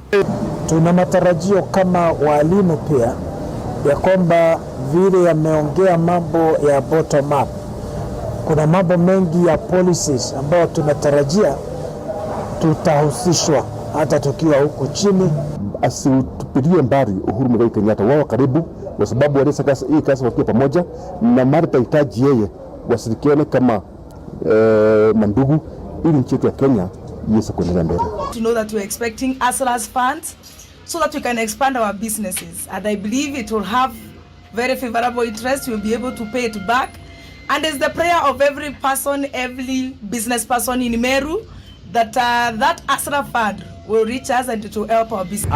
First of all, kile kitu tungetaka kwanza anzie nao ni kuangalia uchumi wa watu. Kwa hivyo wangu ningeulizwa kwanza, ningetaka aguze mambo ya petroli. sababu petroli ndio imebeba uchumi.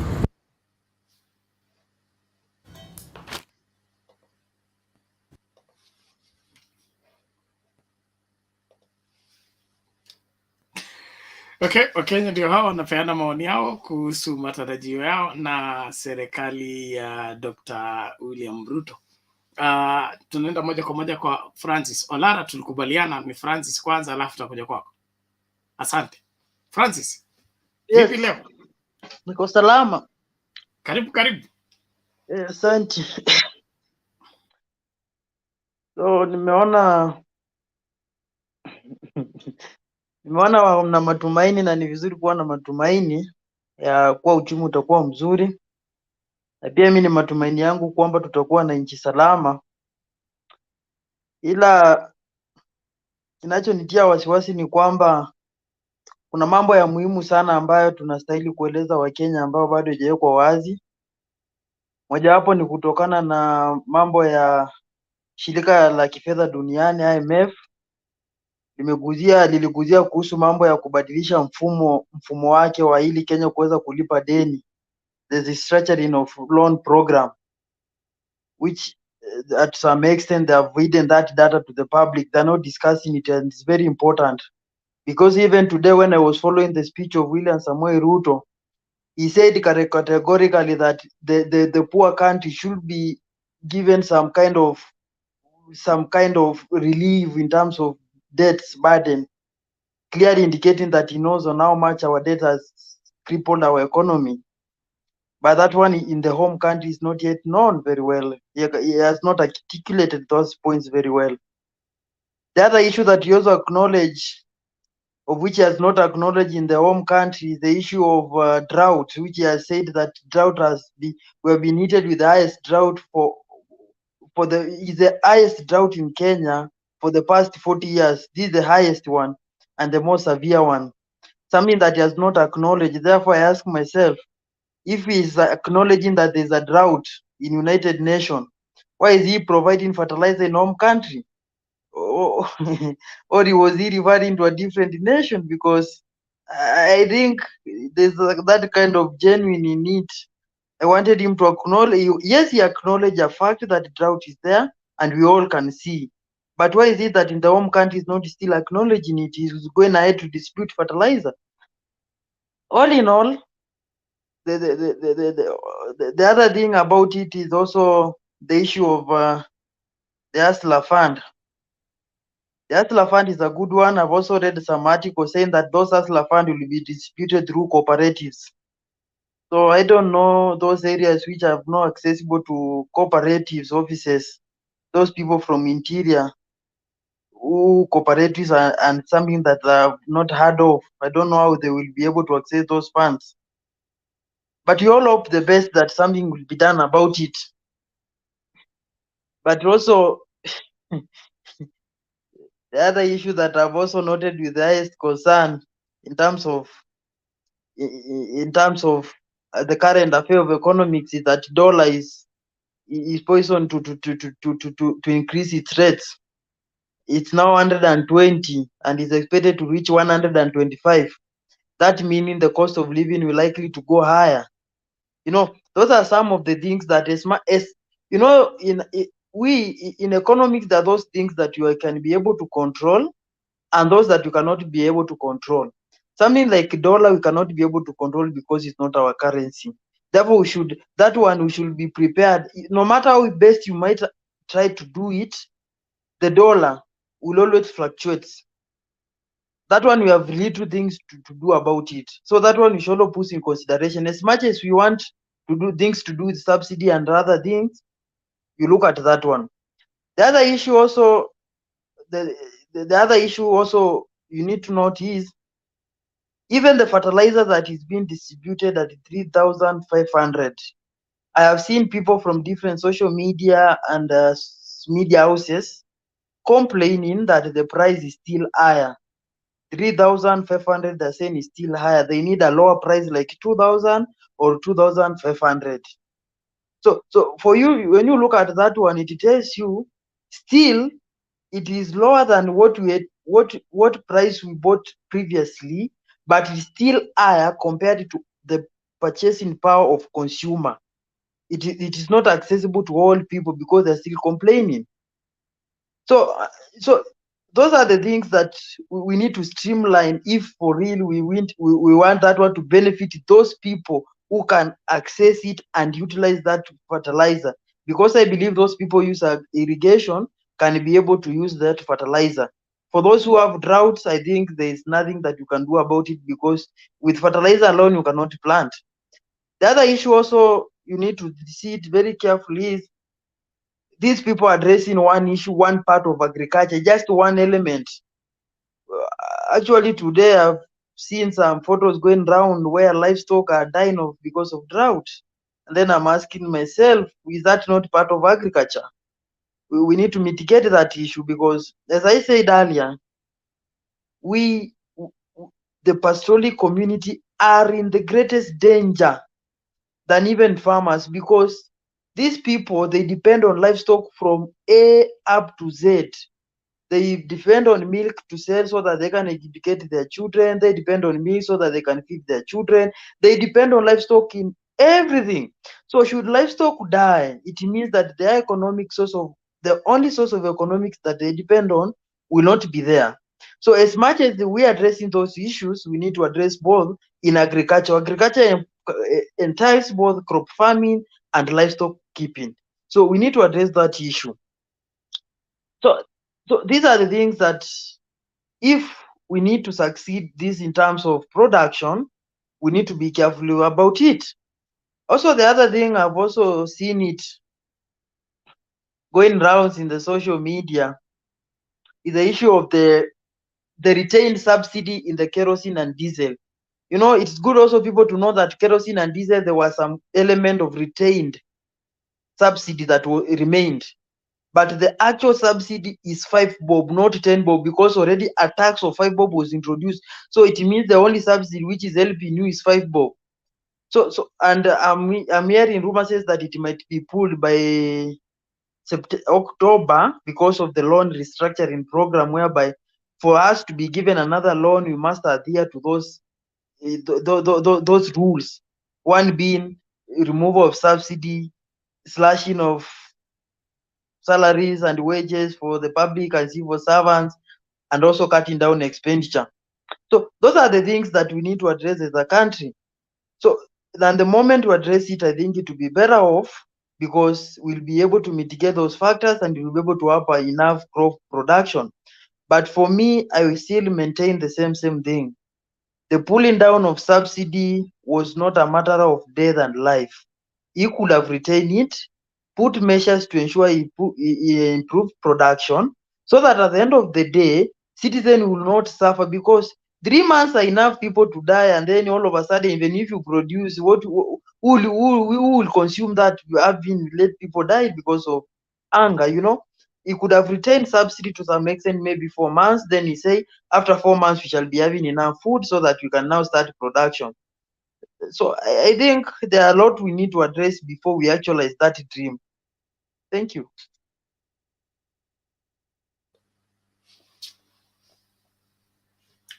Okay, Asil 2 TV anauliza, please Francis, can you explain to us what subsidy? So a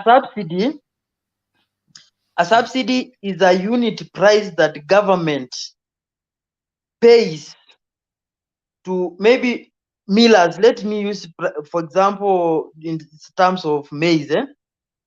When millers, they have the flour or they have that maize, the government pays a portion of it. Instead of you going to the market and buying maybe unga at 100 bob, maybe government pays a subsidy of 30 bob. That means they will pay millers 30 bob. Therefore, that one will mean you will buy it at 70.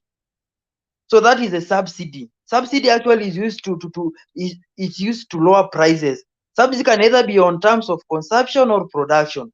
Once we also subsidize the production machinery or other activity, for example, if it's fertilizer, if you could have used fertilizer for 7,000 to produce, the price that you could have sold the maize would be much higher as compared to the one that you are using a subsidized fertilizer of 3,500. And just to add a bit of economics for more elaboration, there's something that we call a contribution margin. The contribution margin is the difference between the selling price and the total cost. And the total cost is both the variable and fixed cost. So the moment the contribution margin is what you remain with, is what people call profit. So the moment you take the total cost being lower, and then you sell at a higher price, it means you'll have a bigger profit. So what the government looks at is to reduce this total cost of production, so that at the end of the day, you're likely to sell your items at a relatively cheaper price as compared if you could have used an input of high cost. The thing also can be in terms of production, whereby the government pays a certain portion of the price, so that at the end of the day, you will be able to buy it at a cheaper price. So that's all that I think entire subsidy is about, price reduction. Thank you very much. Where does the government get that money from? Asil to TV, the government gets all the money from our pocket in terms of taxes. So after that, the best example is during the COVID-19 situation within the country, the government introduced some subsidy on the basic whatever products, and also withdrew some taxes that had been added to the products to sustain the particular prices of those special whatever necessary commodities. So, for example, like VAT or value added tax on these other taxes, if the government withholds or rather stops from from collecting them from the, let's say, retailers, then that will reflect on the burden of the buyer by getting access to that particular product minus the tax. So let's say we value added tax is 16.5 or something like that. So if that 16.5 is removed, instead of you buying bread at 110, we are buying right now 110. The family bread is 210. So remove that 16%, you'll be able to get that bread maybe at 90 shillings or at 80 shillings. That's also a way of cautioning the common mwananchi or the buyer from the high cost of living. Now, what the deputy, what Dr. William Ruto government is doing is withdrawing the caution without giving an alternative. Okay, so the buyer is left at the mercy of the prices of what is it called, the law of demand, the demand and supply at the market value. And with that, it becomes very, very difficult to cope, especially for those who live hand to mouth. And also when the cost of essential products is too high, there will be less purchasing power. Okay, so even the retailers will have to keep their commodity longer because few people will be able to afford those particular products. And so no purchasing power, people can't afford. You have the product already in stock. The stock is going to move at a low rate. When it moves at a low rate, the economy will slow down. And when the economy slows down, everything will be affected. So the government needs to look at this from both ends, not just one end, that because we stopped subsidy on petroleum products, now we have saved 3 trillion. Now, whatever, 3 billion. That 3 billion you have saved. And how faster is the economy now? Okay, you can be saving the 3 billion, but now the economy, instead of it generating the 10 billion, it is now generating 5. So even your saving is not working. That's why I always talk about it is it is better to save time than to save money. Okay, because if you use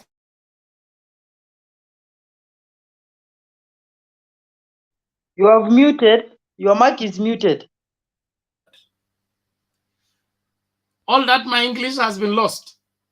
Am I muted right now? Sorry.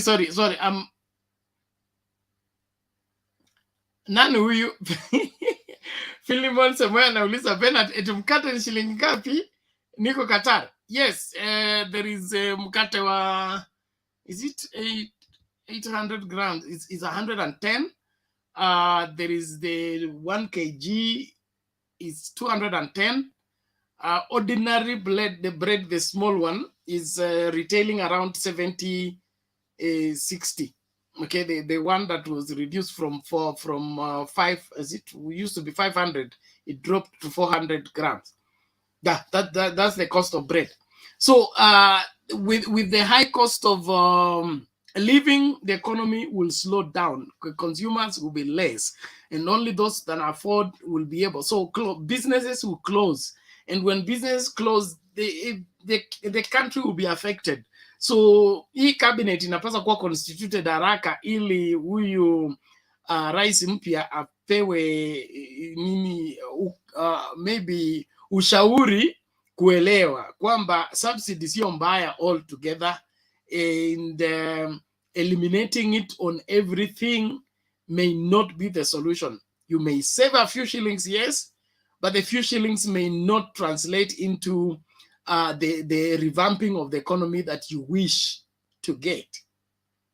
The mama mbogas and the mkokoteni people will stop, like for example, stop eating bread. Okay, kila mtu anunue nini, potato moja, alafu to share as a family one potato, we break it to a piece everybody. So the 210 you get from our family bread, you won't get it, and that will affect the producers of the bread. The producers of bread will affect the producers of wheat. The producers of wheat will affect everything else. So naomba tu kila mmoja ajitahidi kuangalia hii maneno kwa kina. Atupigi debe subsidy, lakini tunataka holistic approach in the sense that a sensitive government needs to be sensitive to all its people, not just the high and the mighty, and not just the low and trodden down. Haya, nashukuru. Duke amekuja, Felix amekuja, Olara alikuwa na ujumbe kwetu kabla. Francis, iko nini? Mkono iko juu. I'll give you half a minute so that Olara comes in, then I will leave you with Duke. Mimi na time yangu ya kungatuka ilifika kitambo sana. So, you know, even the VAT tax that we have talked about, they want to increase it by 6.3. That's the VAT. The other thing also you should also note with concern is that the prices that they were talking about stabilization naturally due to the Russian-Ukraine war, right now that the Russians have accelerated war into a tactical nuclear warheads, the prices are likely to go even much higher than even the way we anticipated. So if you followed today the meeting that was going on in New York, then the absence of China and Russia tells you something, that there's something good not going on, because right now the threat of usage of nuclear weapons. That means that the Ukraine are not able to use the Black Sea as originally they thought that by October they will have a full access to it. So we need to be careful, because those are issues that are affecting the world, so that we'll be able to respond to it appropriately.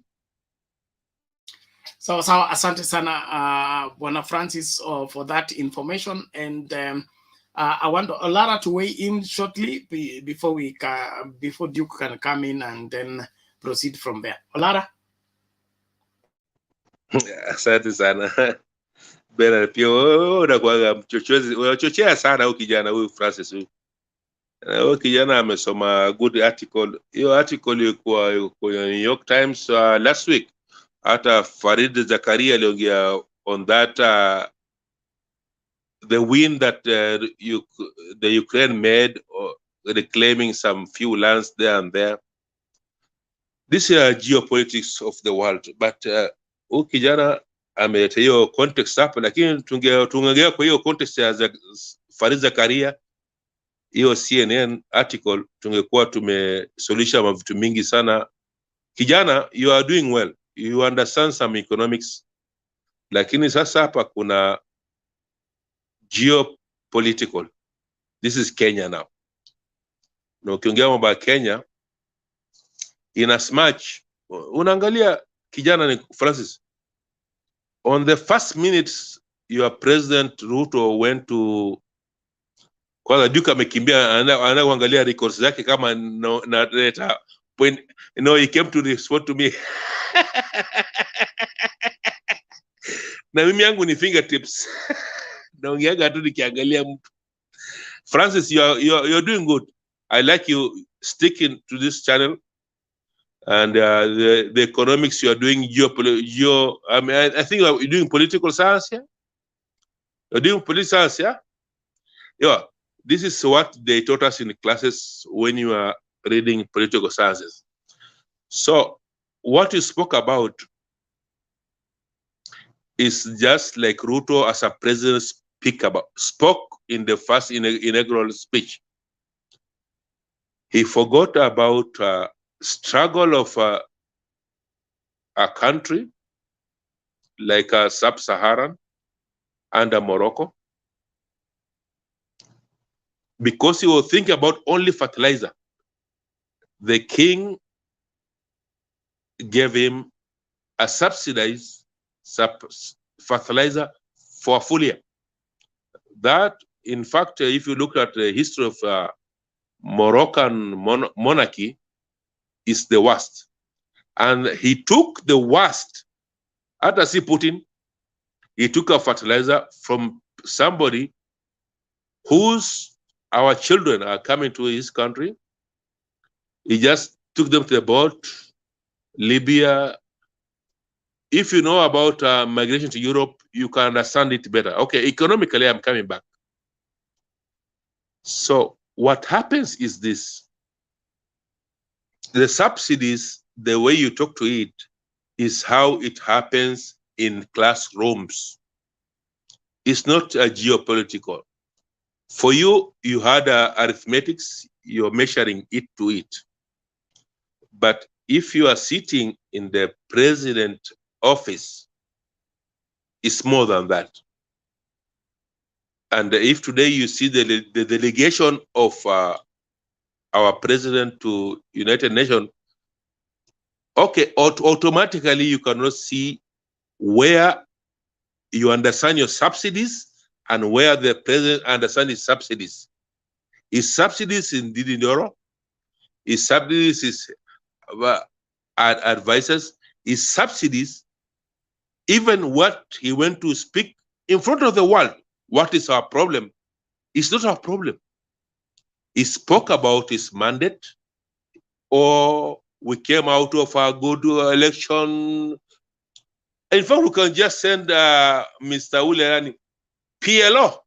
PLO can do a better thing, because he wanted to act like a PLO, and in a yellow shirt and in a yellow tie.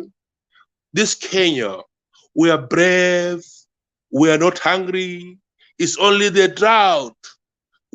I've been the government for 10 years, and this now today this country is suffering only from fertilizers.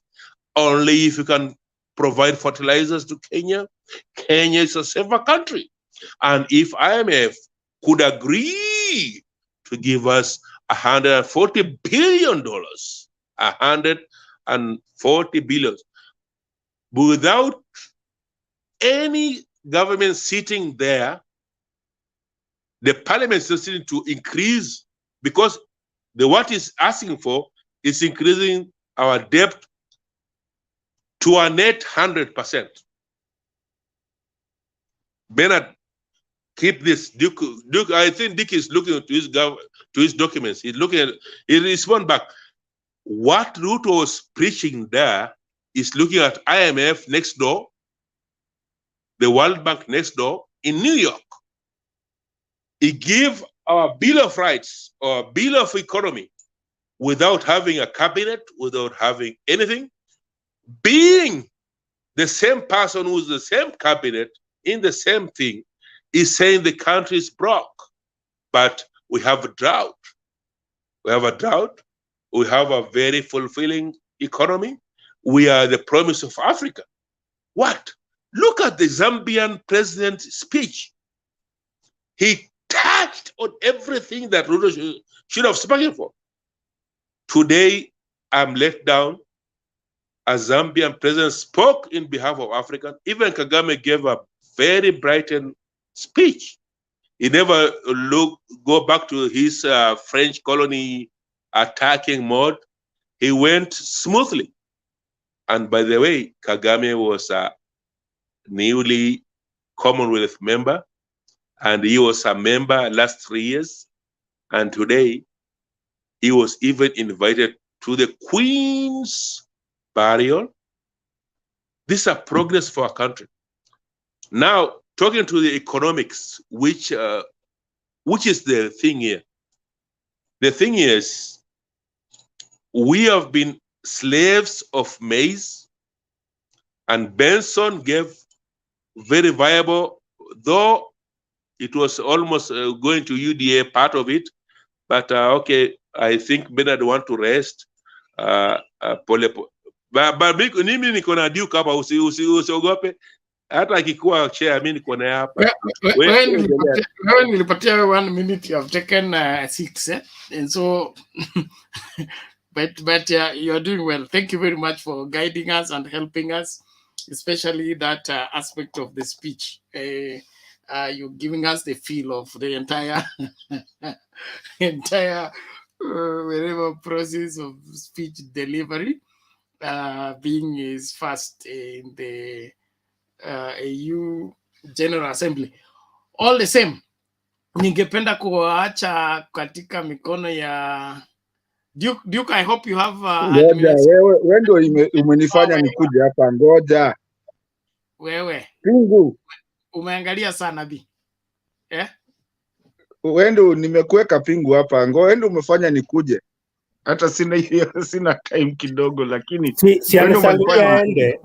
Unajua ninyi manabii mkianza kutembelea watu, mnaweza kuwa mmekuja na ile deadline ya Ezekiah, set your house in order for you will die and not live. So by the way, Mutembei, you are rated very high in the all order.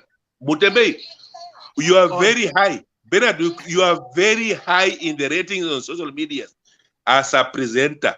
Hiyo kitu nimesikia leo kwa huyo Obina. Obina amesema you are rated very very high politically.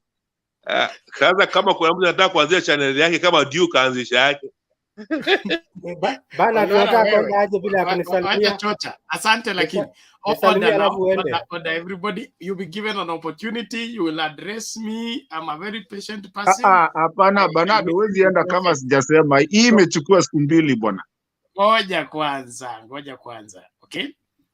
Mndu wa nyumba akiongea, watu wanapaswa kusikiliza vizuri kwanza. Mnyi mbona mheshimu uso wa mtu mzee, muogopi kichwa chenye mvi? Hiyo ndio Leviticus inasema, na lazima mkae kwa mahesabu ya maandiko ndio tusonge mbele. Mndu wa nyumba, karibu. Asante sana Bernard, I feel amused. Na wasalimia wote, Bwana Orara, Mukungi, Omariba, Okor, Dets, Dets, you become very English. Now, nikuwasalimu tu bana, nilikuwa nikisema hivi, huwezi kwenda bila kunisalimia, hata sina mengi.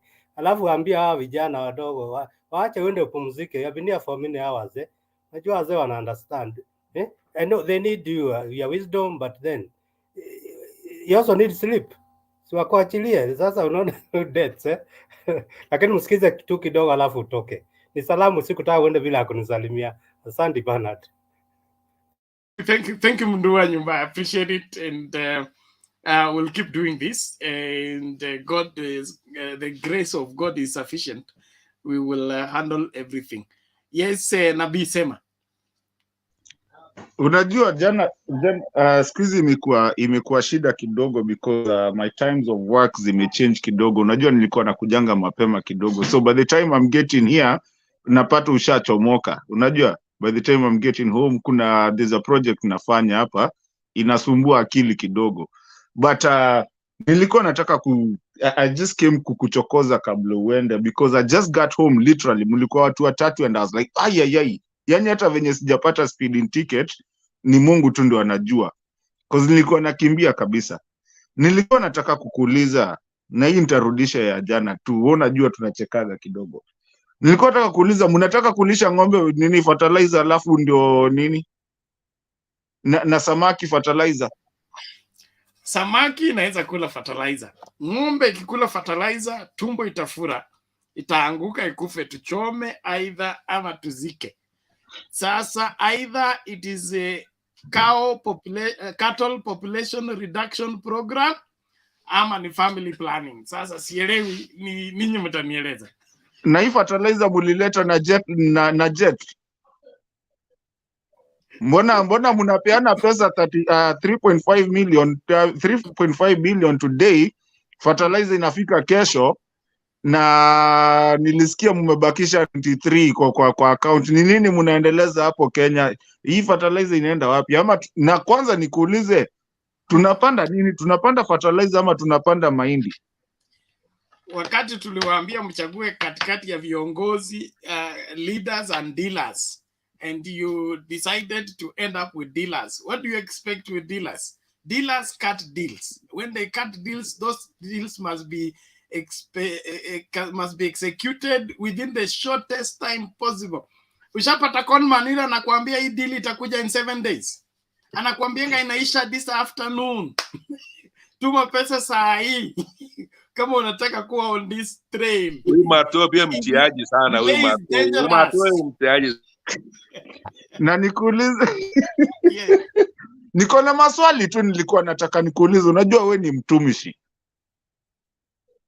Na hii kitu ya sasa sijui CS saizi na hatujapata CS wa new, na lazima sijui ikipita 50 million lazima tupitie kwa government. Ni nini inaendelea hapa tena?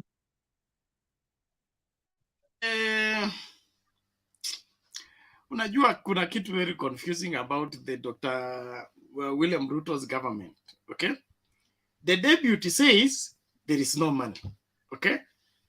The headmaster, I mean, the president says, if you want to spend more than 50 million, you must pass through me.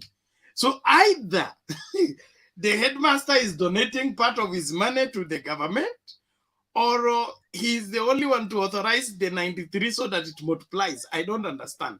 But if 93 is what is available, 93 million, the CS, 2 CSs are able to finish it. So I don't understand. Ndio mtueleze, lakini niko na ya mwisho. Niko na ya mwisho na sasa kuna state capture mbaya na state capture mzuri. Hii ya CS ni mzuri, ile ya DCI na polisi ndio mbaya. Na niko na ya mwisho sasa, na unajua leo nimeona tu, hey, we are good country, we are very blessed country, eh? You know, we have a very blessed government, imetumwa kutoka mbinguni. Nimeona leo tumevaa blue, tunatembea huko kwa streets za New York, alafu tunaenda kusomea watu kidogo, tunawaambia no, it has to be this way, alafu after tumeongea matope bado tunarudi tunawaambia na musupport countries, mtupatie IMF, mtupatie nini. Si nilidhani hata subsidy atufai na atutaki pesa ya kila ya mtu yoyote. Ni nini tunauliza huko kwa tunawauliza watupatie nini na tutaki vitu zao? From where I sit, I will still repeat, Kenya Kwanza is a government is the administrative is the government in power right now. But from their conversation, both what they say and their body language is becoming clearer with every passing day. They have no plan for anything. Everything they are doing is either accidental or a reaction or a response to something. Who goes to UN to ask money from IMF? I mean, help my understanding. Help my understanding. Okay, when I grow up, I may one day want to be president, but before I do that, I will need people like Mundua Nyumba. I will need people that have been in government like Amos Wako. I will need people like Franklin Bate, the people who have run government before Sally Kosgei, wanikalishe chini, wanitoa hizo cobwebs za kuwa mchungaji, ndio nianze kufikiria kama rais, na nijue nikienda UN naongea hivi, nikienda AU naongea hivi, na nikienda kuona wakulima wa Kitale naongea hivi. Lakini kubeba hii story yote kupeleka UN, sasa mnasema mko vizuri, mmefanya election vizuri, hamhitaji chochote, and then eventually tena mnasema mbeho. It is very confusing. So let's pray that there will be some supernatural intervention. Ulisikia nini speech ya Biden na the other leaders, na kuna mwingine amesema hapa the other leaders. Sasa wote nakutuambia election ilikuwa nzuri. Who cares about election in the UN? So actually, that meeting was particularly to condemn Russia for invasion for its military use in Ukraine. It was not even about Africa. And that's why when William Ruto started giving his testimony, I call it testimony, all people left because he talked nothing about Ukraine and Russia. That's why Biden, in his speech, almost 98% talked about Russia use of force to gain in territory into Ukraine. The meeting was purely for Ukraine and Russia, and it has nothing to do with Africa. So that's why when President William Ruto was talking, majority of the head of state left because it was out of topic. You guys, Kenya good time. Wewe nabii huku mnongonezea kwamba hapa mwa Kenya ni hii watu mnajua these people use mwa Kenya. Saidia. Unajua walinitafuta wakaniambia mimi naongeanga maneno mingi hapa na nagonga serikali nijichunge na nitaweza nyimwa passport ya kurudi nyumbani. Nikasema sasa wacha basi niwaache basi. Nyie endeni kwanza mjigonge wa nyumbani, ndo kina nyumba ndio watakurudisha UN ukae huko. Anyway, I just wanted to come and say something. Nakimbia mahali Bernard, and sorry ningekuja mapema, but it's been very busy for me for the next 2 weeks, and then nitakuwa nikikuja early enough even to take over kidogo. Poleni mlikuwa wawili. I was looking at it, nilikuwa na drive na sitaki kuingia kwa accident. Nashukuru kila mtu, Bernard, Olara, Francis, Duke, Nyumba. Bado naomba maombi yako uendelee kutuombea sisi wenye tuko huku tunaangalia kutoka mbali, na Felix maybe nikisharudi nyumbani nitakuja baadaye kwa ile yetu ya usiku, lakini Bernard, in 2 weeks nitakuwa nikikuja mapema. Nilikuwa tu nataka nikusalimie. Imekuwa wiki mzima bwana, sijatokea ukiwa. Sawa, asante sana, nashukuru, napokea hizo salamu na tusonge mbele. Na kipindi chetu, wote ambao mnatupata, tafadhali endelea kukaribisha wawili watatu ili wasipitwe na uhondo unaoendelea hapa Mtembei TV, wa Kenya wakitoa maoni yao kulingana na siasa zetu na jinsi tunapaswa kuongozwa kama nchi. Asante. Kwa hivyo nitawacha mikononi mwa Duke, I believe you have administrative powers. No, I don't have. You are yet to be reconnected. Yes. Did you reapply? No, I changed the device and then I don't know what happened. The moment you change your device, you lose all powers. Until you reapply, you cannot be reconnected. Even by a prayer, it can't. So what I will do is you will do the chairing, and then let me organize for Julia to come and do the administrative back office. But you will need to get in touch with Mtembei so that he reconnects you on the administrative powers. You just wire him when you are ready with your new gadget, then we'll be able to get you the required codes. it is it only used once. So after you delete, you must get a new one, or else utakaa hapo kusubiri. Otherwise, wadau, asanteni sana kwa kuendelea kutazama Mtembei TV na kufuatilia Mtembei TV, na bado project yetu ya kwenda digital broadcast space inaendelea. Details ziko hapo kwa screen. Tuendelee kuchanga hela, kuna wengi ambao walijeruhiwa na story ya siasa, sasa wakafikiria Mtembei TV inakaa kwa sababu ya siasa. Tuko hapa kuwasaidia inji ili inji isonge mbele, na the more people we reach, the better. I believe you get clarity when you listen to us and listen to different Kenyans sharing what they feel and think about this great country. And so help us move to the digital space where we will be able to broadcast. Na wale washosho wa nyumbani, wale mama ambao wezi ingia YouTube, wezi ingia Facebook, will be able to get the broadcast using remote and on ordinary TV. So a show like this will be both on online and offline at the same time. So if you are able to do that, please help us with whatever amount you can. We are looking for investors as well as goodwill contributors from all walks of life. I want you to be part of Mtembei TV and its history-making program of moving to the ordinary digital broadcast space. Thank you very much, and God bless you. See you in the next one. So Duke, you come in and then utaleta Felix, eh? Mkimalizana hivyo mna, and then of course mnduga nyumba, and then mnaendelea. Okay, let me give my submission. I think I will talk about the issue of subsidies and taxes, because it has become the norm of discussion of every day. But I want to clarify that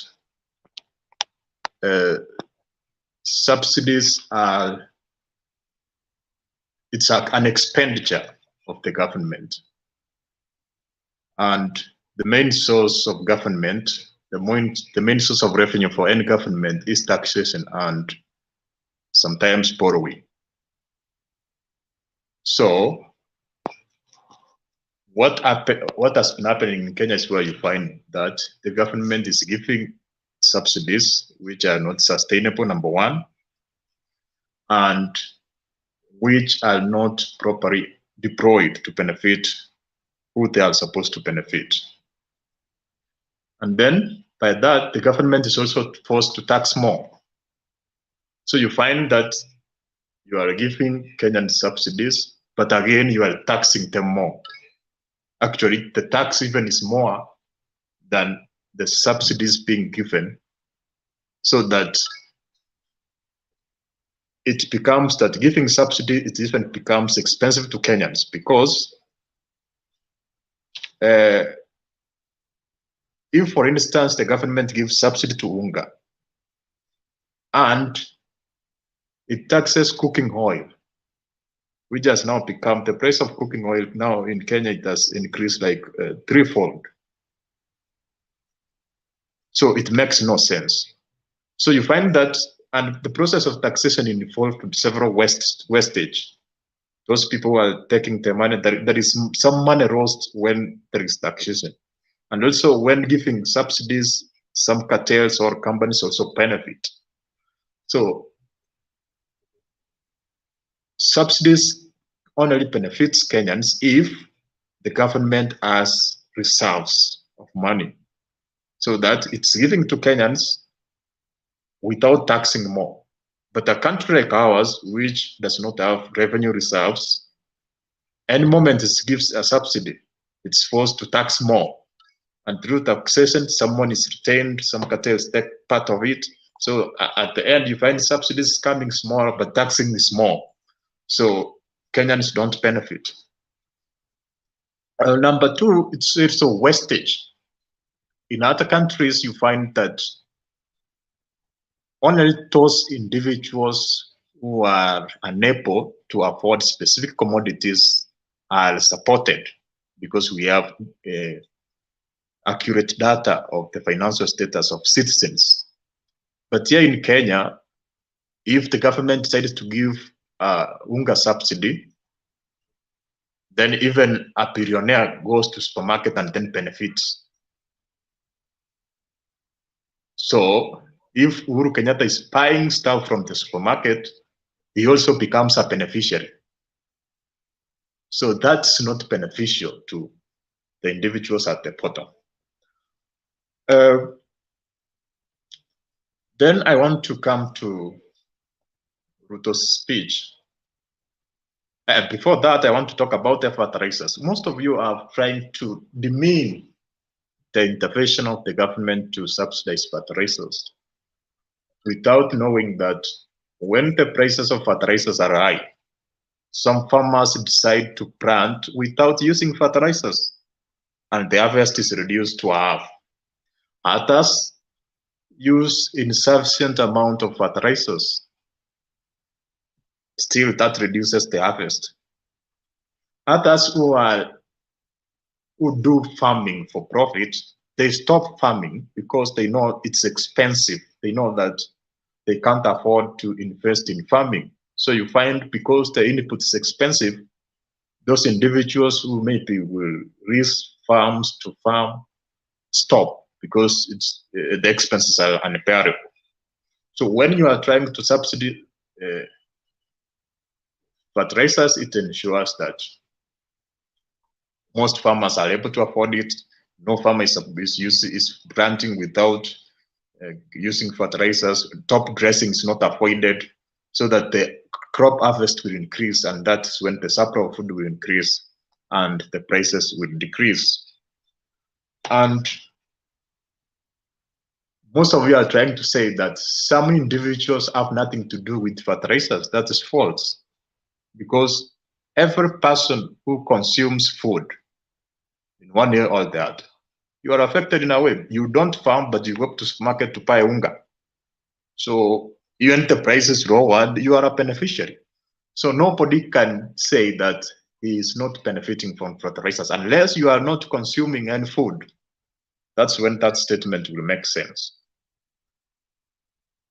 Coming to the UN Assembly today, most of you have been trying to attack William Ruto's speech. But first of all, you don't even understand what are the agendas or the topics of discussion of this assembly. And if you are aware of those topics of discussion, you are talking about climate change. You are talking about the Ukraine conflict. You are talking about the impacts of the pandemics. So that in mind, it is true that actually William Ruto addressed almost every topic which was of concern during this year's assembly. For instance, one of the two key items I can pick from his speech, one is what you talk about multilateralism. That is global coexistence. From the Ukraine war and from the COVID pandemic, it has been demonstrated that when only one part of the world or one country is affected, there is a high likelihood that the entire world will be affected. And that's evident from the COVID and the Ukraine crisis. Therefore, moving forward, we should actually know how to coexist so that when there is a crisis in any part of the world, countries will come together to tackle that, because that crisis will affect every country. For instance, the Ukraine war is affecting every person. The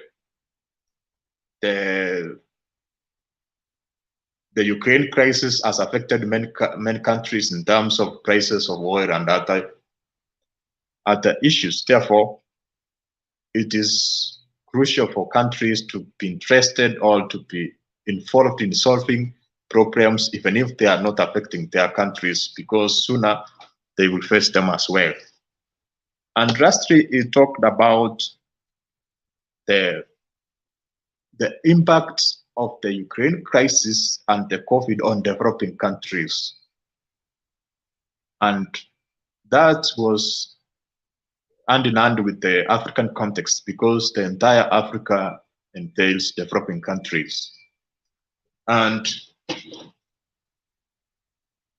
because these countries were making progress, and because they don't have enough resources or they don't have excess resources, and most of their development is based on the borrowing, especially from the China and other international financial institutions, the two crises has curtailed their progress.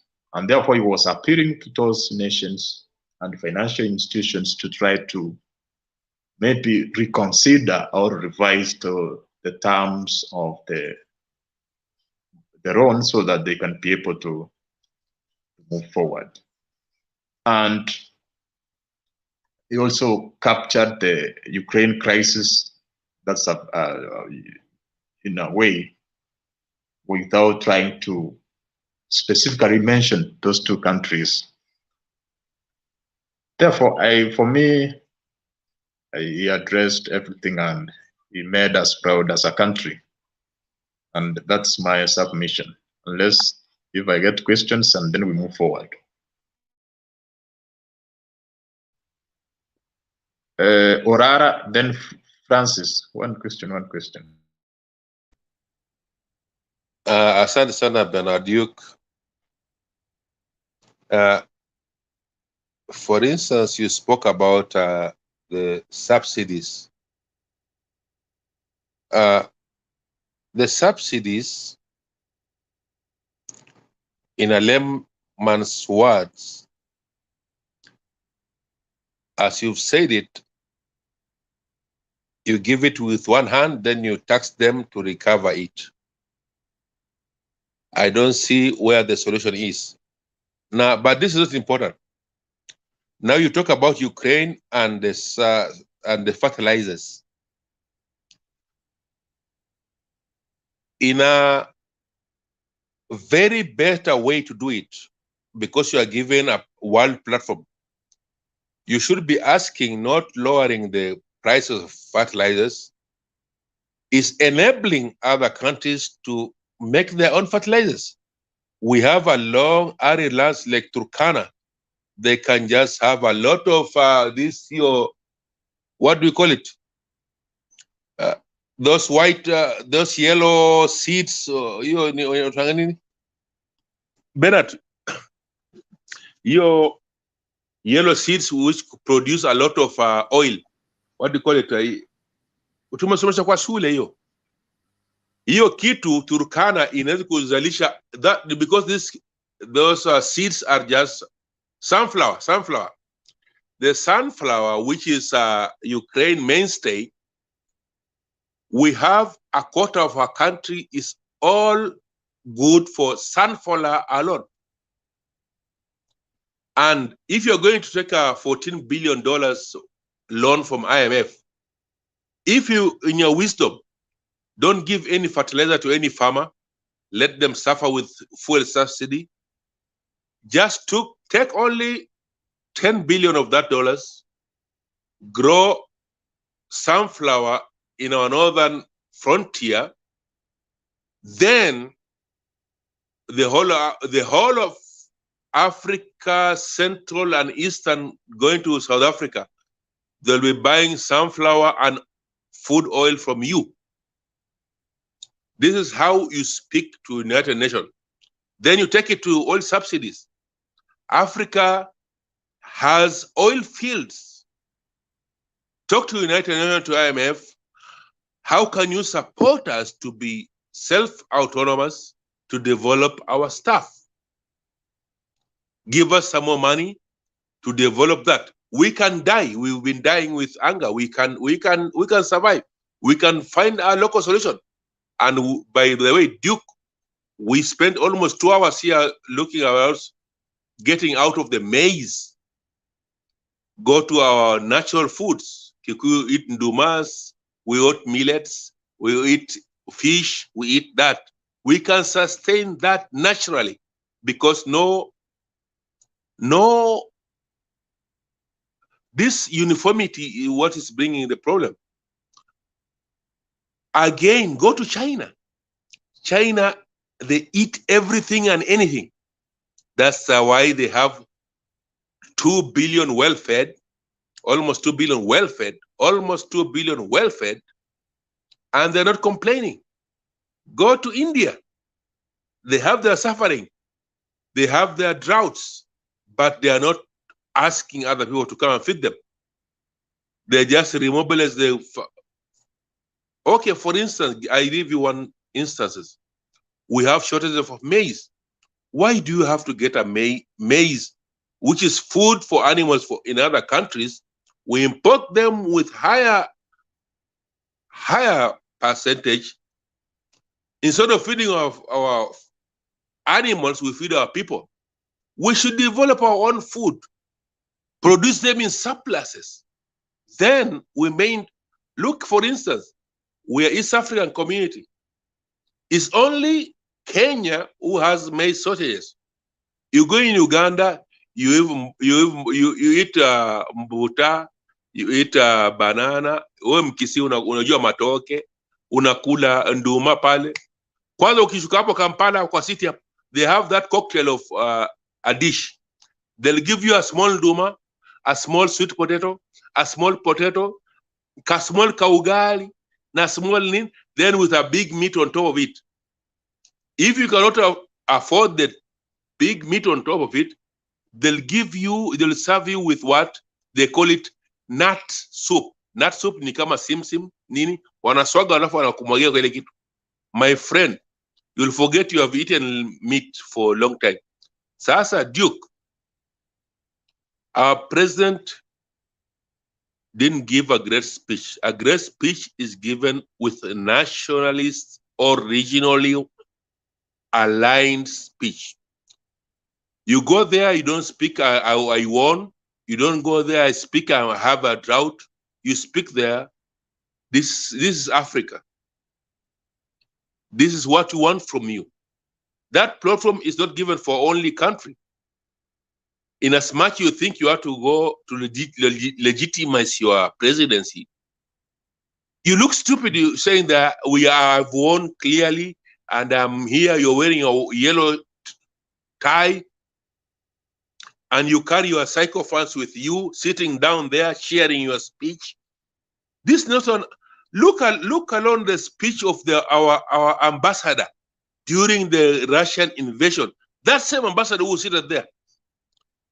That speech was replicated by all the presidents, including Russian president, including that speech was in fact taken as African Union statement to the world. This is how you speak to the world.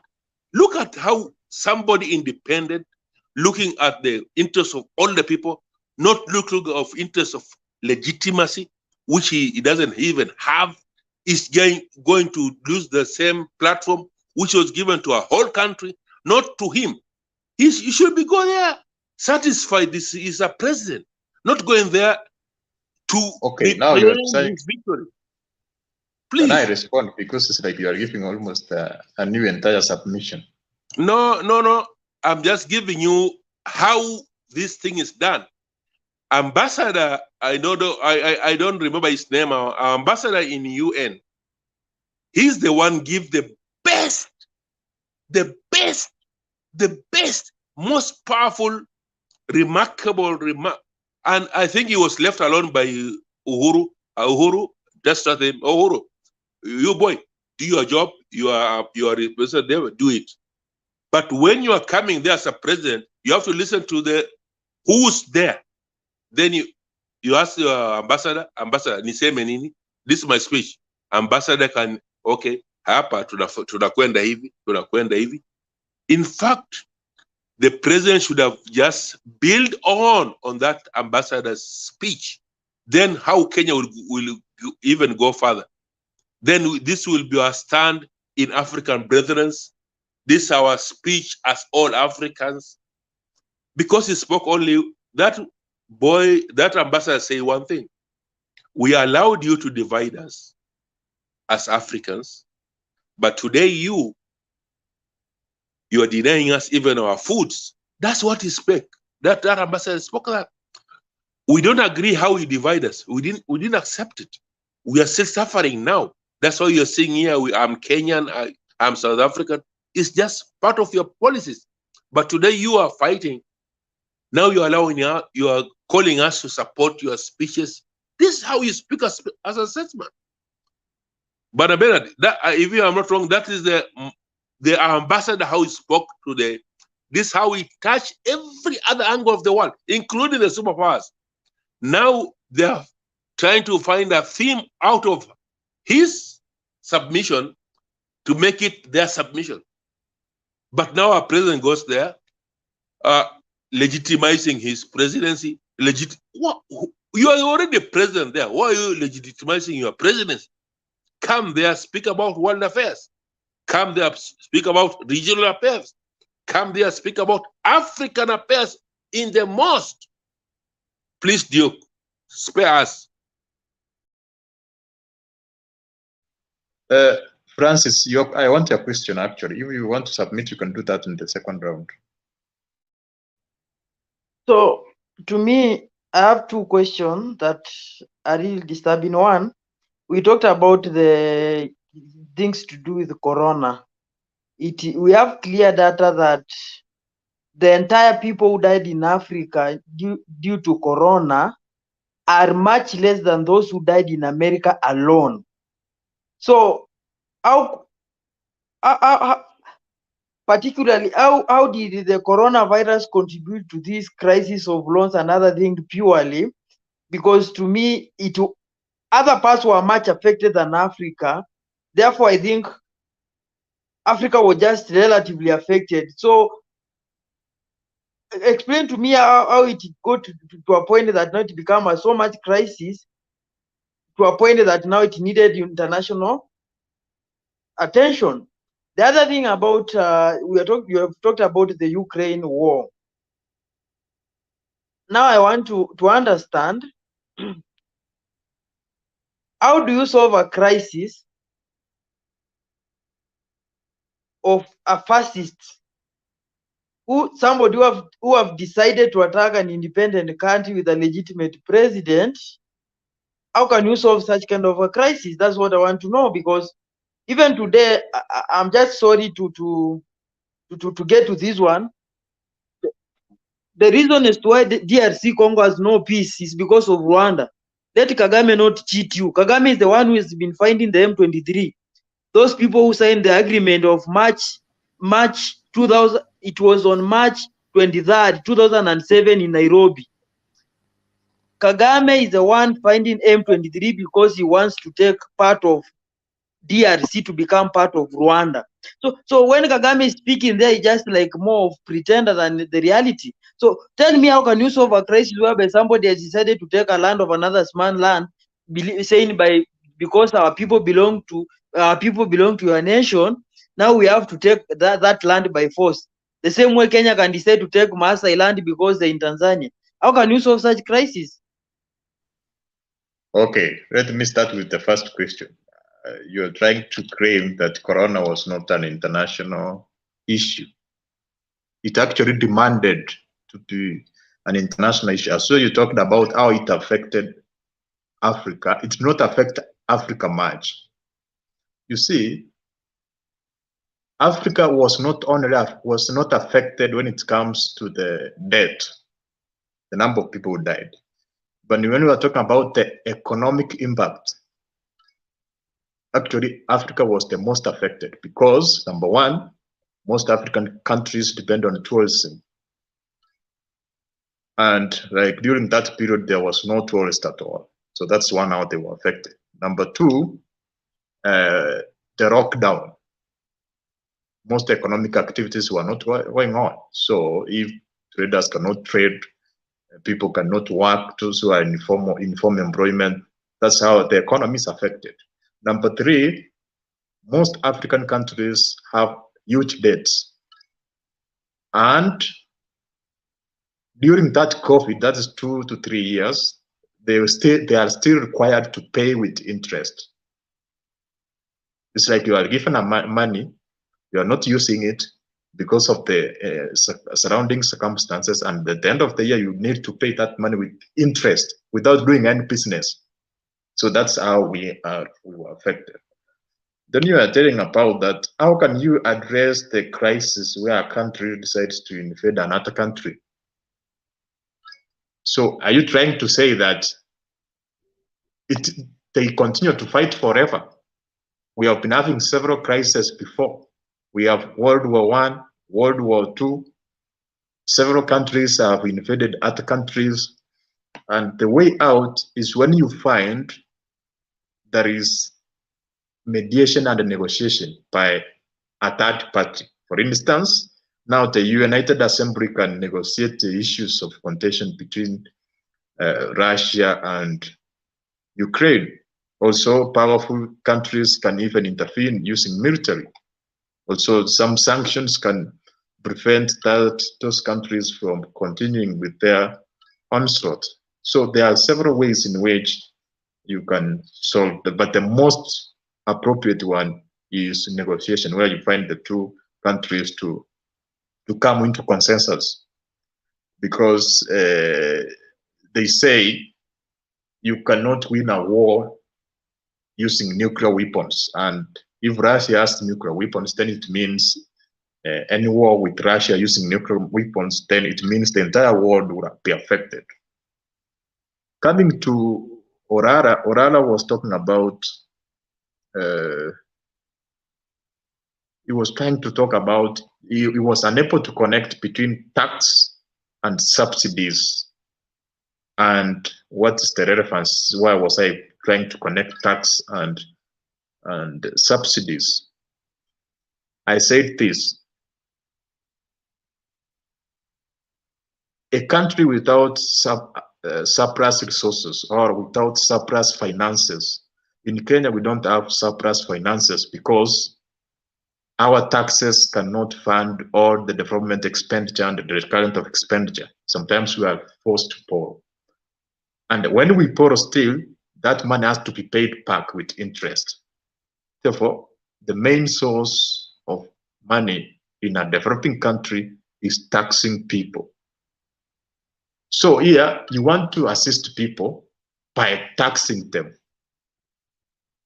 Does it make any sense?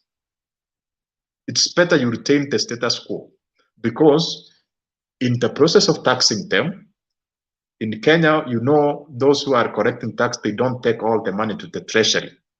They can take like 20%. And when it enters to the treasury, the top politicians also take like 20%. And now when they start to bring subsidies, we have companies, cartels, which takes, so then it becomes taxing from the process of taxation to the end process of providing a subsidy to consumer. You find that the tax is 5 times the subsidy you are providing. Then it becomes even, you are even punishing the consumer more. And that was demonstrated because imagine the government was giving 50 bob per liter of petrol, but the consumer was just benefiting 20%, meaning the companies, which makes billions of money, were pocketing 30 bob per liter without doing anything. So that's number one. Then you try to compare China and Kenya, that China are eating everything. That's why they are able to feed 1 billion people. That is, you know, the way of life of people. You have to understand about cultural differences. And cultural difference is actually the basis of a people. You can't say, for instance, you tell Kenyans to start to consume snakes, or to start to consume frogs or snails. So, as much as it is important to diversify the sources of food, it can only from what we value. Remember one day I said here that maize or unga is just one component of carbohydrates, and a human being requires vitamins, proteins, and carbohydrates. So it means even if you are giving him unga, which is subsidies, he has to look for vitamins, for proteins, for cooking oil, for cooking gas. So food, Kenyans are taking food as hunger, but some people were arguing that maize is the staple food. It's the main. They were equating food to maize. So if we are in a country whereby they are even strongly attached to maize as the main source of food, then it becomes very difficult to force diversification. So that diversification, when it comes to food people consume and people who are free, they are themselves who can decide how to do that. And actually that can set in naturally if the government said not to subsidy maize, and then people will start trying other meals. And with that trying other meals, they get used to them. So the best way to subsidy, to diversify the food or products which Kenyans consume is to stop subsidizing maize, so that it becomes expensive and they try other meals. That's from my opinion. Then you are talking about, just a minute, then you are talking about the legitimacy of President Ruto. That he is not a legitimate president. He was trying to legitimize himself in the UN Assembly, and it's not even prudent to talk about Kenyan issues or internal issues of Kenya. Remember, there is a reason why every president is there from every country. So first of all, you have to talk about your country. So if we are talking about international issues, why every president from every country? As much as you are trying to connect your country to international spectrum, your country, the issues within your nation are essential. And the reason why he was trying to legitimize, to give us more perspective, there's about democracy and the promotion of human rights. So democracy entails even how he was elected. And legitimacy comes from mandated institutions, not individuals. And the institutions which are mandated have legitimized him. Even the international communities, all the international communities from European Union, you remember the observers from European Union, what they said? Actually, they have benchmarked and they are going to improve how they are going to do election in their countries. That was a statement from European observers. So it's not that it's actually legitimate from international observers and from the mandated institutions within Kenya. But I understand you. The crisis we are having in the world and in Kenya right now is about the way individuals are consuming information. People have become extremely selective. They don't look at the reality. They only filter and try to associate themselves with the news or the information which they want to get. And I told you, for instance, when I happened to go to Mount Kenya to do some project there, then I was having a conversation with the local people from Mount Kenya. And you cannot tell those people that in 2007, Raila won. They know he never won. But if you go to Nyanza, people know that in 2007, Raila won. So you see that. And why most of people from Mount Kenya are against Raila Odinga is that they were oppressed under the Moi regime. Their business was not thriving, and they were working it up. Then after they brought in Kibaki, they witnessed extreme changes in terms of economy. The finances were easy to access, their businesses were growing, and then they perceived that Raila was trying to do away with that by challenging Kibaki.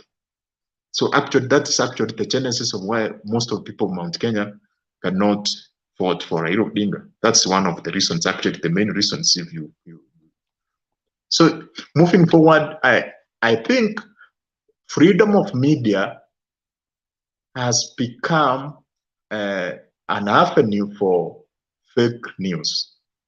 As much as there is freedom of media, I strongly feel that the government should ensure that we have legitimate sources of information and accurate information, which is because we have a lot of fake news, center, left, right. Even in the US, if you watch Fox News and CNN, they are giving two different sides of the story. So it's not only in Africa, but across the world. We should encourage people to properly scrutinize the information and evidence and circumstances on the ground without emotions or without trying to lean towards what they believe or what they feel as right. But the actual and the real circumstances on the ground is what is crucial. So that's what I can respond. Can maybe Orara, promise me you will not then take too much time because Felix is waiting. Just take 1 minute and then we will have Felix. Thank you, Duke, for your last comment, including the perception or the media. Asante sana. You see, your second last submission about why Raila is not acceptable in the mountain is all narratives. It's not the truth. It's just narrative. And I think in your next contribution, consider this. You see, as we are speaking about maize politics now here, let's go deeper. Let's go deeper. Kidogo. You see, this country is only open from Mombasa, Mtito, Machakos, Nairobi, went all along, Nakuru, Eldoret, either Busia or Malaba. This is how the country is defined. And for all purposes, this is not a country. This is just a railway or a economic zone open. Sasa, tukipinga maize, look deeper, it's deeper. The problem is the chain of the maize economy which he created along the line. Sasa, kuna hiyo kitu very important. Hiyo kama Mau Interland Sapo, ndo i-connect na hiyo Garissa, alafu miraa ienda rahisi tu isikuje paka Nairobi, miraa ienda paka Somalia, alafu upita hapo manyama ziko hapo Marsabit, wapi Masai nyama zikufe barabarani, kuna barabara kufikia nyama paka Nairobi haraka haraka.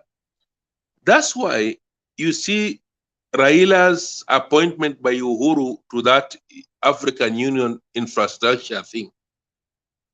It was part of our belief ya kwamba by now, if Raila was the president, we are opening our country to larger economies. Imagine upper kwa north, we have been stuck with Uganda with only 40 million people. This is our main trade partner. And that trade partner is just with us because he has no alternative. Lakini angalia, north hapo tu Marsabit, ukienda paka hapo Wajia, we have another economy of 100 million people, double of Uganda. That Lamset Road, hiyo ambayo Raila na Uhuru akawa jaribu kufungua hiyo northern, ndo alafu tuache congestion mbitu. Hiyo ambayo SGR ingekuwa, Lamu ingekuwa mfungua a lot of plantation in the coast. Hiyo Lamu ingefungua a lot of coast. Ingekuchukua Kilifi, vijana watafanya kazi, mavichi kutoka South Africa inapita hapo, mavichi inaenda wapi mpaka APTF ende mpaka Yaounde. Imagine that. And then now you look us here on maize fertilizer. a president who cannot speak that to the world, who speak about fertilizers, who speak about COVID-19, which everyone in that sitting was watching for a new thing. We have the crisis already. What's the options now? The option should be, as you sit down here as presidents, on your preeminence, I'm suffering with almost 50 million people I have to feed. I have a region which includes Ethiopia, which has had around 100 million people to be unlocked. But in my country, I have an original setup economy, which only depends on a port to come to Nairobi through Machakos, Makueni, kwenda hivi paka Kisumu, yende paka Malaba. But I have a democracy of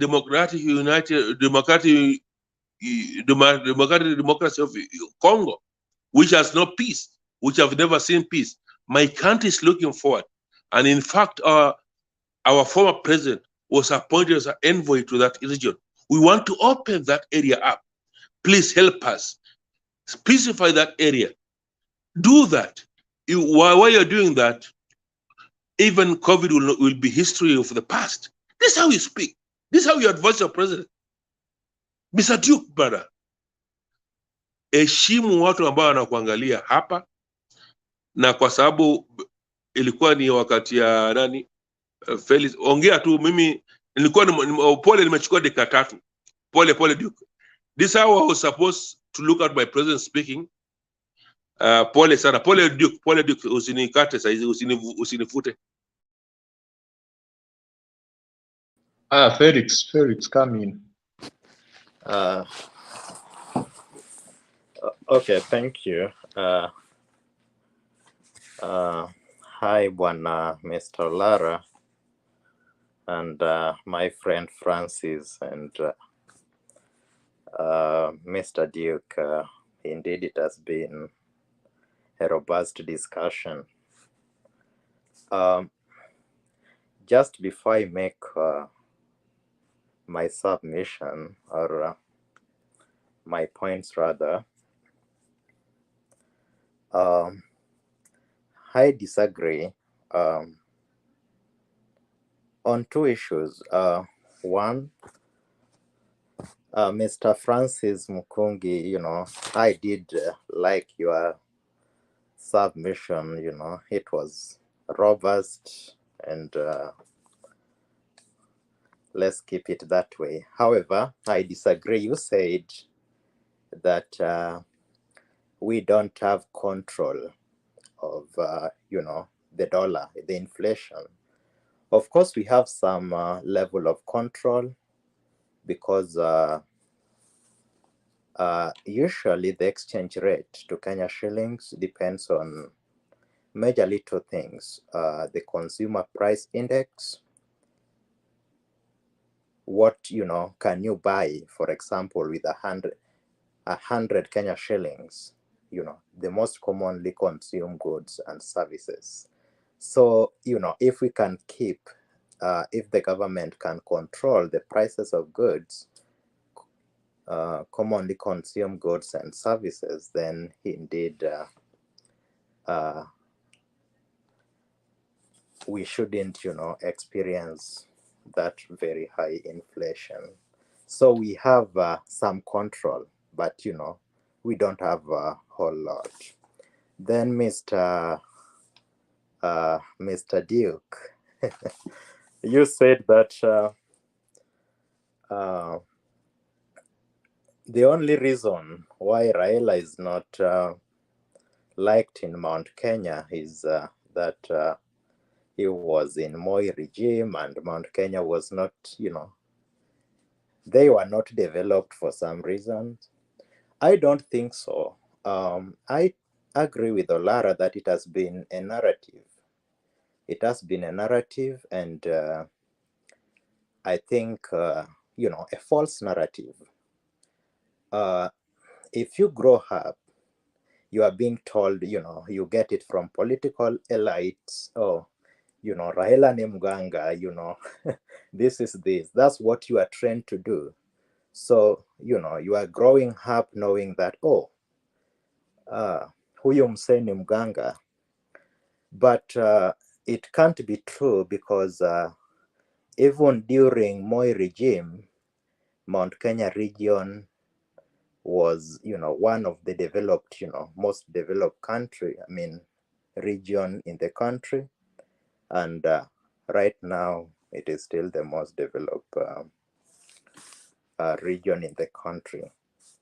So I think it is more of narrative, because if it was one thing, maybe if this gentleman was part of, maybe, he fought for the freedom, then which could what could be way higher than, being part and parcel of those who, fought for the freedom.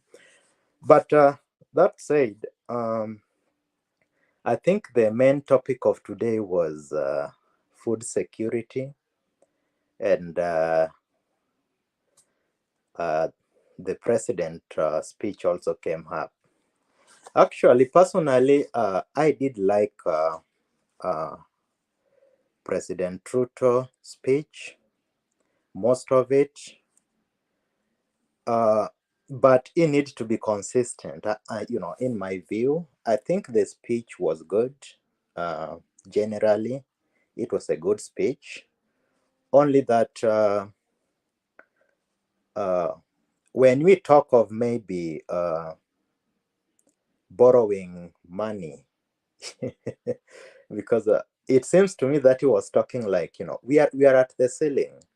The debt ratio to our GDP right now is 0.69. That is 69%, according to Dr. Patrick Njoroge last week when, was it this week, when he met the 13th Parliament in his presentation.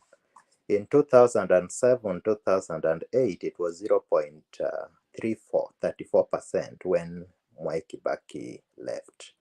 Indeed, he acknowledged that we are not in the ICU, but we are heading there. We are heading there. So I did like the speech, only that you need to be consistent. If he says, okay, and implement most of the things, you need to work on a clear program. I think the main problem is it is a knee-jerk reaction, we talk about, or maybe the government talk about one thing in particular, but there's no comprehensive assessment on that particular issue. So we try to go, maybe fix 10% of it and totally forgets about the 90%. I think we need to give there has not been, an holistic approach to most of the stuff. About the subsidy, because that has been a very big issue according to Duke. I agree with Duke. Subsidies are good, and usually they are temporary, because at long run they are very expensive to maintain. And everybody, agree on that, especially if we don't have enough reserve or, a big margin of supplementary fund reserve. But maybe, why I think maybe a few people are a little bit upset is one, maybe, how soon it came and how soon it was dropped without maybe giving clear path. You see, if you're gonna do it, you have to give your citizens options. We are doing this, and this is what we are doing. We are dropping this, but we are doing this in particular. Perhaps, maybe, as I said before, he could have taken a little more time, even 2 months or so, to come up with a comprehensive or give it an holistic approach about the fuel subsidy. But it is not, subsidy is not something a country can sustain for a long period of time, because it becomes very, very expensive at in the long run, especially if we don't have adequate reserve. But back to the main topic today. When I came in was about the food security, and sorry if maybe I'm gonna have to repeat maybe a few of expound on a few points which were said earlier before. On the fertilizer, because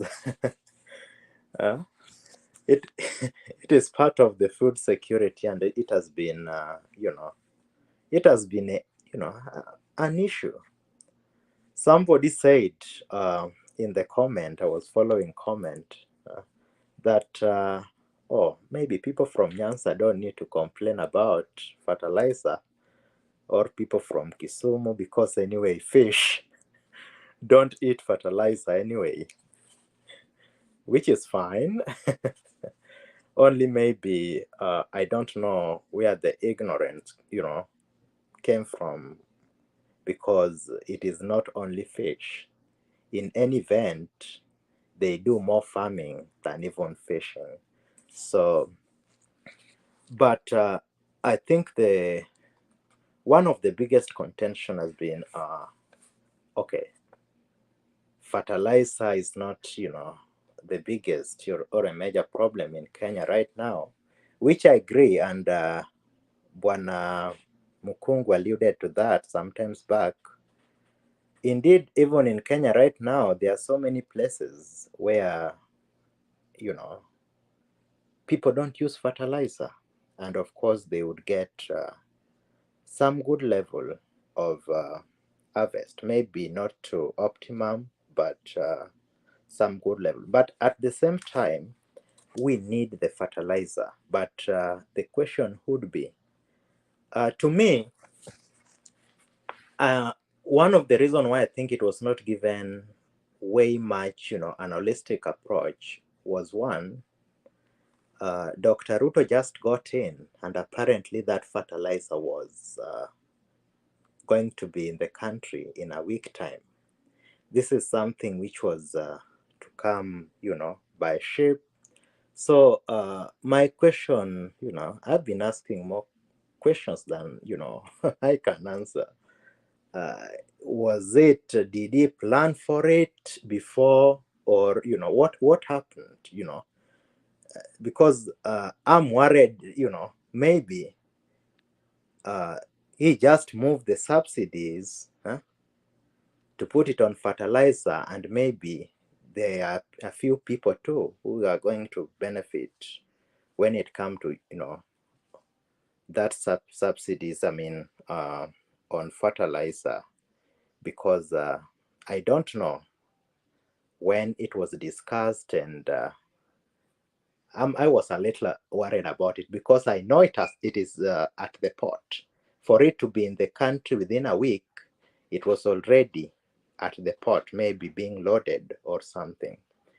But while we need fertilizers, I don't have any big issue with that.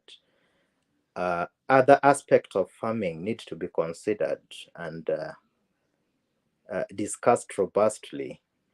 The quality of seeds in our market, the quality of that fertilizer, because one of the major problems in Kenya has been, the use of less quality inorganic fertilizers. What has happened? It has destroyed or messed up the soil, and what that means, you grow maybe a mango, for example. what will happen, the end product is, okay, you're gonna harvest the mango if they are, less organic or less nutrient in the soil, but it won't be nutritious enough as compared to, maybe sometimes back when that soil was very rich. So what happens, instead of eating one mango, you eat two to get the same amount of nutrients. If maybe, let's say Mr. Olara right now need about maybe 10 grams of protein a day, a teenager maybe would need 50. 50, anything 45 to 50. So your body still need 50. But if, let's say 2 small pieces of chicken were giving you such amount of protein, now you have to eat 4 if it is, if the content of protein in that chicken is less. But about the food security, what I wanted also to measure on is what has been alluded before, is the, it has to start from us too. We can, say the government, hula baloo all the time, but, we also have a role to play. We are at a stage where, I don't know, there are some also level of, laziness in our society. Perhaps, people don't know, they are, they are not educated enough. We need to educate more. And I think we need also to do our part. For example, if I have 2 cows or 4 cows, I can work on, making, organic manure just from my homestead and spread all those to the farms, And if I don't know, I need to ask. So I think education also has been one of the big, is one of the key things which should be looked at, especially, cooperatives. By cooperatives. And I think there should be more cooperatives in the villages. One more thing I wanted to say about the food security again, especially especially in Kenya, all these things are interdependent. You're gonna tell maybe my grandmother somewhere, okay, you need to do this, but they are all independent. If they don't have money, they cannot buy fertilizers. Fertilizers can drop maybe to 2,000, but if you don't have that 2,000, you won't afford it. That is the truth of the matter. So I would love a situation where, government think more on putting money in the pocket of the people. For example, let them do what Rwanda is doing for the international companies. We all know that Rwanda make iPhones right now, but what do? You can come and make it here, have the companies here. You can export, you can come with your experts, but at least you have to employ a given percentage of Rwandese in such, companies or industry. So I would love a situation where maybe, okay, it is tea in Mount Kenya, and they say, okay, come and set the factory here, or at least we do part of the processing so that, we can sell our product at a higher price. I think we are losing a lot of money in that, just selling raw. I wish there would be more better policies to address that. instead of maybe just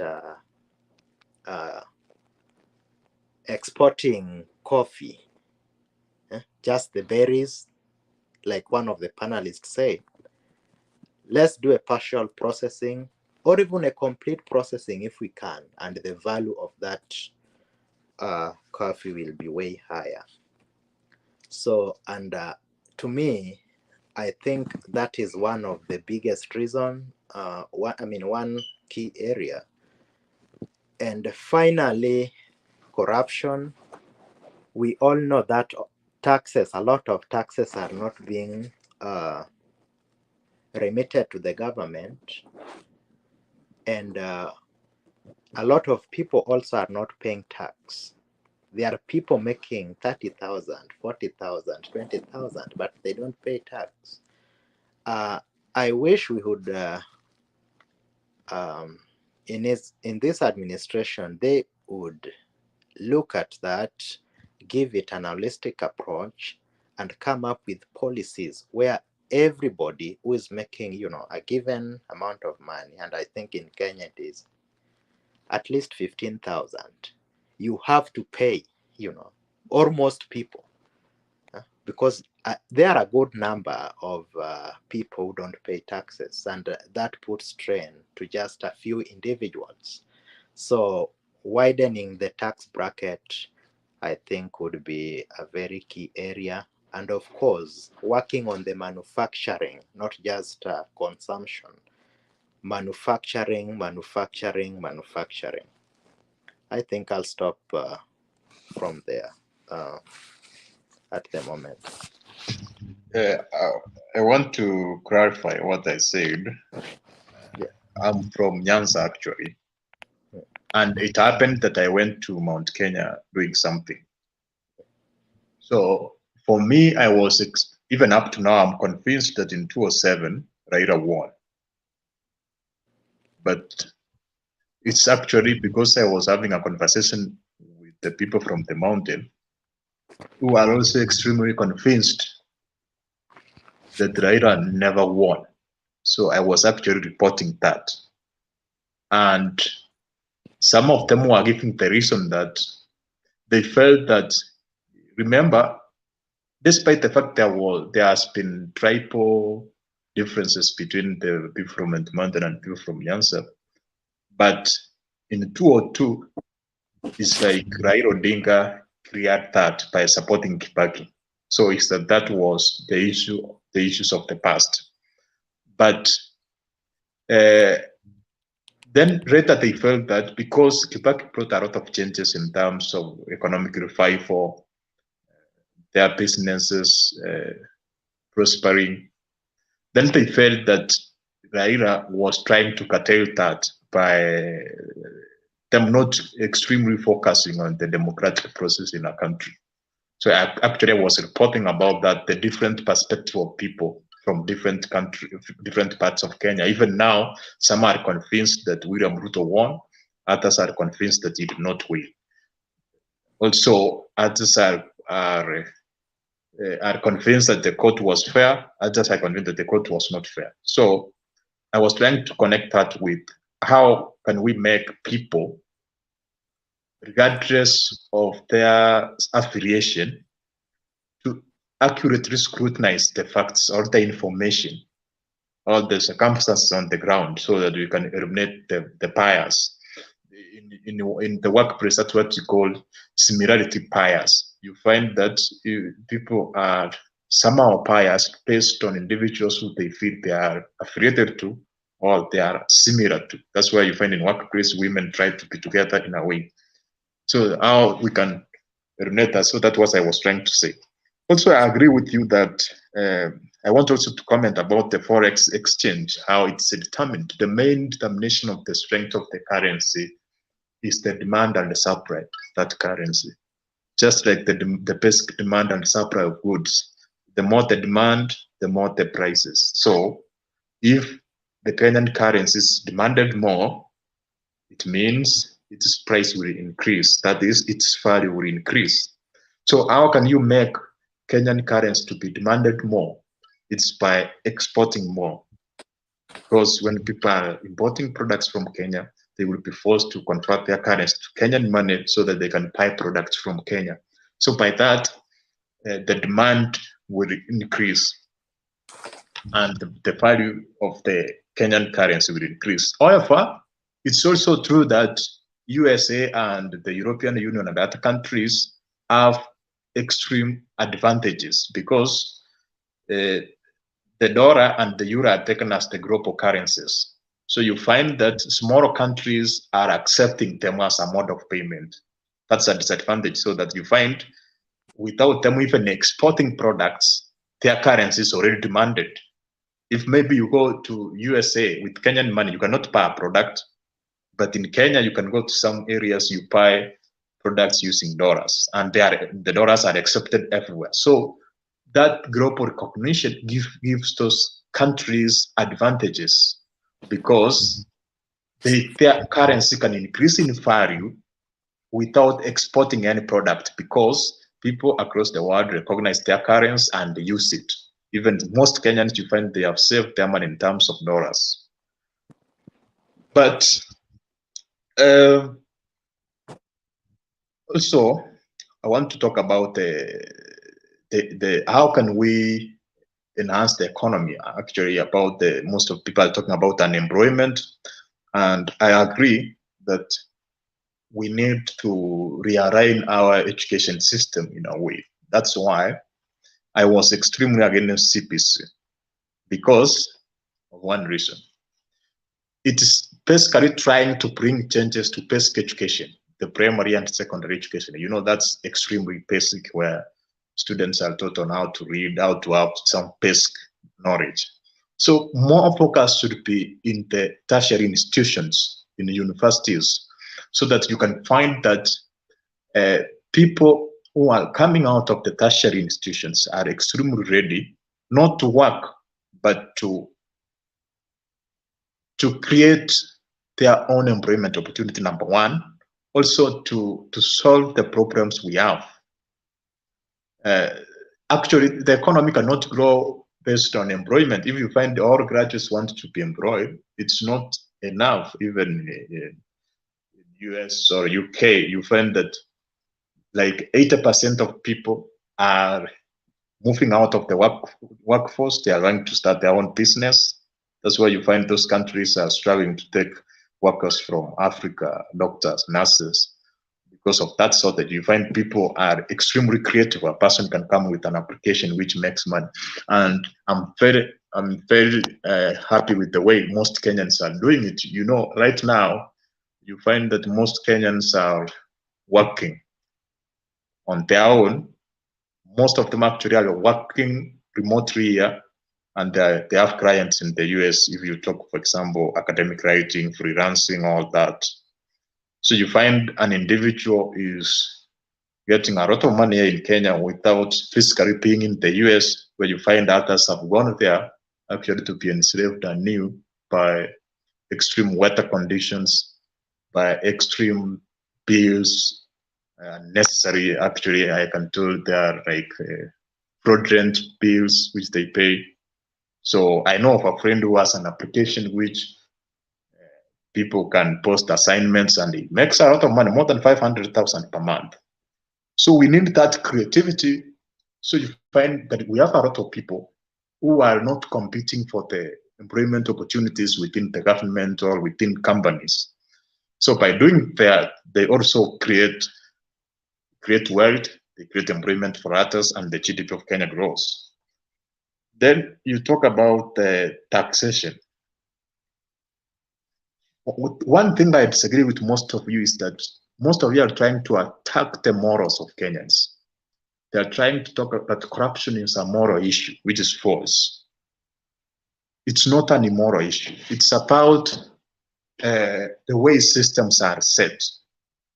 For instance, Chinese are the most corrupt outside China.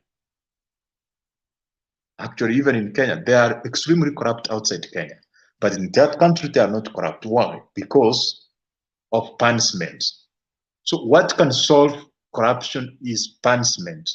We cannot try to change the morals So, and there is no country which has people who are morally upright. Even the US, they are bad, extremely bad. These are people at one point they were trying to treat black Americans or people of different race as slaves. That's extreme immorality or extreme unethical practice. And we are talking about having a system which individuals cannot evade tax. For example, we can talk about automation. The reason why most big companies don't pay tax, for instance, Keroche has not paid tax for 4 to 5 years, and the tax is up to billions. And remember, for your license to be renewed, those who have companies in Kenya, you have to have tax compliance certificates. So why was this company given as compliance certificate like 1 year, 2 years, up to 5 without paying the tax? So it means you have a compromised system, or it's owned by people at the top who cannot be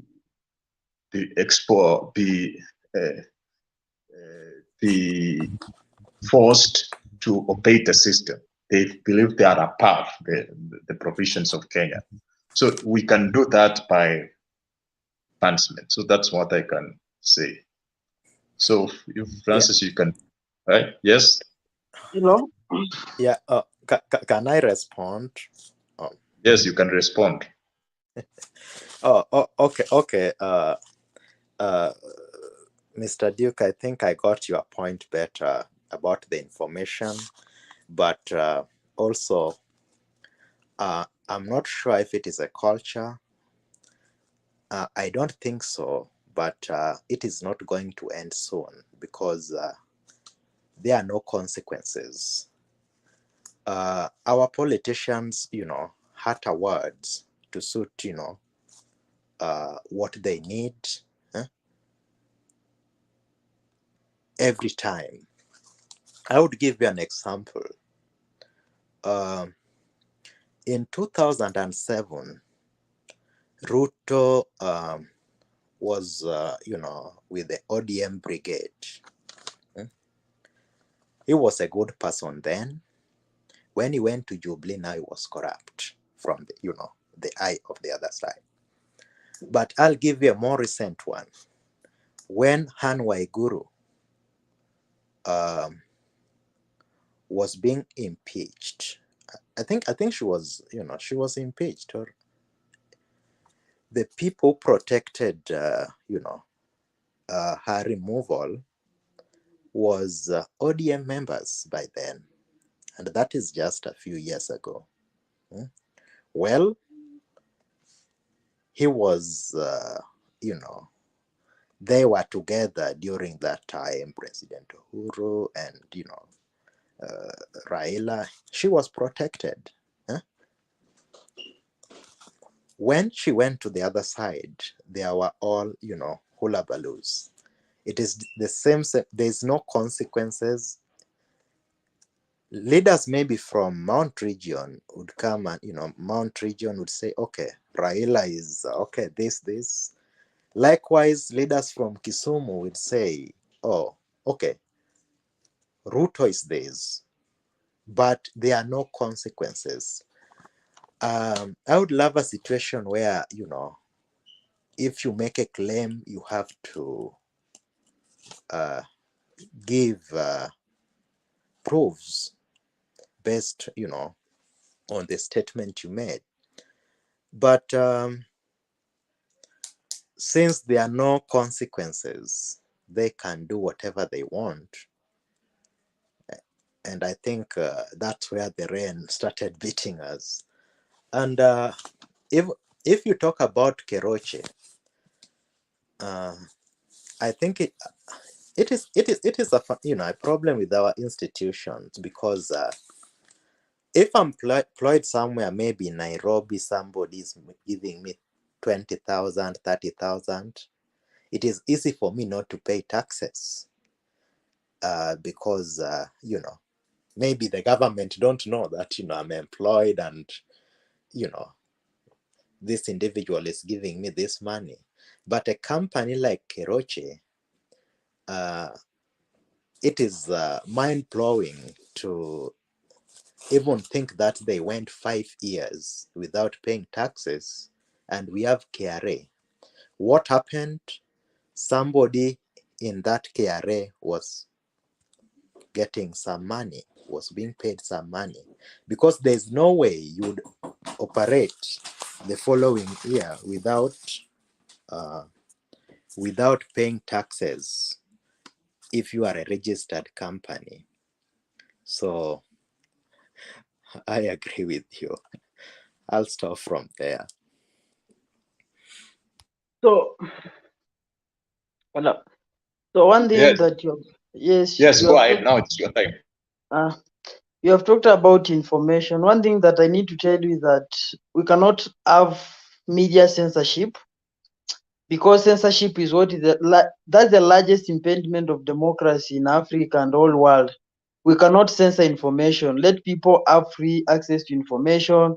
Might be true, everything else, but we must always do what we call fact checking. The reason as to why we all have different opinion about different news is, one, when you put a glass half of water, an optimistic person will see it as a half full. A pessimist will see it as a half empty, meaning that all we are correct, but one is seen in a positive way, another in a negative way, but we are all correct. Also remember, in the whole world, we have different ideology. We have liberals who believe that you can do anything as much as you don't harm anyone. That's why you see most of liberals will always support abortion rights. We have conservatism who believe in old tradition. So that person, if you tell a conservatism about abortion rights, it will be like against his tradition. You feel like he's offended. You feel like that one is like misleading him, but he's correct because of his ideology. We have fundamentalists who believe that anybody who thinks against themselves, they should die. We have hardliners. So because of the world of people, the way they think differently, information people persevere differently. It is naturally the same way you see. For instance, when I tell you, when you tell a communist person that democracy is good, he will tell you, unfortunately, democracy is not good, because communists say what? I can come take your cow and go and give it to a poor person, and you can do nothing about it. Somebody who is poor will say yes, it's good, because he may think you'll be given that cow. But the rich man will say no, because the cow will be taken from him. So that's why you need to understand there's different ideology all over the world. That's why people persevere information differently. We can all see an accident happening, but how we explain it can be vary depending on which position we were. So that's the reason as to why people will continue having different view about information. It is natural. It is that way. You cannot change that psychologically. It's difficult to change that. Then the other issue that you look at it is this one. One thing that you need to understand, there are geopolitical crises that always happen all over the world. I can just mention a few, and then just a few to mention. We have the Kashmir crisis that involves Pakistan and India, the two nuclear nation. We have that one of Rwanda. The same thing is happening, because that one involves people of the same tribe being divided in two different countries. We have also an issue to do with that of Ukraine. So when you look at all those issues, these are issues that people believe that who the people speak the same ethnic language should belong to one country. It's not true. If we respect the territorial boundary of each nation, therefore we shall not have any crisis.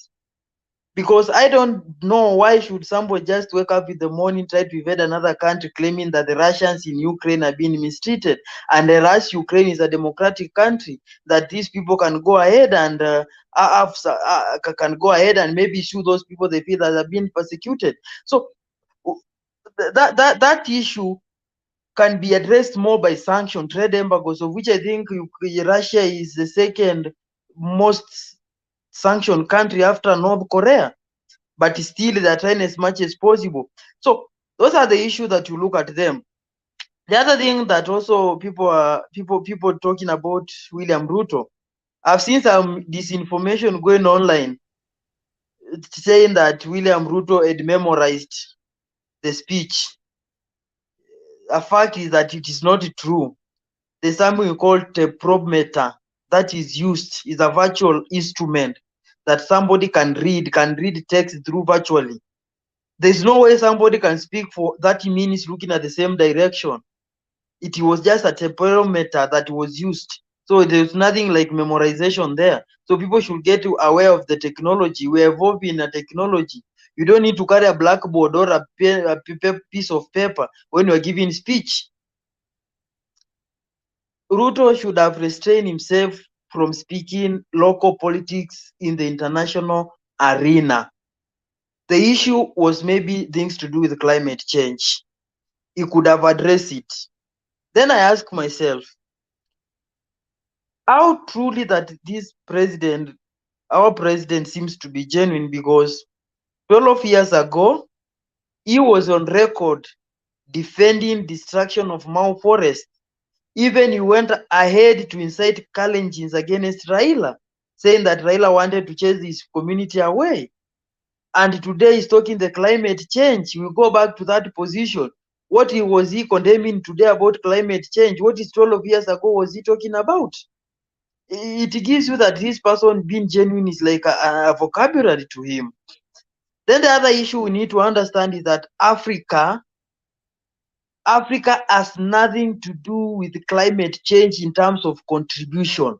But Africa has always been the receiving end of the effect of climate change. Africa contributes less than 10% to the global gases, but has been most affected because of its heavily dependent agricultural economy. Because we are depending on economy that is mostly on agricultural, and agricultural comes from rain, our rain are affected. If you can recall very well, in 2018, we had something that we call the Indian Ocean downpour that affected Mozambique, Kenya, and other countries. So it tells you that we have been receiving end of the effect of the global warming and the climate change. Therefore, our issue was to, what could most appropriately was to tell the nation to stop producing those greenhouse gases, not to ask for money to mitigate factors. What is he coming to control, whereas we are not producers of it? Our industries are not even contributing to 1% in Kenya. So it is the top powers nation to stop producing the gas, not to give us money to continue affecting the climate of the world. Those are the things that he should have addressed, and he should have talked about them. When you're talking about local politics, and by the way, let me just give you a small information, maybe that will be helpful. India has 900 million voters. They vote for 39 days. And you will never hear Narendra Modi speaking about election in any international forum. They are the largest election, people who have the largest election. They hold election for 39 days. We have the largest single day election is Indonesia, where we have 150 million people voting in a single day. You will never hear them talking about election. But Kenya, just a mere 14 million votes, become a topic of discussion in an international for arena. You know, these are misplaced priorities. We need to address things which are affecting the world. So these are the things that we need to address them, the things that are affecting the arena of international, not local. We are a very small country, actually. We are a very small country that we were supposed to go as East Africa, not even just Kenya alone, but we could have gone as East Africa, so that at least you can have a small voice to be heard, because that one will be regional. So as you are talking about that one, then the other issue of foreign exchange. The foreign exchange, we have different one. We have that one of flexible, fixed, and mixed. Flexible is where the demand and supply of currency determines it. The controlled or the fixed one is whereby the government intercedes or government tries to control. It tries to maneuver around and try to bring it down. The effect of that one is that it does not allow the clearing of market. So that the exchange rate is majorly affected by the 5 countries that have what we call the hard currency. We have the yen, we have franc, we have the dollar, we have yen, that of Japan. So they are hard currency. If you think that dollar is the highest currency, it's not. Bahrain is the highest currency if you have to go by its mere value, but it fluctuates. Today you might find it at 200, tomorrow you might find it at 300. So it fluctuates. The word hard currency means it can be able to sustain for a long period of time. The same dollar that was used by somebody like Washington, D.C., probably it has increased for over 200 years by maybe a mere of 20 shillings. So it tells you that it's more stable. So then the other thing also to know that Kenyans has some reserves. Kenya has reserve in the monetary fund. You cannot take loan without reserves. That is why, if you can recall, when the Afghanistan government fall, the reserves was withheld, because reserves is what determines a country how much they are likely to borrow, like how much they can borrow, and in case of anything, that resources can be used to stimulate the economy. So Kenya has some reserves in the International Monetary Fund. And the other thing you need to note is monetary fund can only give loan to 65% of the GDP. That is why the International Monetary Fund has given what you call loan program to Kenya. One of it being drop-in subsidy. It has nothing to do with consumption or production. It has also indicated that they will be slashing the government employees' salaries. They need to be slashed, so that was the terms and condition to be given another loan. So those are the things that we need to be told the truth. The GDP is 4% above, the loan is 4% above what you can borrow legally under IMF. So these are the things that you need to look at them very well. And if you're also not very careful, the contribution about the NSSF and the NHIF that we are talking about, internal borrowing, the court of law, the High Court said no, it is illegal.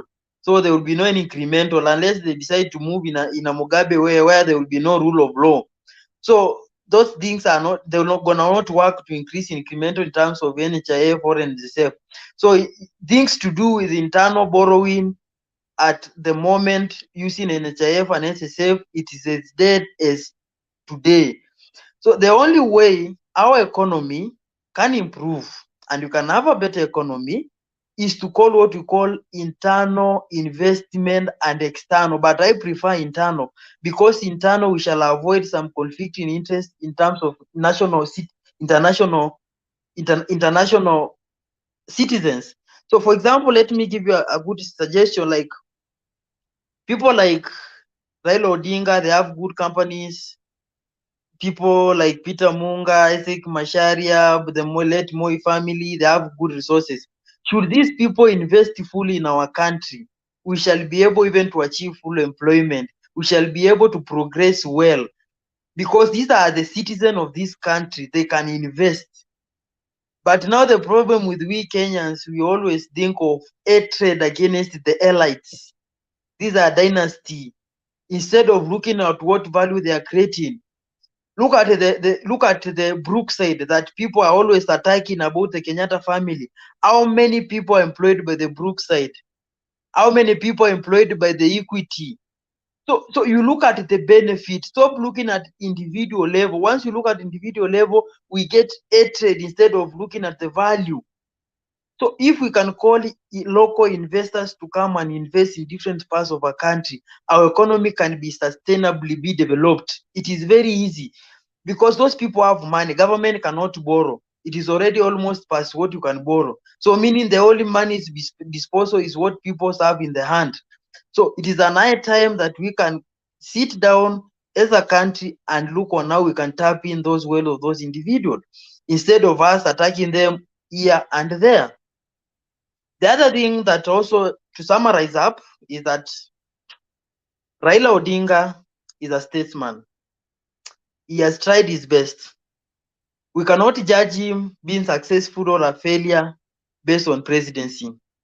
He might have missed it, but the fact remains, when the books of history will be written about multipartyism, a name will be on the top list. When the book of history will be written about a person who stood on the integrity against corruption, his name will always feature the first. When the books of history will be written, a person who advocated for development all over Africa, it will also be featured in. Therefore, let's not count Raila as a failure or as somebody who failed because of presidency. Presidency is not a litmus paper to say somebody failed or succeeded. We have very good people who have contributed much in the world or in Africa and their countries without being president. So at the end of the day, I believe it's high time. Let's concentrate with the sitting government. Let's give that Raila time to retire. Let's have enough time with his family and whatever thing he wants to do, so that as a country we can move forward. He has done his best. He has contributed what I may not even be able to contribute. Let's all give respect to that man. He has done what others could not do. Because even the constitution today you are governing and saying is the mandate. Is the person together with Okuro Okot and so other men who have formed that commission who were able to draft it. So let's give him respect the way it's supposed to be. Should he have gotten votes from Mount Kenya or not? That one is not an issue. People have their democratic right to choose whoever they want. And one of the things with people is the greatest danger of a country is not even dictatorship. It is idiots. Those people who don't want to apply the correct information. These people are too many that can choose their own leader. This is what should scare us most. These people who have no access to political information, there are so many that they can decide a presidency of a country. Pick an example of a 20-year-old person, a 19-year-old person, and an 18-year-old person who know nothing about politics, about economy. If this person goes to a polling station, what will he or she be voting for, if not voting according to tribe or other issues which are non-essential to our country? And that's what I'm telling you, that the danger our country is facing. Those people, voters who have not enough information to make correct choices. That should worry us more, because there are so many that they can elect a president of this country.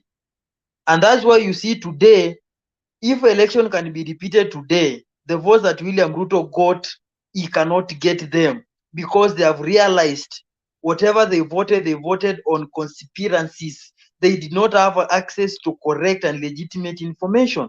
So that is actually the fight is to educate people about what do they have to choose, what policy do they have to look, ideologies, not a tribe. And that is the greatest enemy we are facing as a country, of those individuals who go to ballot box to choose individual because of tribe, because of this and this, without considering policies, ideology. And that one should worry us more as a country, because as time goes by, what does it mean? One day we might likely even elect a rapist as a president, as long as he have that enough, he can able to manipulate people. You know, today, let me tell you, today, if you have access to clear information, I cannot mislead you. But if you don't have information, clear information, it's very simple to mislead you, to manipulate you. And that is what I'm fearing most. What about if the next person comes and say, these and these people are the greatest, let's kill them so that we have a good country? We shall lose population because of its stupidity. So we need to educate people, and that is the greatest danger that you are facing as a country right now. Thank you, and I think to me I will just be bolting out. I will leave you to have a better discussion. Thank you.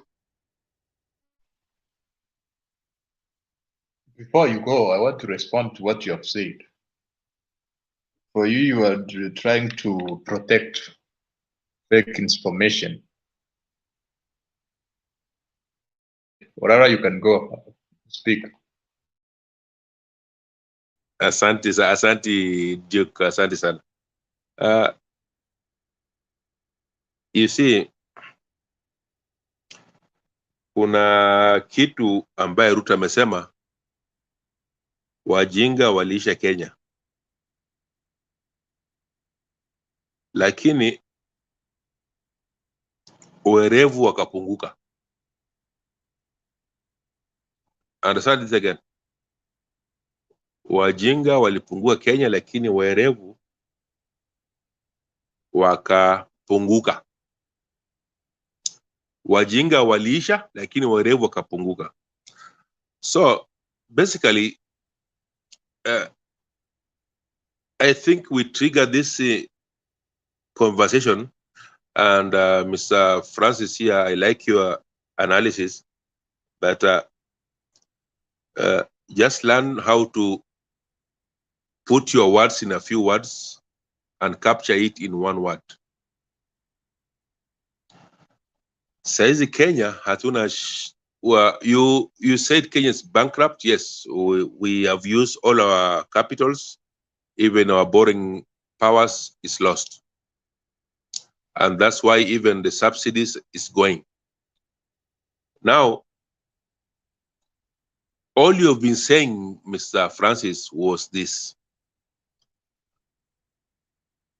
subsidy is never a policy.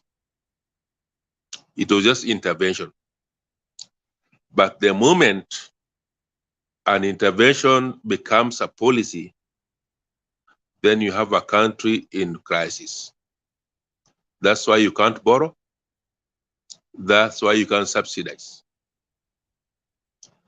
And if you talk about subsidies, look at history of subsidies. In our country, subsidies were never meant to be subsidies. Were just people have exhausted all means of corruption. Now they come to eat the subsidies itself. Subsidies was never for you, nor for me, not for anyone. Subsidies were just another means of procurement of corruption.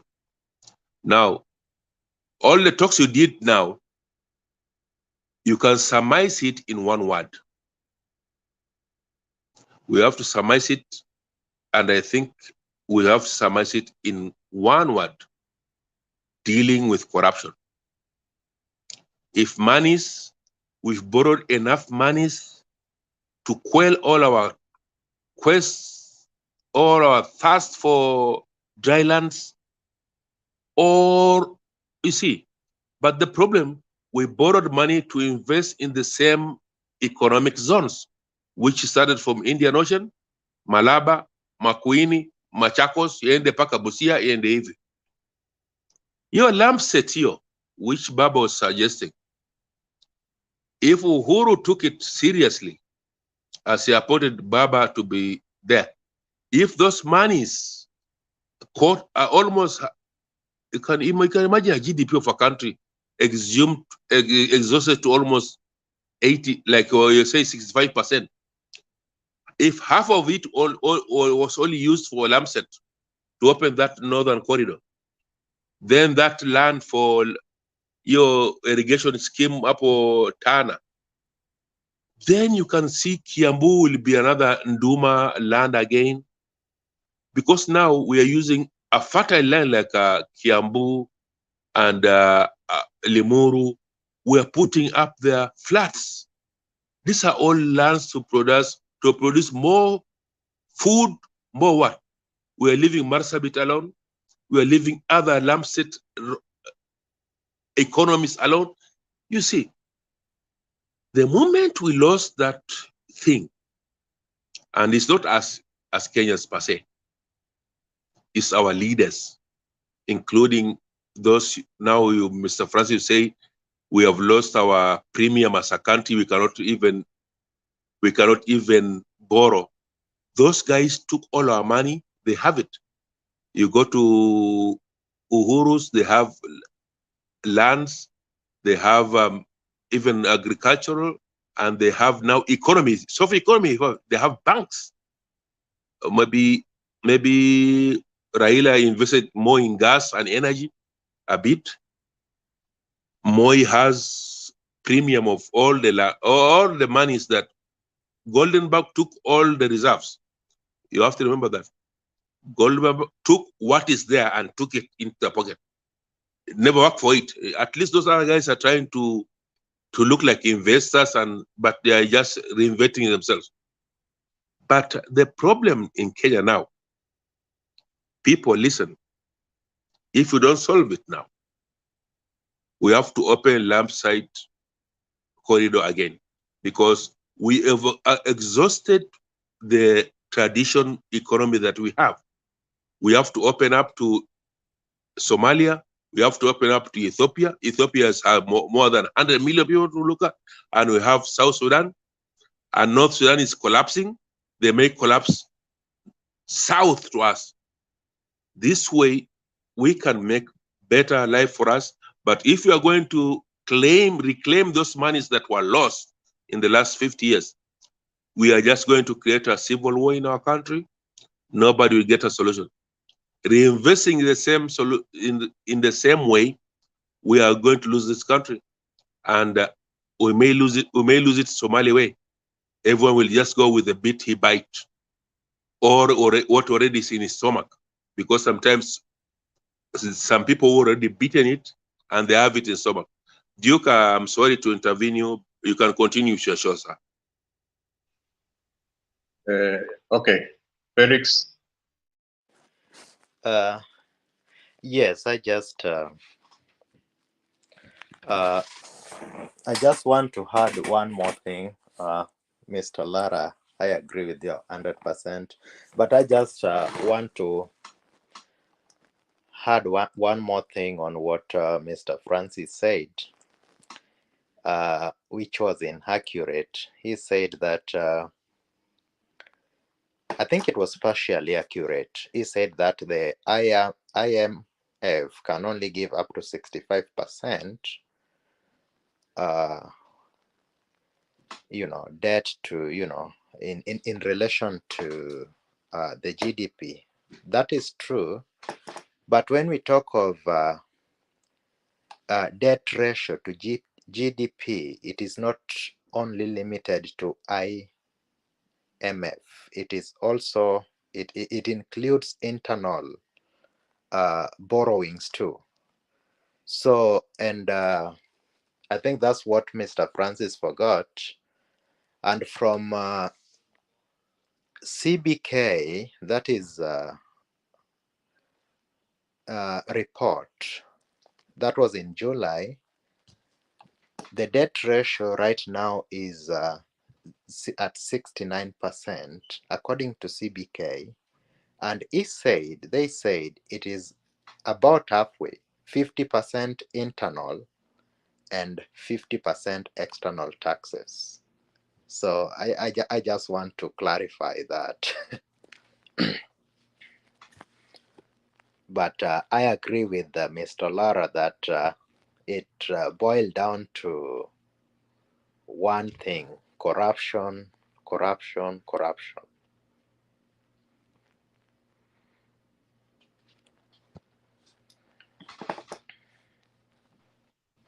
Okay, yes. Also, I wanted to add on. Francis was trying to talk to protect fake information or misleading information on the accounts of freedom of opinions, that people have different opinions and reproduce them. But I was speaking about fake news in areas or fields where we don't have alternative facts. For instance, we all agree that 1 + 1 is 2. So if a person starts to say 1 + 1 is 4, can that be classified as freedom of opinion? So yes, as much as we have freedom of opinion, that should be in the context of advantages and disadvantages of ideas or models or investments, something of that kind. But when it comes to basic provisions in the Constitution, basic procedures, and scientific approaches, then we cannot talk about freedom. So I was not talking about censorship, but I was talking about fact checking to ensure that all that people say is eliminated. Actually, there is provisions. Even social media platforms have provisions of they prohibit you from providing fake information, misleading information. It's only because we have like millions of users. The extent that check and authentication is not even possible or accurate. That's the reason. Then I agree with him that Raila has been a cornerstone of Kenya's democracy, but one reason why most of developing countries are struggling is whether it's in democracy, whether it's in the economy, whether it's in whatever field, is what we call about the inferiority complex, where individuals feel that some things must be done by others or are exclusive to others. For instance, if we are talking about the new constitution, we even participated because we cannot just give that as an undertaking of one person, because the constitution represents Kenya, it represents us, we are part of it, and we were involved in one way or the other, even as per the provision, for instance, public participation, that was the contribution, so you contributed. Even queuing to vote, yes, for that constitution, that's actually the key contribution, and it's an attribution to the majority of Kenyans. Yes, there must be individuals who are trying to champion that. We give them credit, but not exclusive, along with many others, and even you included, because you gave your opinion, you queued and voted yes. Also, that one counts. Also, I'm talking to this when it comes to economic sense. Even you find individuals who cannot experiment ideas, who cannot start a business, who cannot start a company. You find individuals who are fixed in the payment system, in the models, or they working in a company the entire. So that's also a minority inferiority complex. You find they don't feel confident enough to go out and to experiment ideas. So I'm encouraging people to try things, to feel that they also count, not to feel that they count because of somebody, or they are existing because of somebody, or they are. So that confidence in what you are doing and taking risks, what can move this country forward. Finally, I can't also go out without also talking about the information. It was Francis talked about. We have a country where we have most people, we actually call them idiots, which I disagree. Those who don't have information at all, or are unable even to get that information, or even if that information is given to them, you cannot be able to intervene to them. I agree there's an aspect of that, but I can give it into the context of disadvantage of democracy. So that's one of the disadvantage of democracy. So unless you're trying to say we do away with the democracy, well, one come up with a different system, then it's impossible for all people to be equal in terms of reasoning. Even in the US, we are aware what's going on. A lot of things Donald Trump has done which are bad. But despite the education level and the civilization, that people who embrace Donald Trump, who see is the champion of them, is right, regardless of the evidence. So it's actually something which is affecting people across. So it's about perception, and people are refusing to scrutinize the facts, or at least to align themselves with the prevailing circumstances, but they are working hard to align themselves to what they want, but not what's the reality and what is the fact. So people should work hard as much as possible to make sure they are aligned with the reality and with the facts, not work hard to align to an individual you are supporting or to what you want. That is the issue. I think that's what I can say. Oh, yes. I would just add, yeah, I entirely agree. And first of all, on the issue of election, to me, at this point, you know, I mean, it should be a non-issue. Let's give the new administration time. Azimio had their grievances and it was executed, in court. The verdict came out. I don't believe that, maybe the language was judicial, the kind of language they used and all, a few other stuff. But I think the verdict was there, and that was the verdict. So I think we just need to move on and give the new administration time to work. And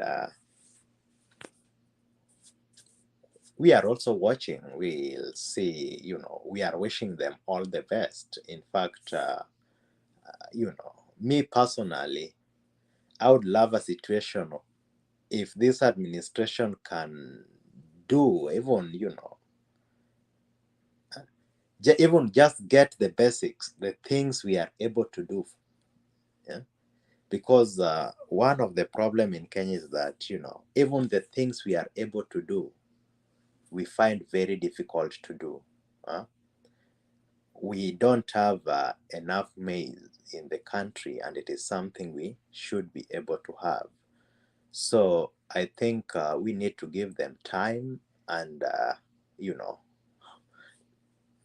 they do their job. Lamenting on election, I think that is now a thing of the past. And I agree with you entirely that, even with the new constitution, fighting for democracy, even though other people fought more than the others, but still, there are so many people who participated. And it doesn't have to be, so and so. It doesn't have to be, the president doesn't have to be, George Wajakoya or Raila Odinga. It can be anybody who qualified to do the job. So let's give them time, and hopefully they are going to do a good job.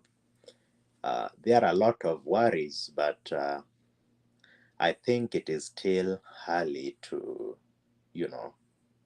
judge or say much about the administration. And to me, I wouldn't say much about it now, because even as we speak, one of the thing now, being people are talking about is just the only one thing, I think, about the subsidies.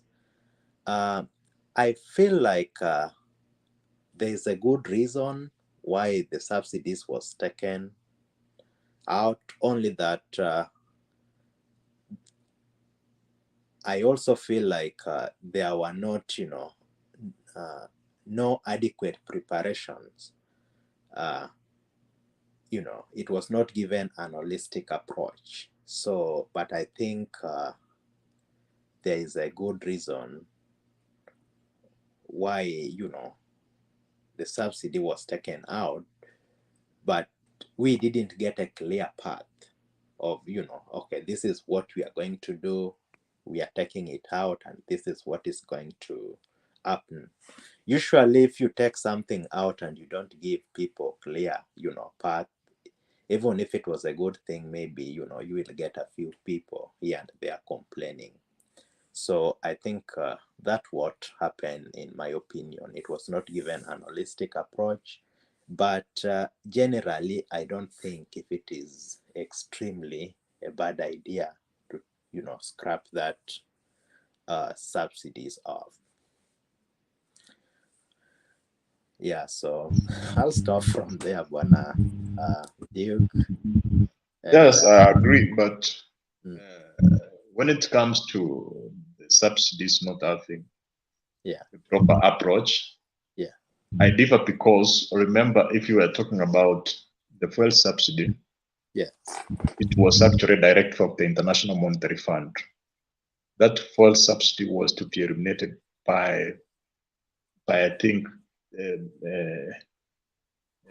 May, but the government requested it has to face the subsidy in a smooth way. That's why from May, the prices of fuel has been increasing like 10, 15, 20, that way. Because if that subsidy was to be removed once, then the fuel will increase like 50, which will be extreme again. So I think it has been having an approach. It's because people are trying to actually, from the start of this year, the prices of fuel has been increasing in every month. You can have the way that the prices have been increasing in every month throughout. So since the economy started to peak after the pandemic, the price of fuel has been increasing each and every month. So that's one. Also, maybe I can talk about the UNGA subsidy, but also that one was just like 1 month. It was not like a long-term government program. And you can remember it was actually a fair like 2 weeks to election. So also that was not like a system which was in place with structures. And it actually brought more suffering than good, because I'm in Kenya. And what happened is that when that UNGA subsidy was rolled out, it was given to specific companies, Soko, Pembe, those big mirrors. And because the supply was limited, it became that you have to go to the supermarket very early in the morning. You find people lining in supermarkets to buy UNGA, and it's limited. You can just buy one. Also, there is an analysis which was being done by KTN News, and it found that we have like 496 mirrors, small mirrors across Kenya. So, but the subsidy was given to only 7 big mirrors. So that means it's killing the infant industries. For instance, you have a small milling company in a rural area or a small town registered, and it's paying tax, but it's not benefiting from that. You see, that was actually a form of bias. Also, I want us to comment also about the monarch system. There has been a lot of information coming from most African presidents being criticized for going to celebrate the death of, or to mourn the Queen, despite that he was the commander-in-chief when most of parts of Africa were being colonized and brutalized. That there has been criticism, for instance, from the opposition leader in South Africa, who said he was celebrating the death of the Queen. And also another person brought a documentary about Papua New Guinea, which is a small country north of Australia, where the Queen is the head of state. But that country is extremely poor, to the extent we have like, they were just like, it was having very few schools where students were traveling to school 3 days. There is a boarding school which has been set by a missionary, and students are traveled for 2 days to go to school, no road, passing through the river and forest. So people were also against this Commonwealth issue, where like there are nations of Commonwealth, but some nations are extremely poor and also are being extremely exploited. What's your comment on that? Yes, yes, I agree, Mr. Duke. The hunger subsidies, I think, in my opinion, it was the worst. I think it was a political tool. I believe it was a political tool. And also, maybe sometimes we are a little dishonest to ourselves, because everybody tends to talk about the fuel subsidies and they forget the hunger subsidies. I would understand maybe there is a lot of hue and cry about the fuel subsidies. Maybe because, you know, fuel in general impact a lot of, you know, things. But also we can't forget the hunger subsidies. So it was a political tool, I believe so. And I believe it was not brought in for good intention at all. It was just to score political mileage. And it seems like, you know, he did not serve its purpose, because I can tell you that even there are so many regions where that hunger was just seen maybe once or twice. The lorry just came once and that was it. So I believe it was a political tool. And on this, even on the fuel subsidies, you know, I don't think, me personally, I don't think that removing it is bad. I said before that we can't afford subsidies for long term, and it was something which was to end some times back. But I would like to see a situation, if you remove this, you know, then okay, the citizen can see. I would like the government to fast track, you know. Okay, they remove the fuel subsidies. We are buying now fuel at this price, and the prices of, you know, ABCDs now at this price. But this is the other good side of it. So they just need to work, you know, very fast, you know, perhaps with that money, and so that people can see, you know, okay, it was removed and we have ABCD, which is beneficial to us. Because the net effect of consumers, they're like, okay, what is the net effect? I'm now buying fuel at 170 and nothing is replacing it. At least if I'm buying it at 170, and also I can see, okay, it was removed, but I can also see this other benefit. So I think they just need to, and it is too early. I mean, it has just been a week or two or less. So let's give them time. I think time is a key factor here. Thank you. Frederick, yes.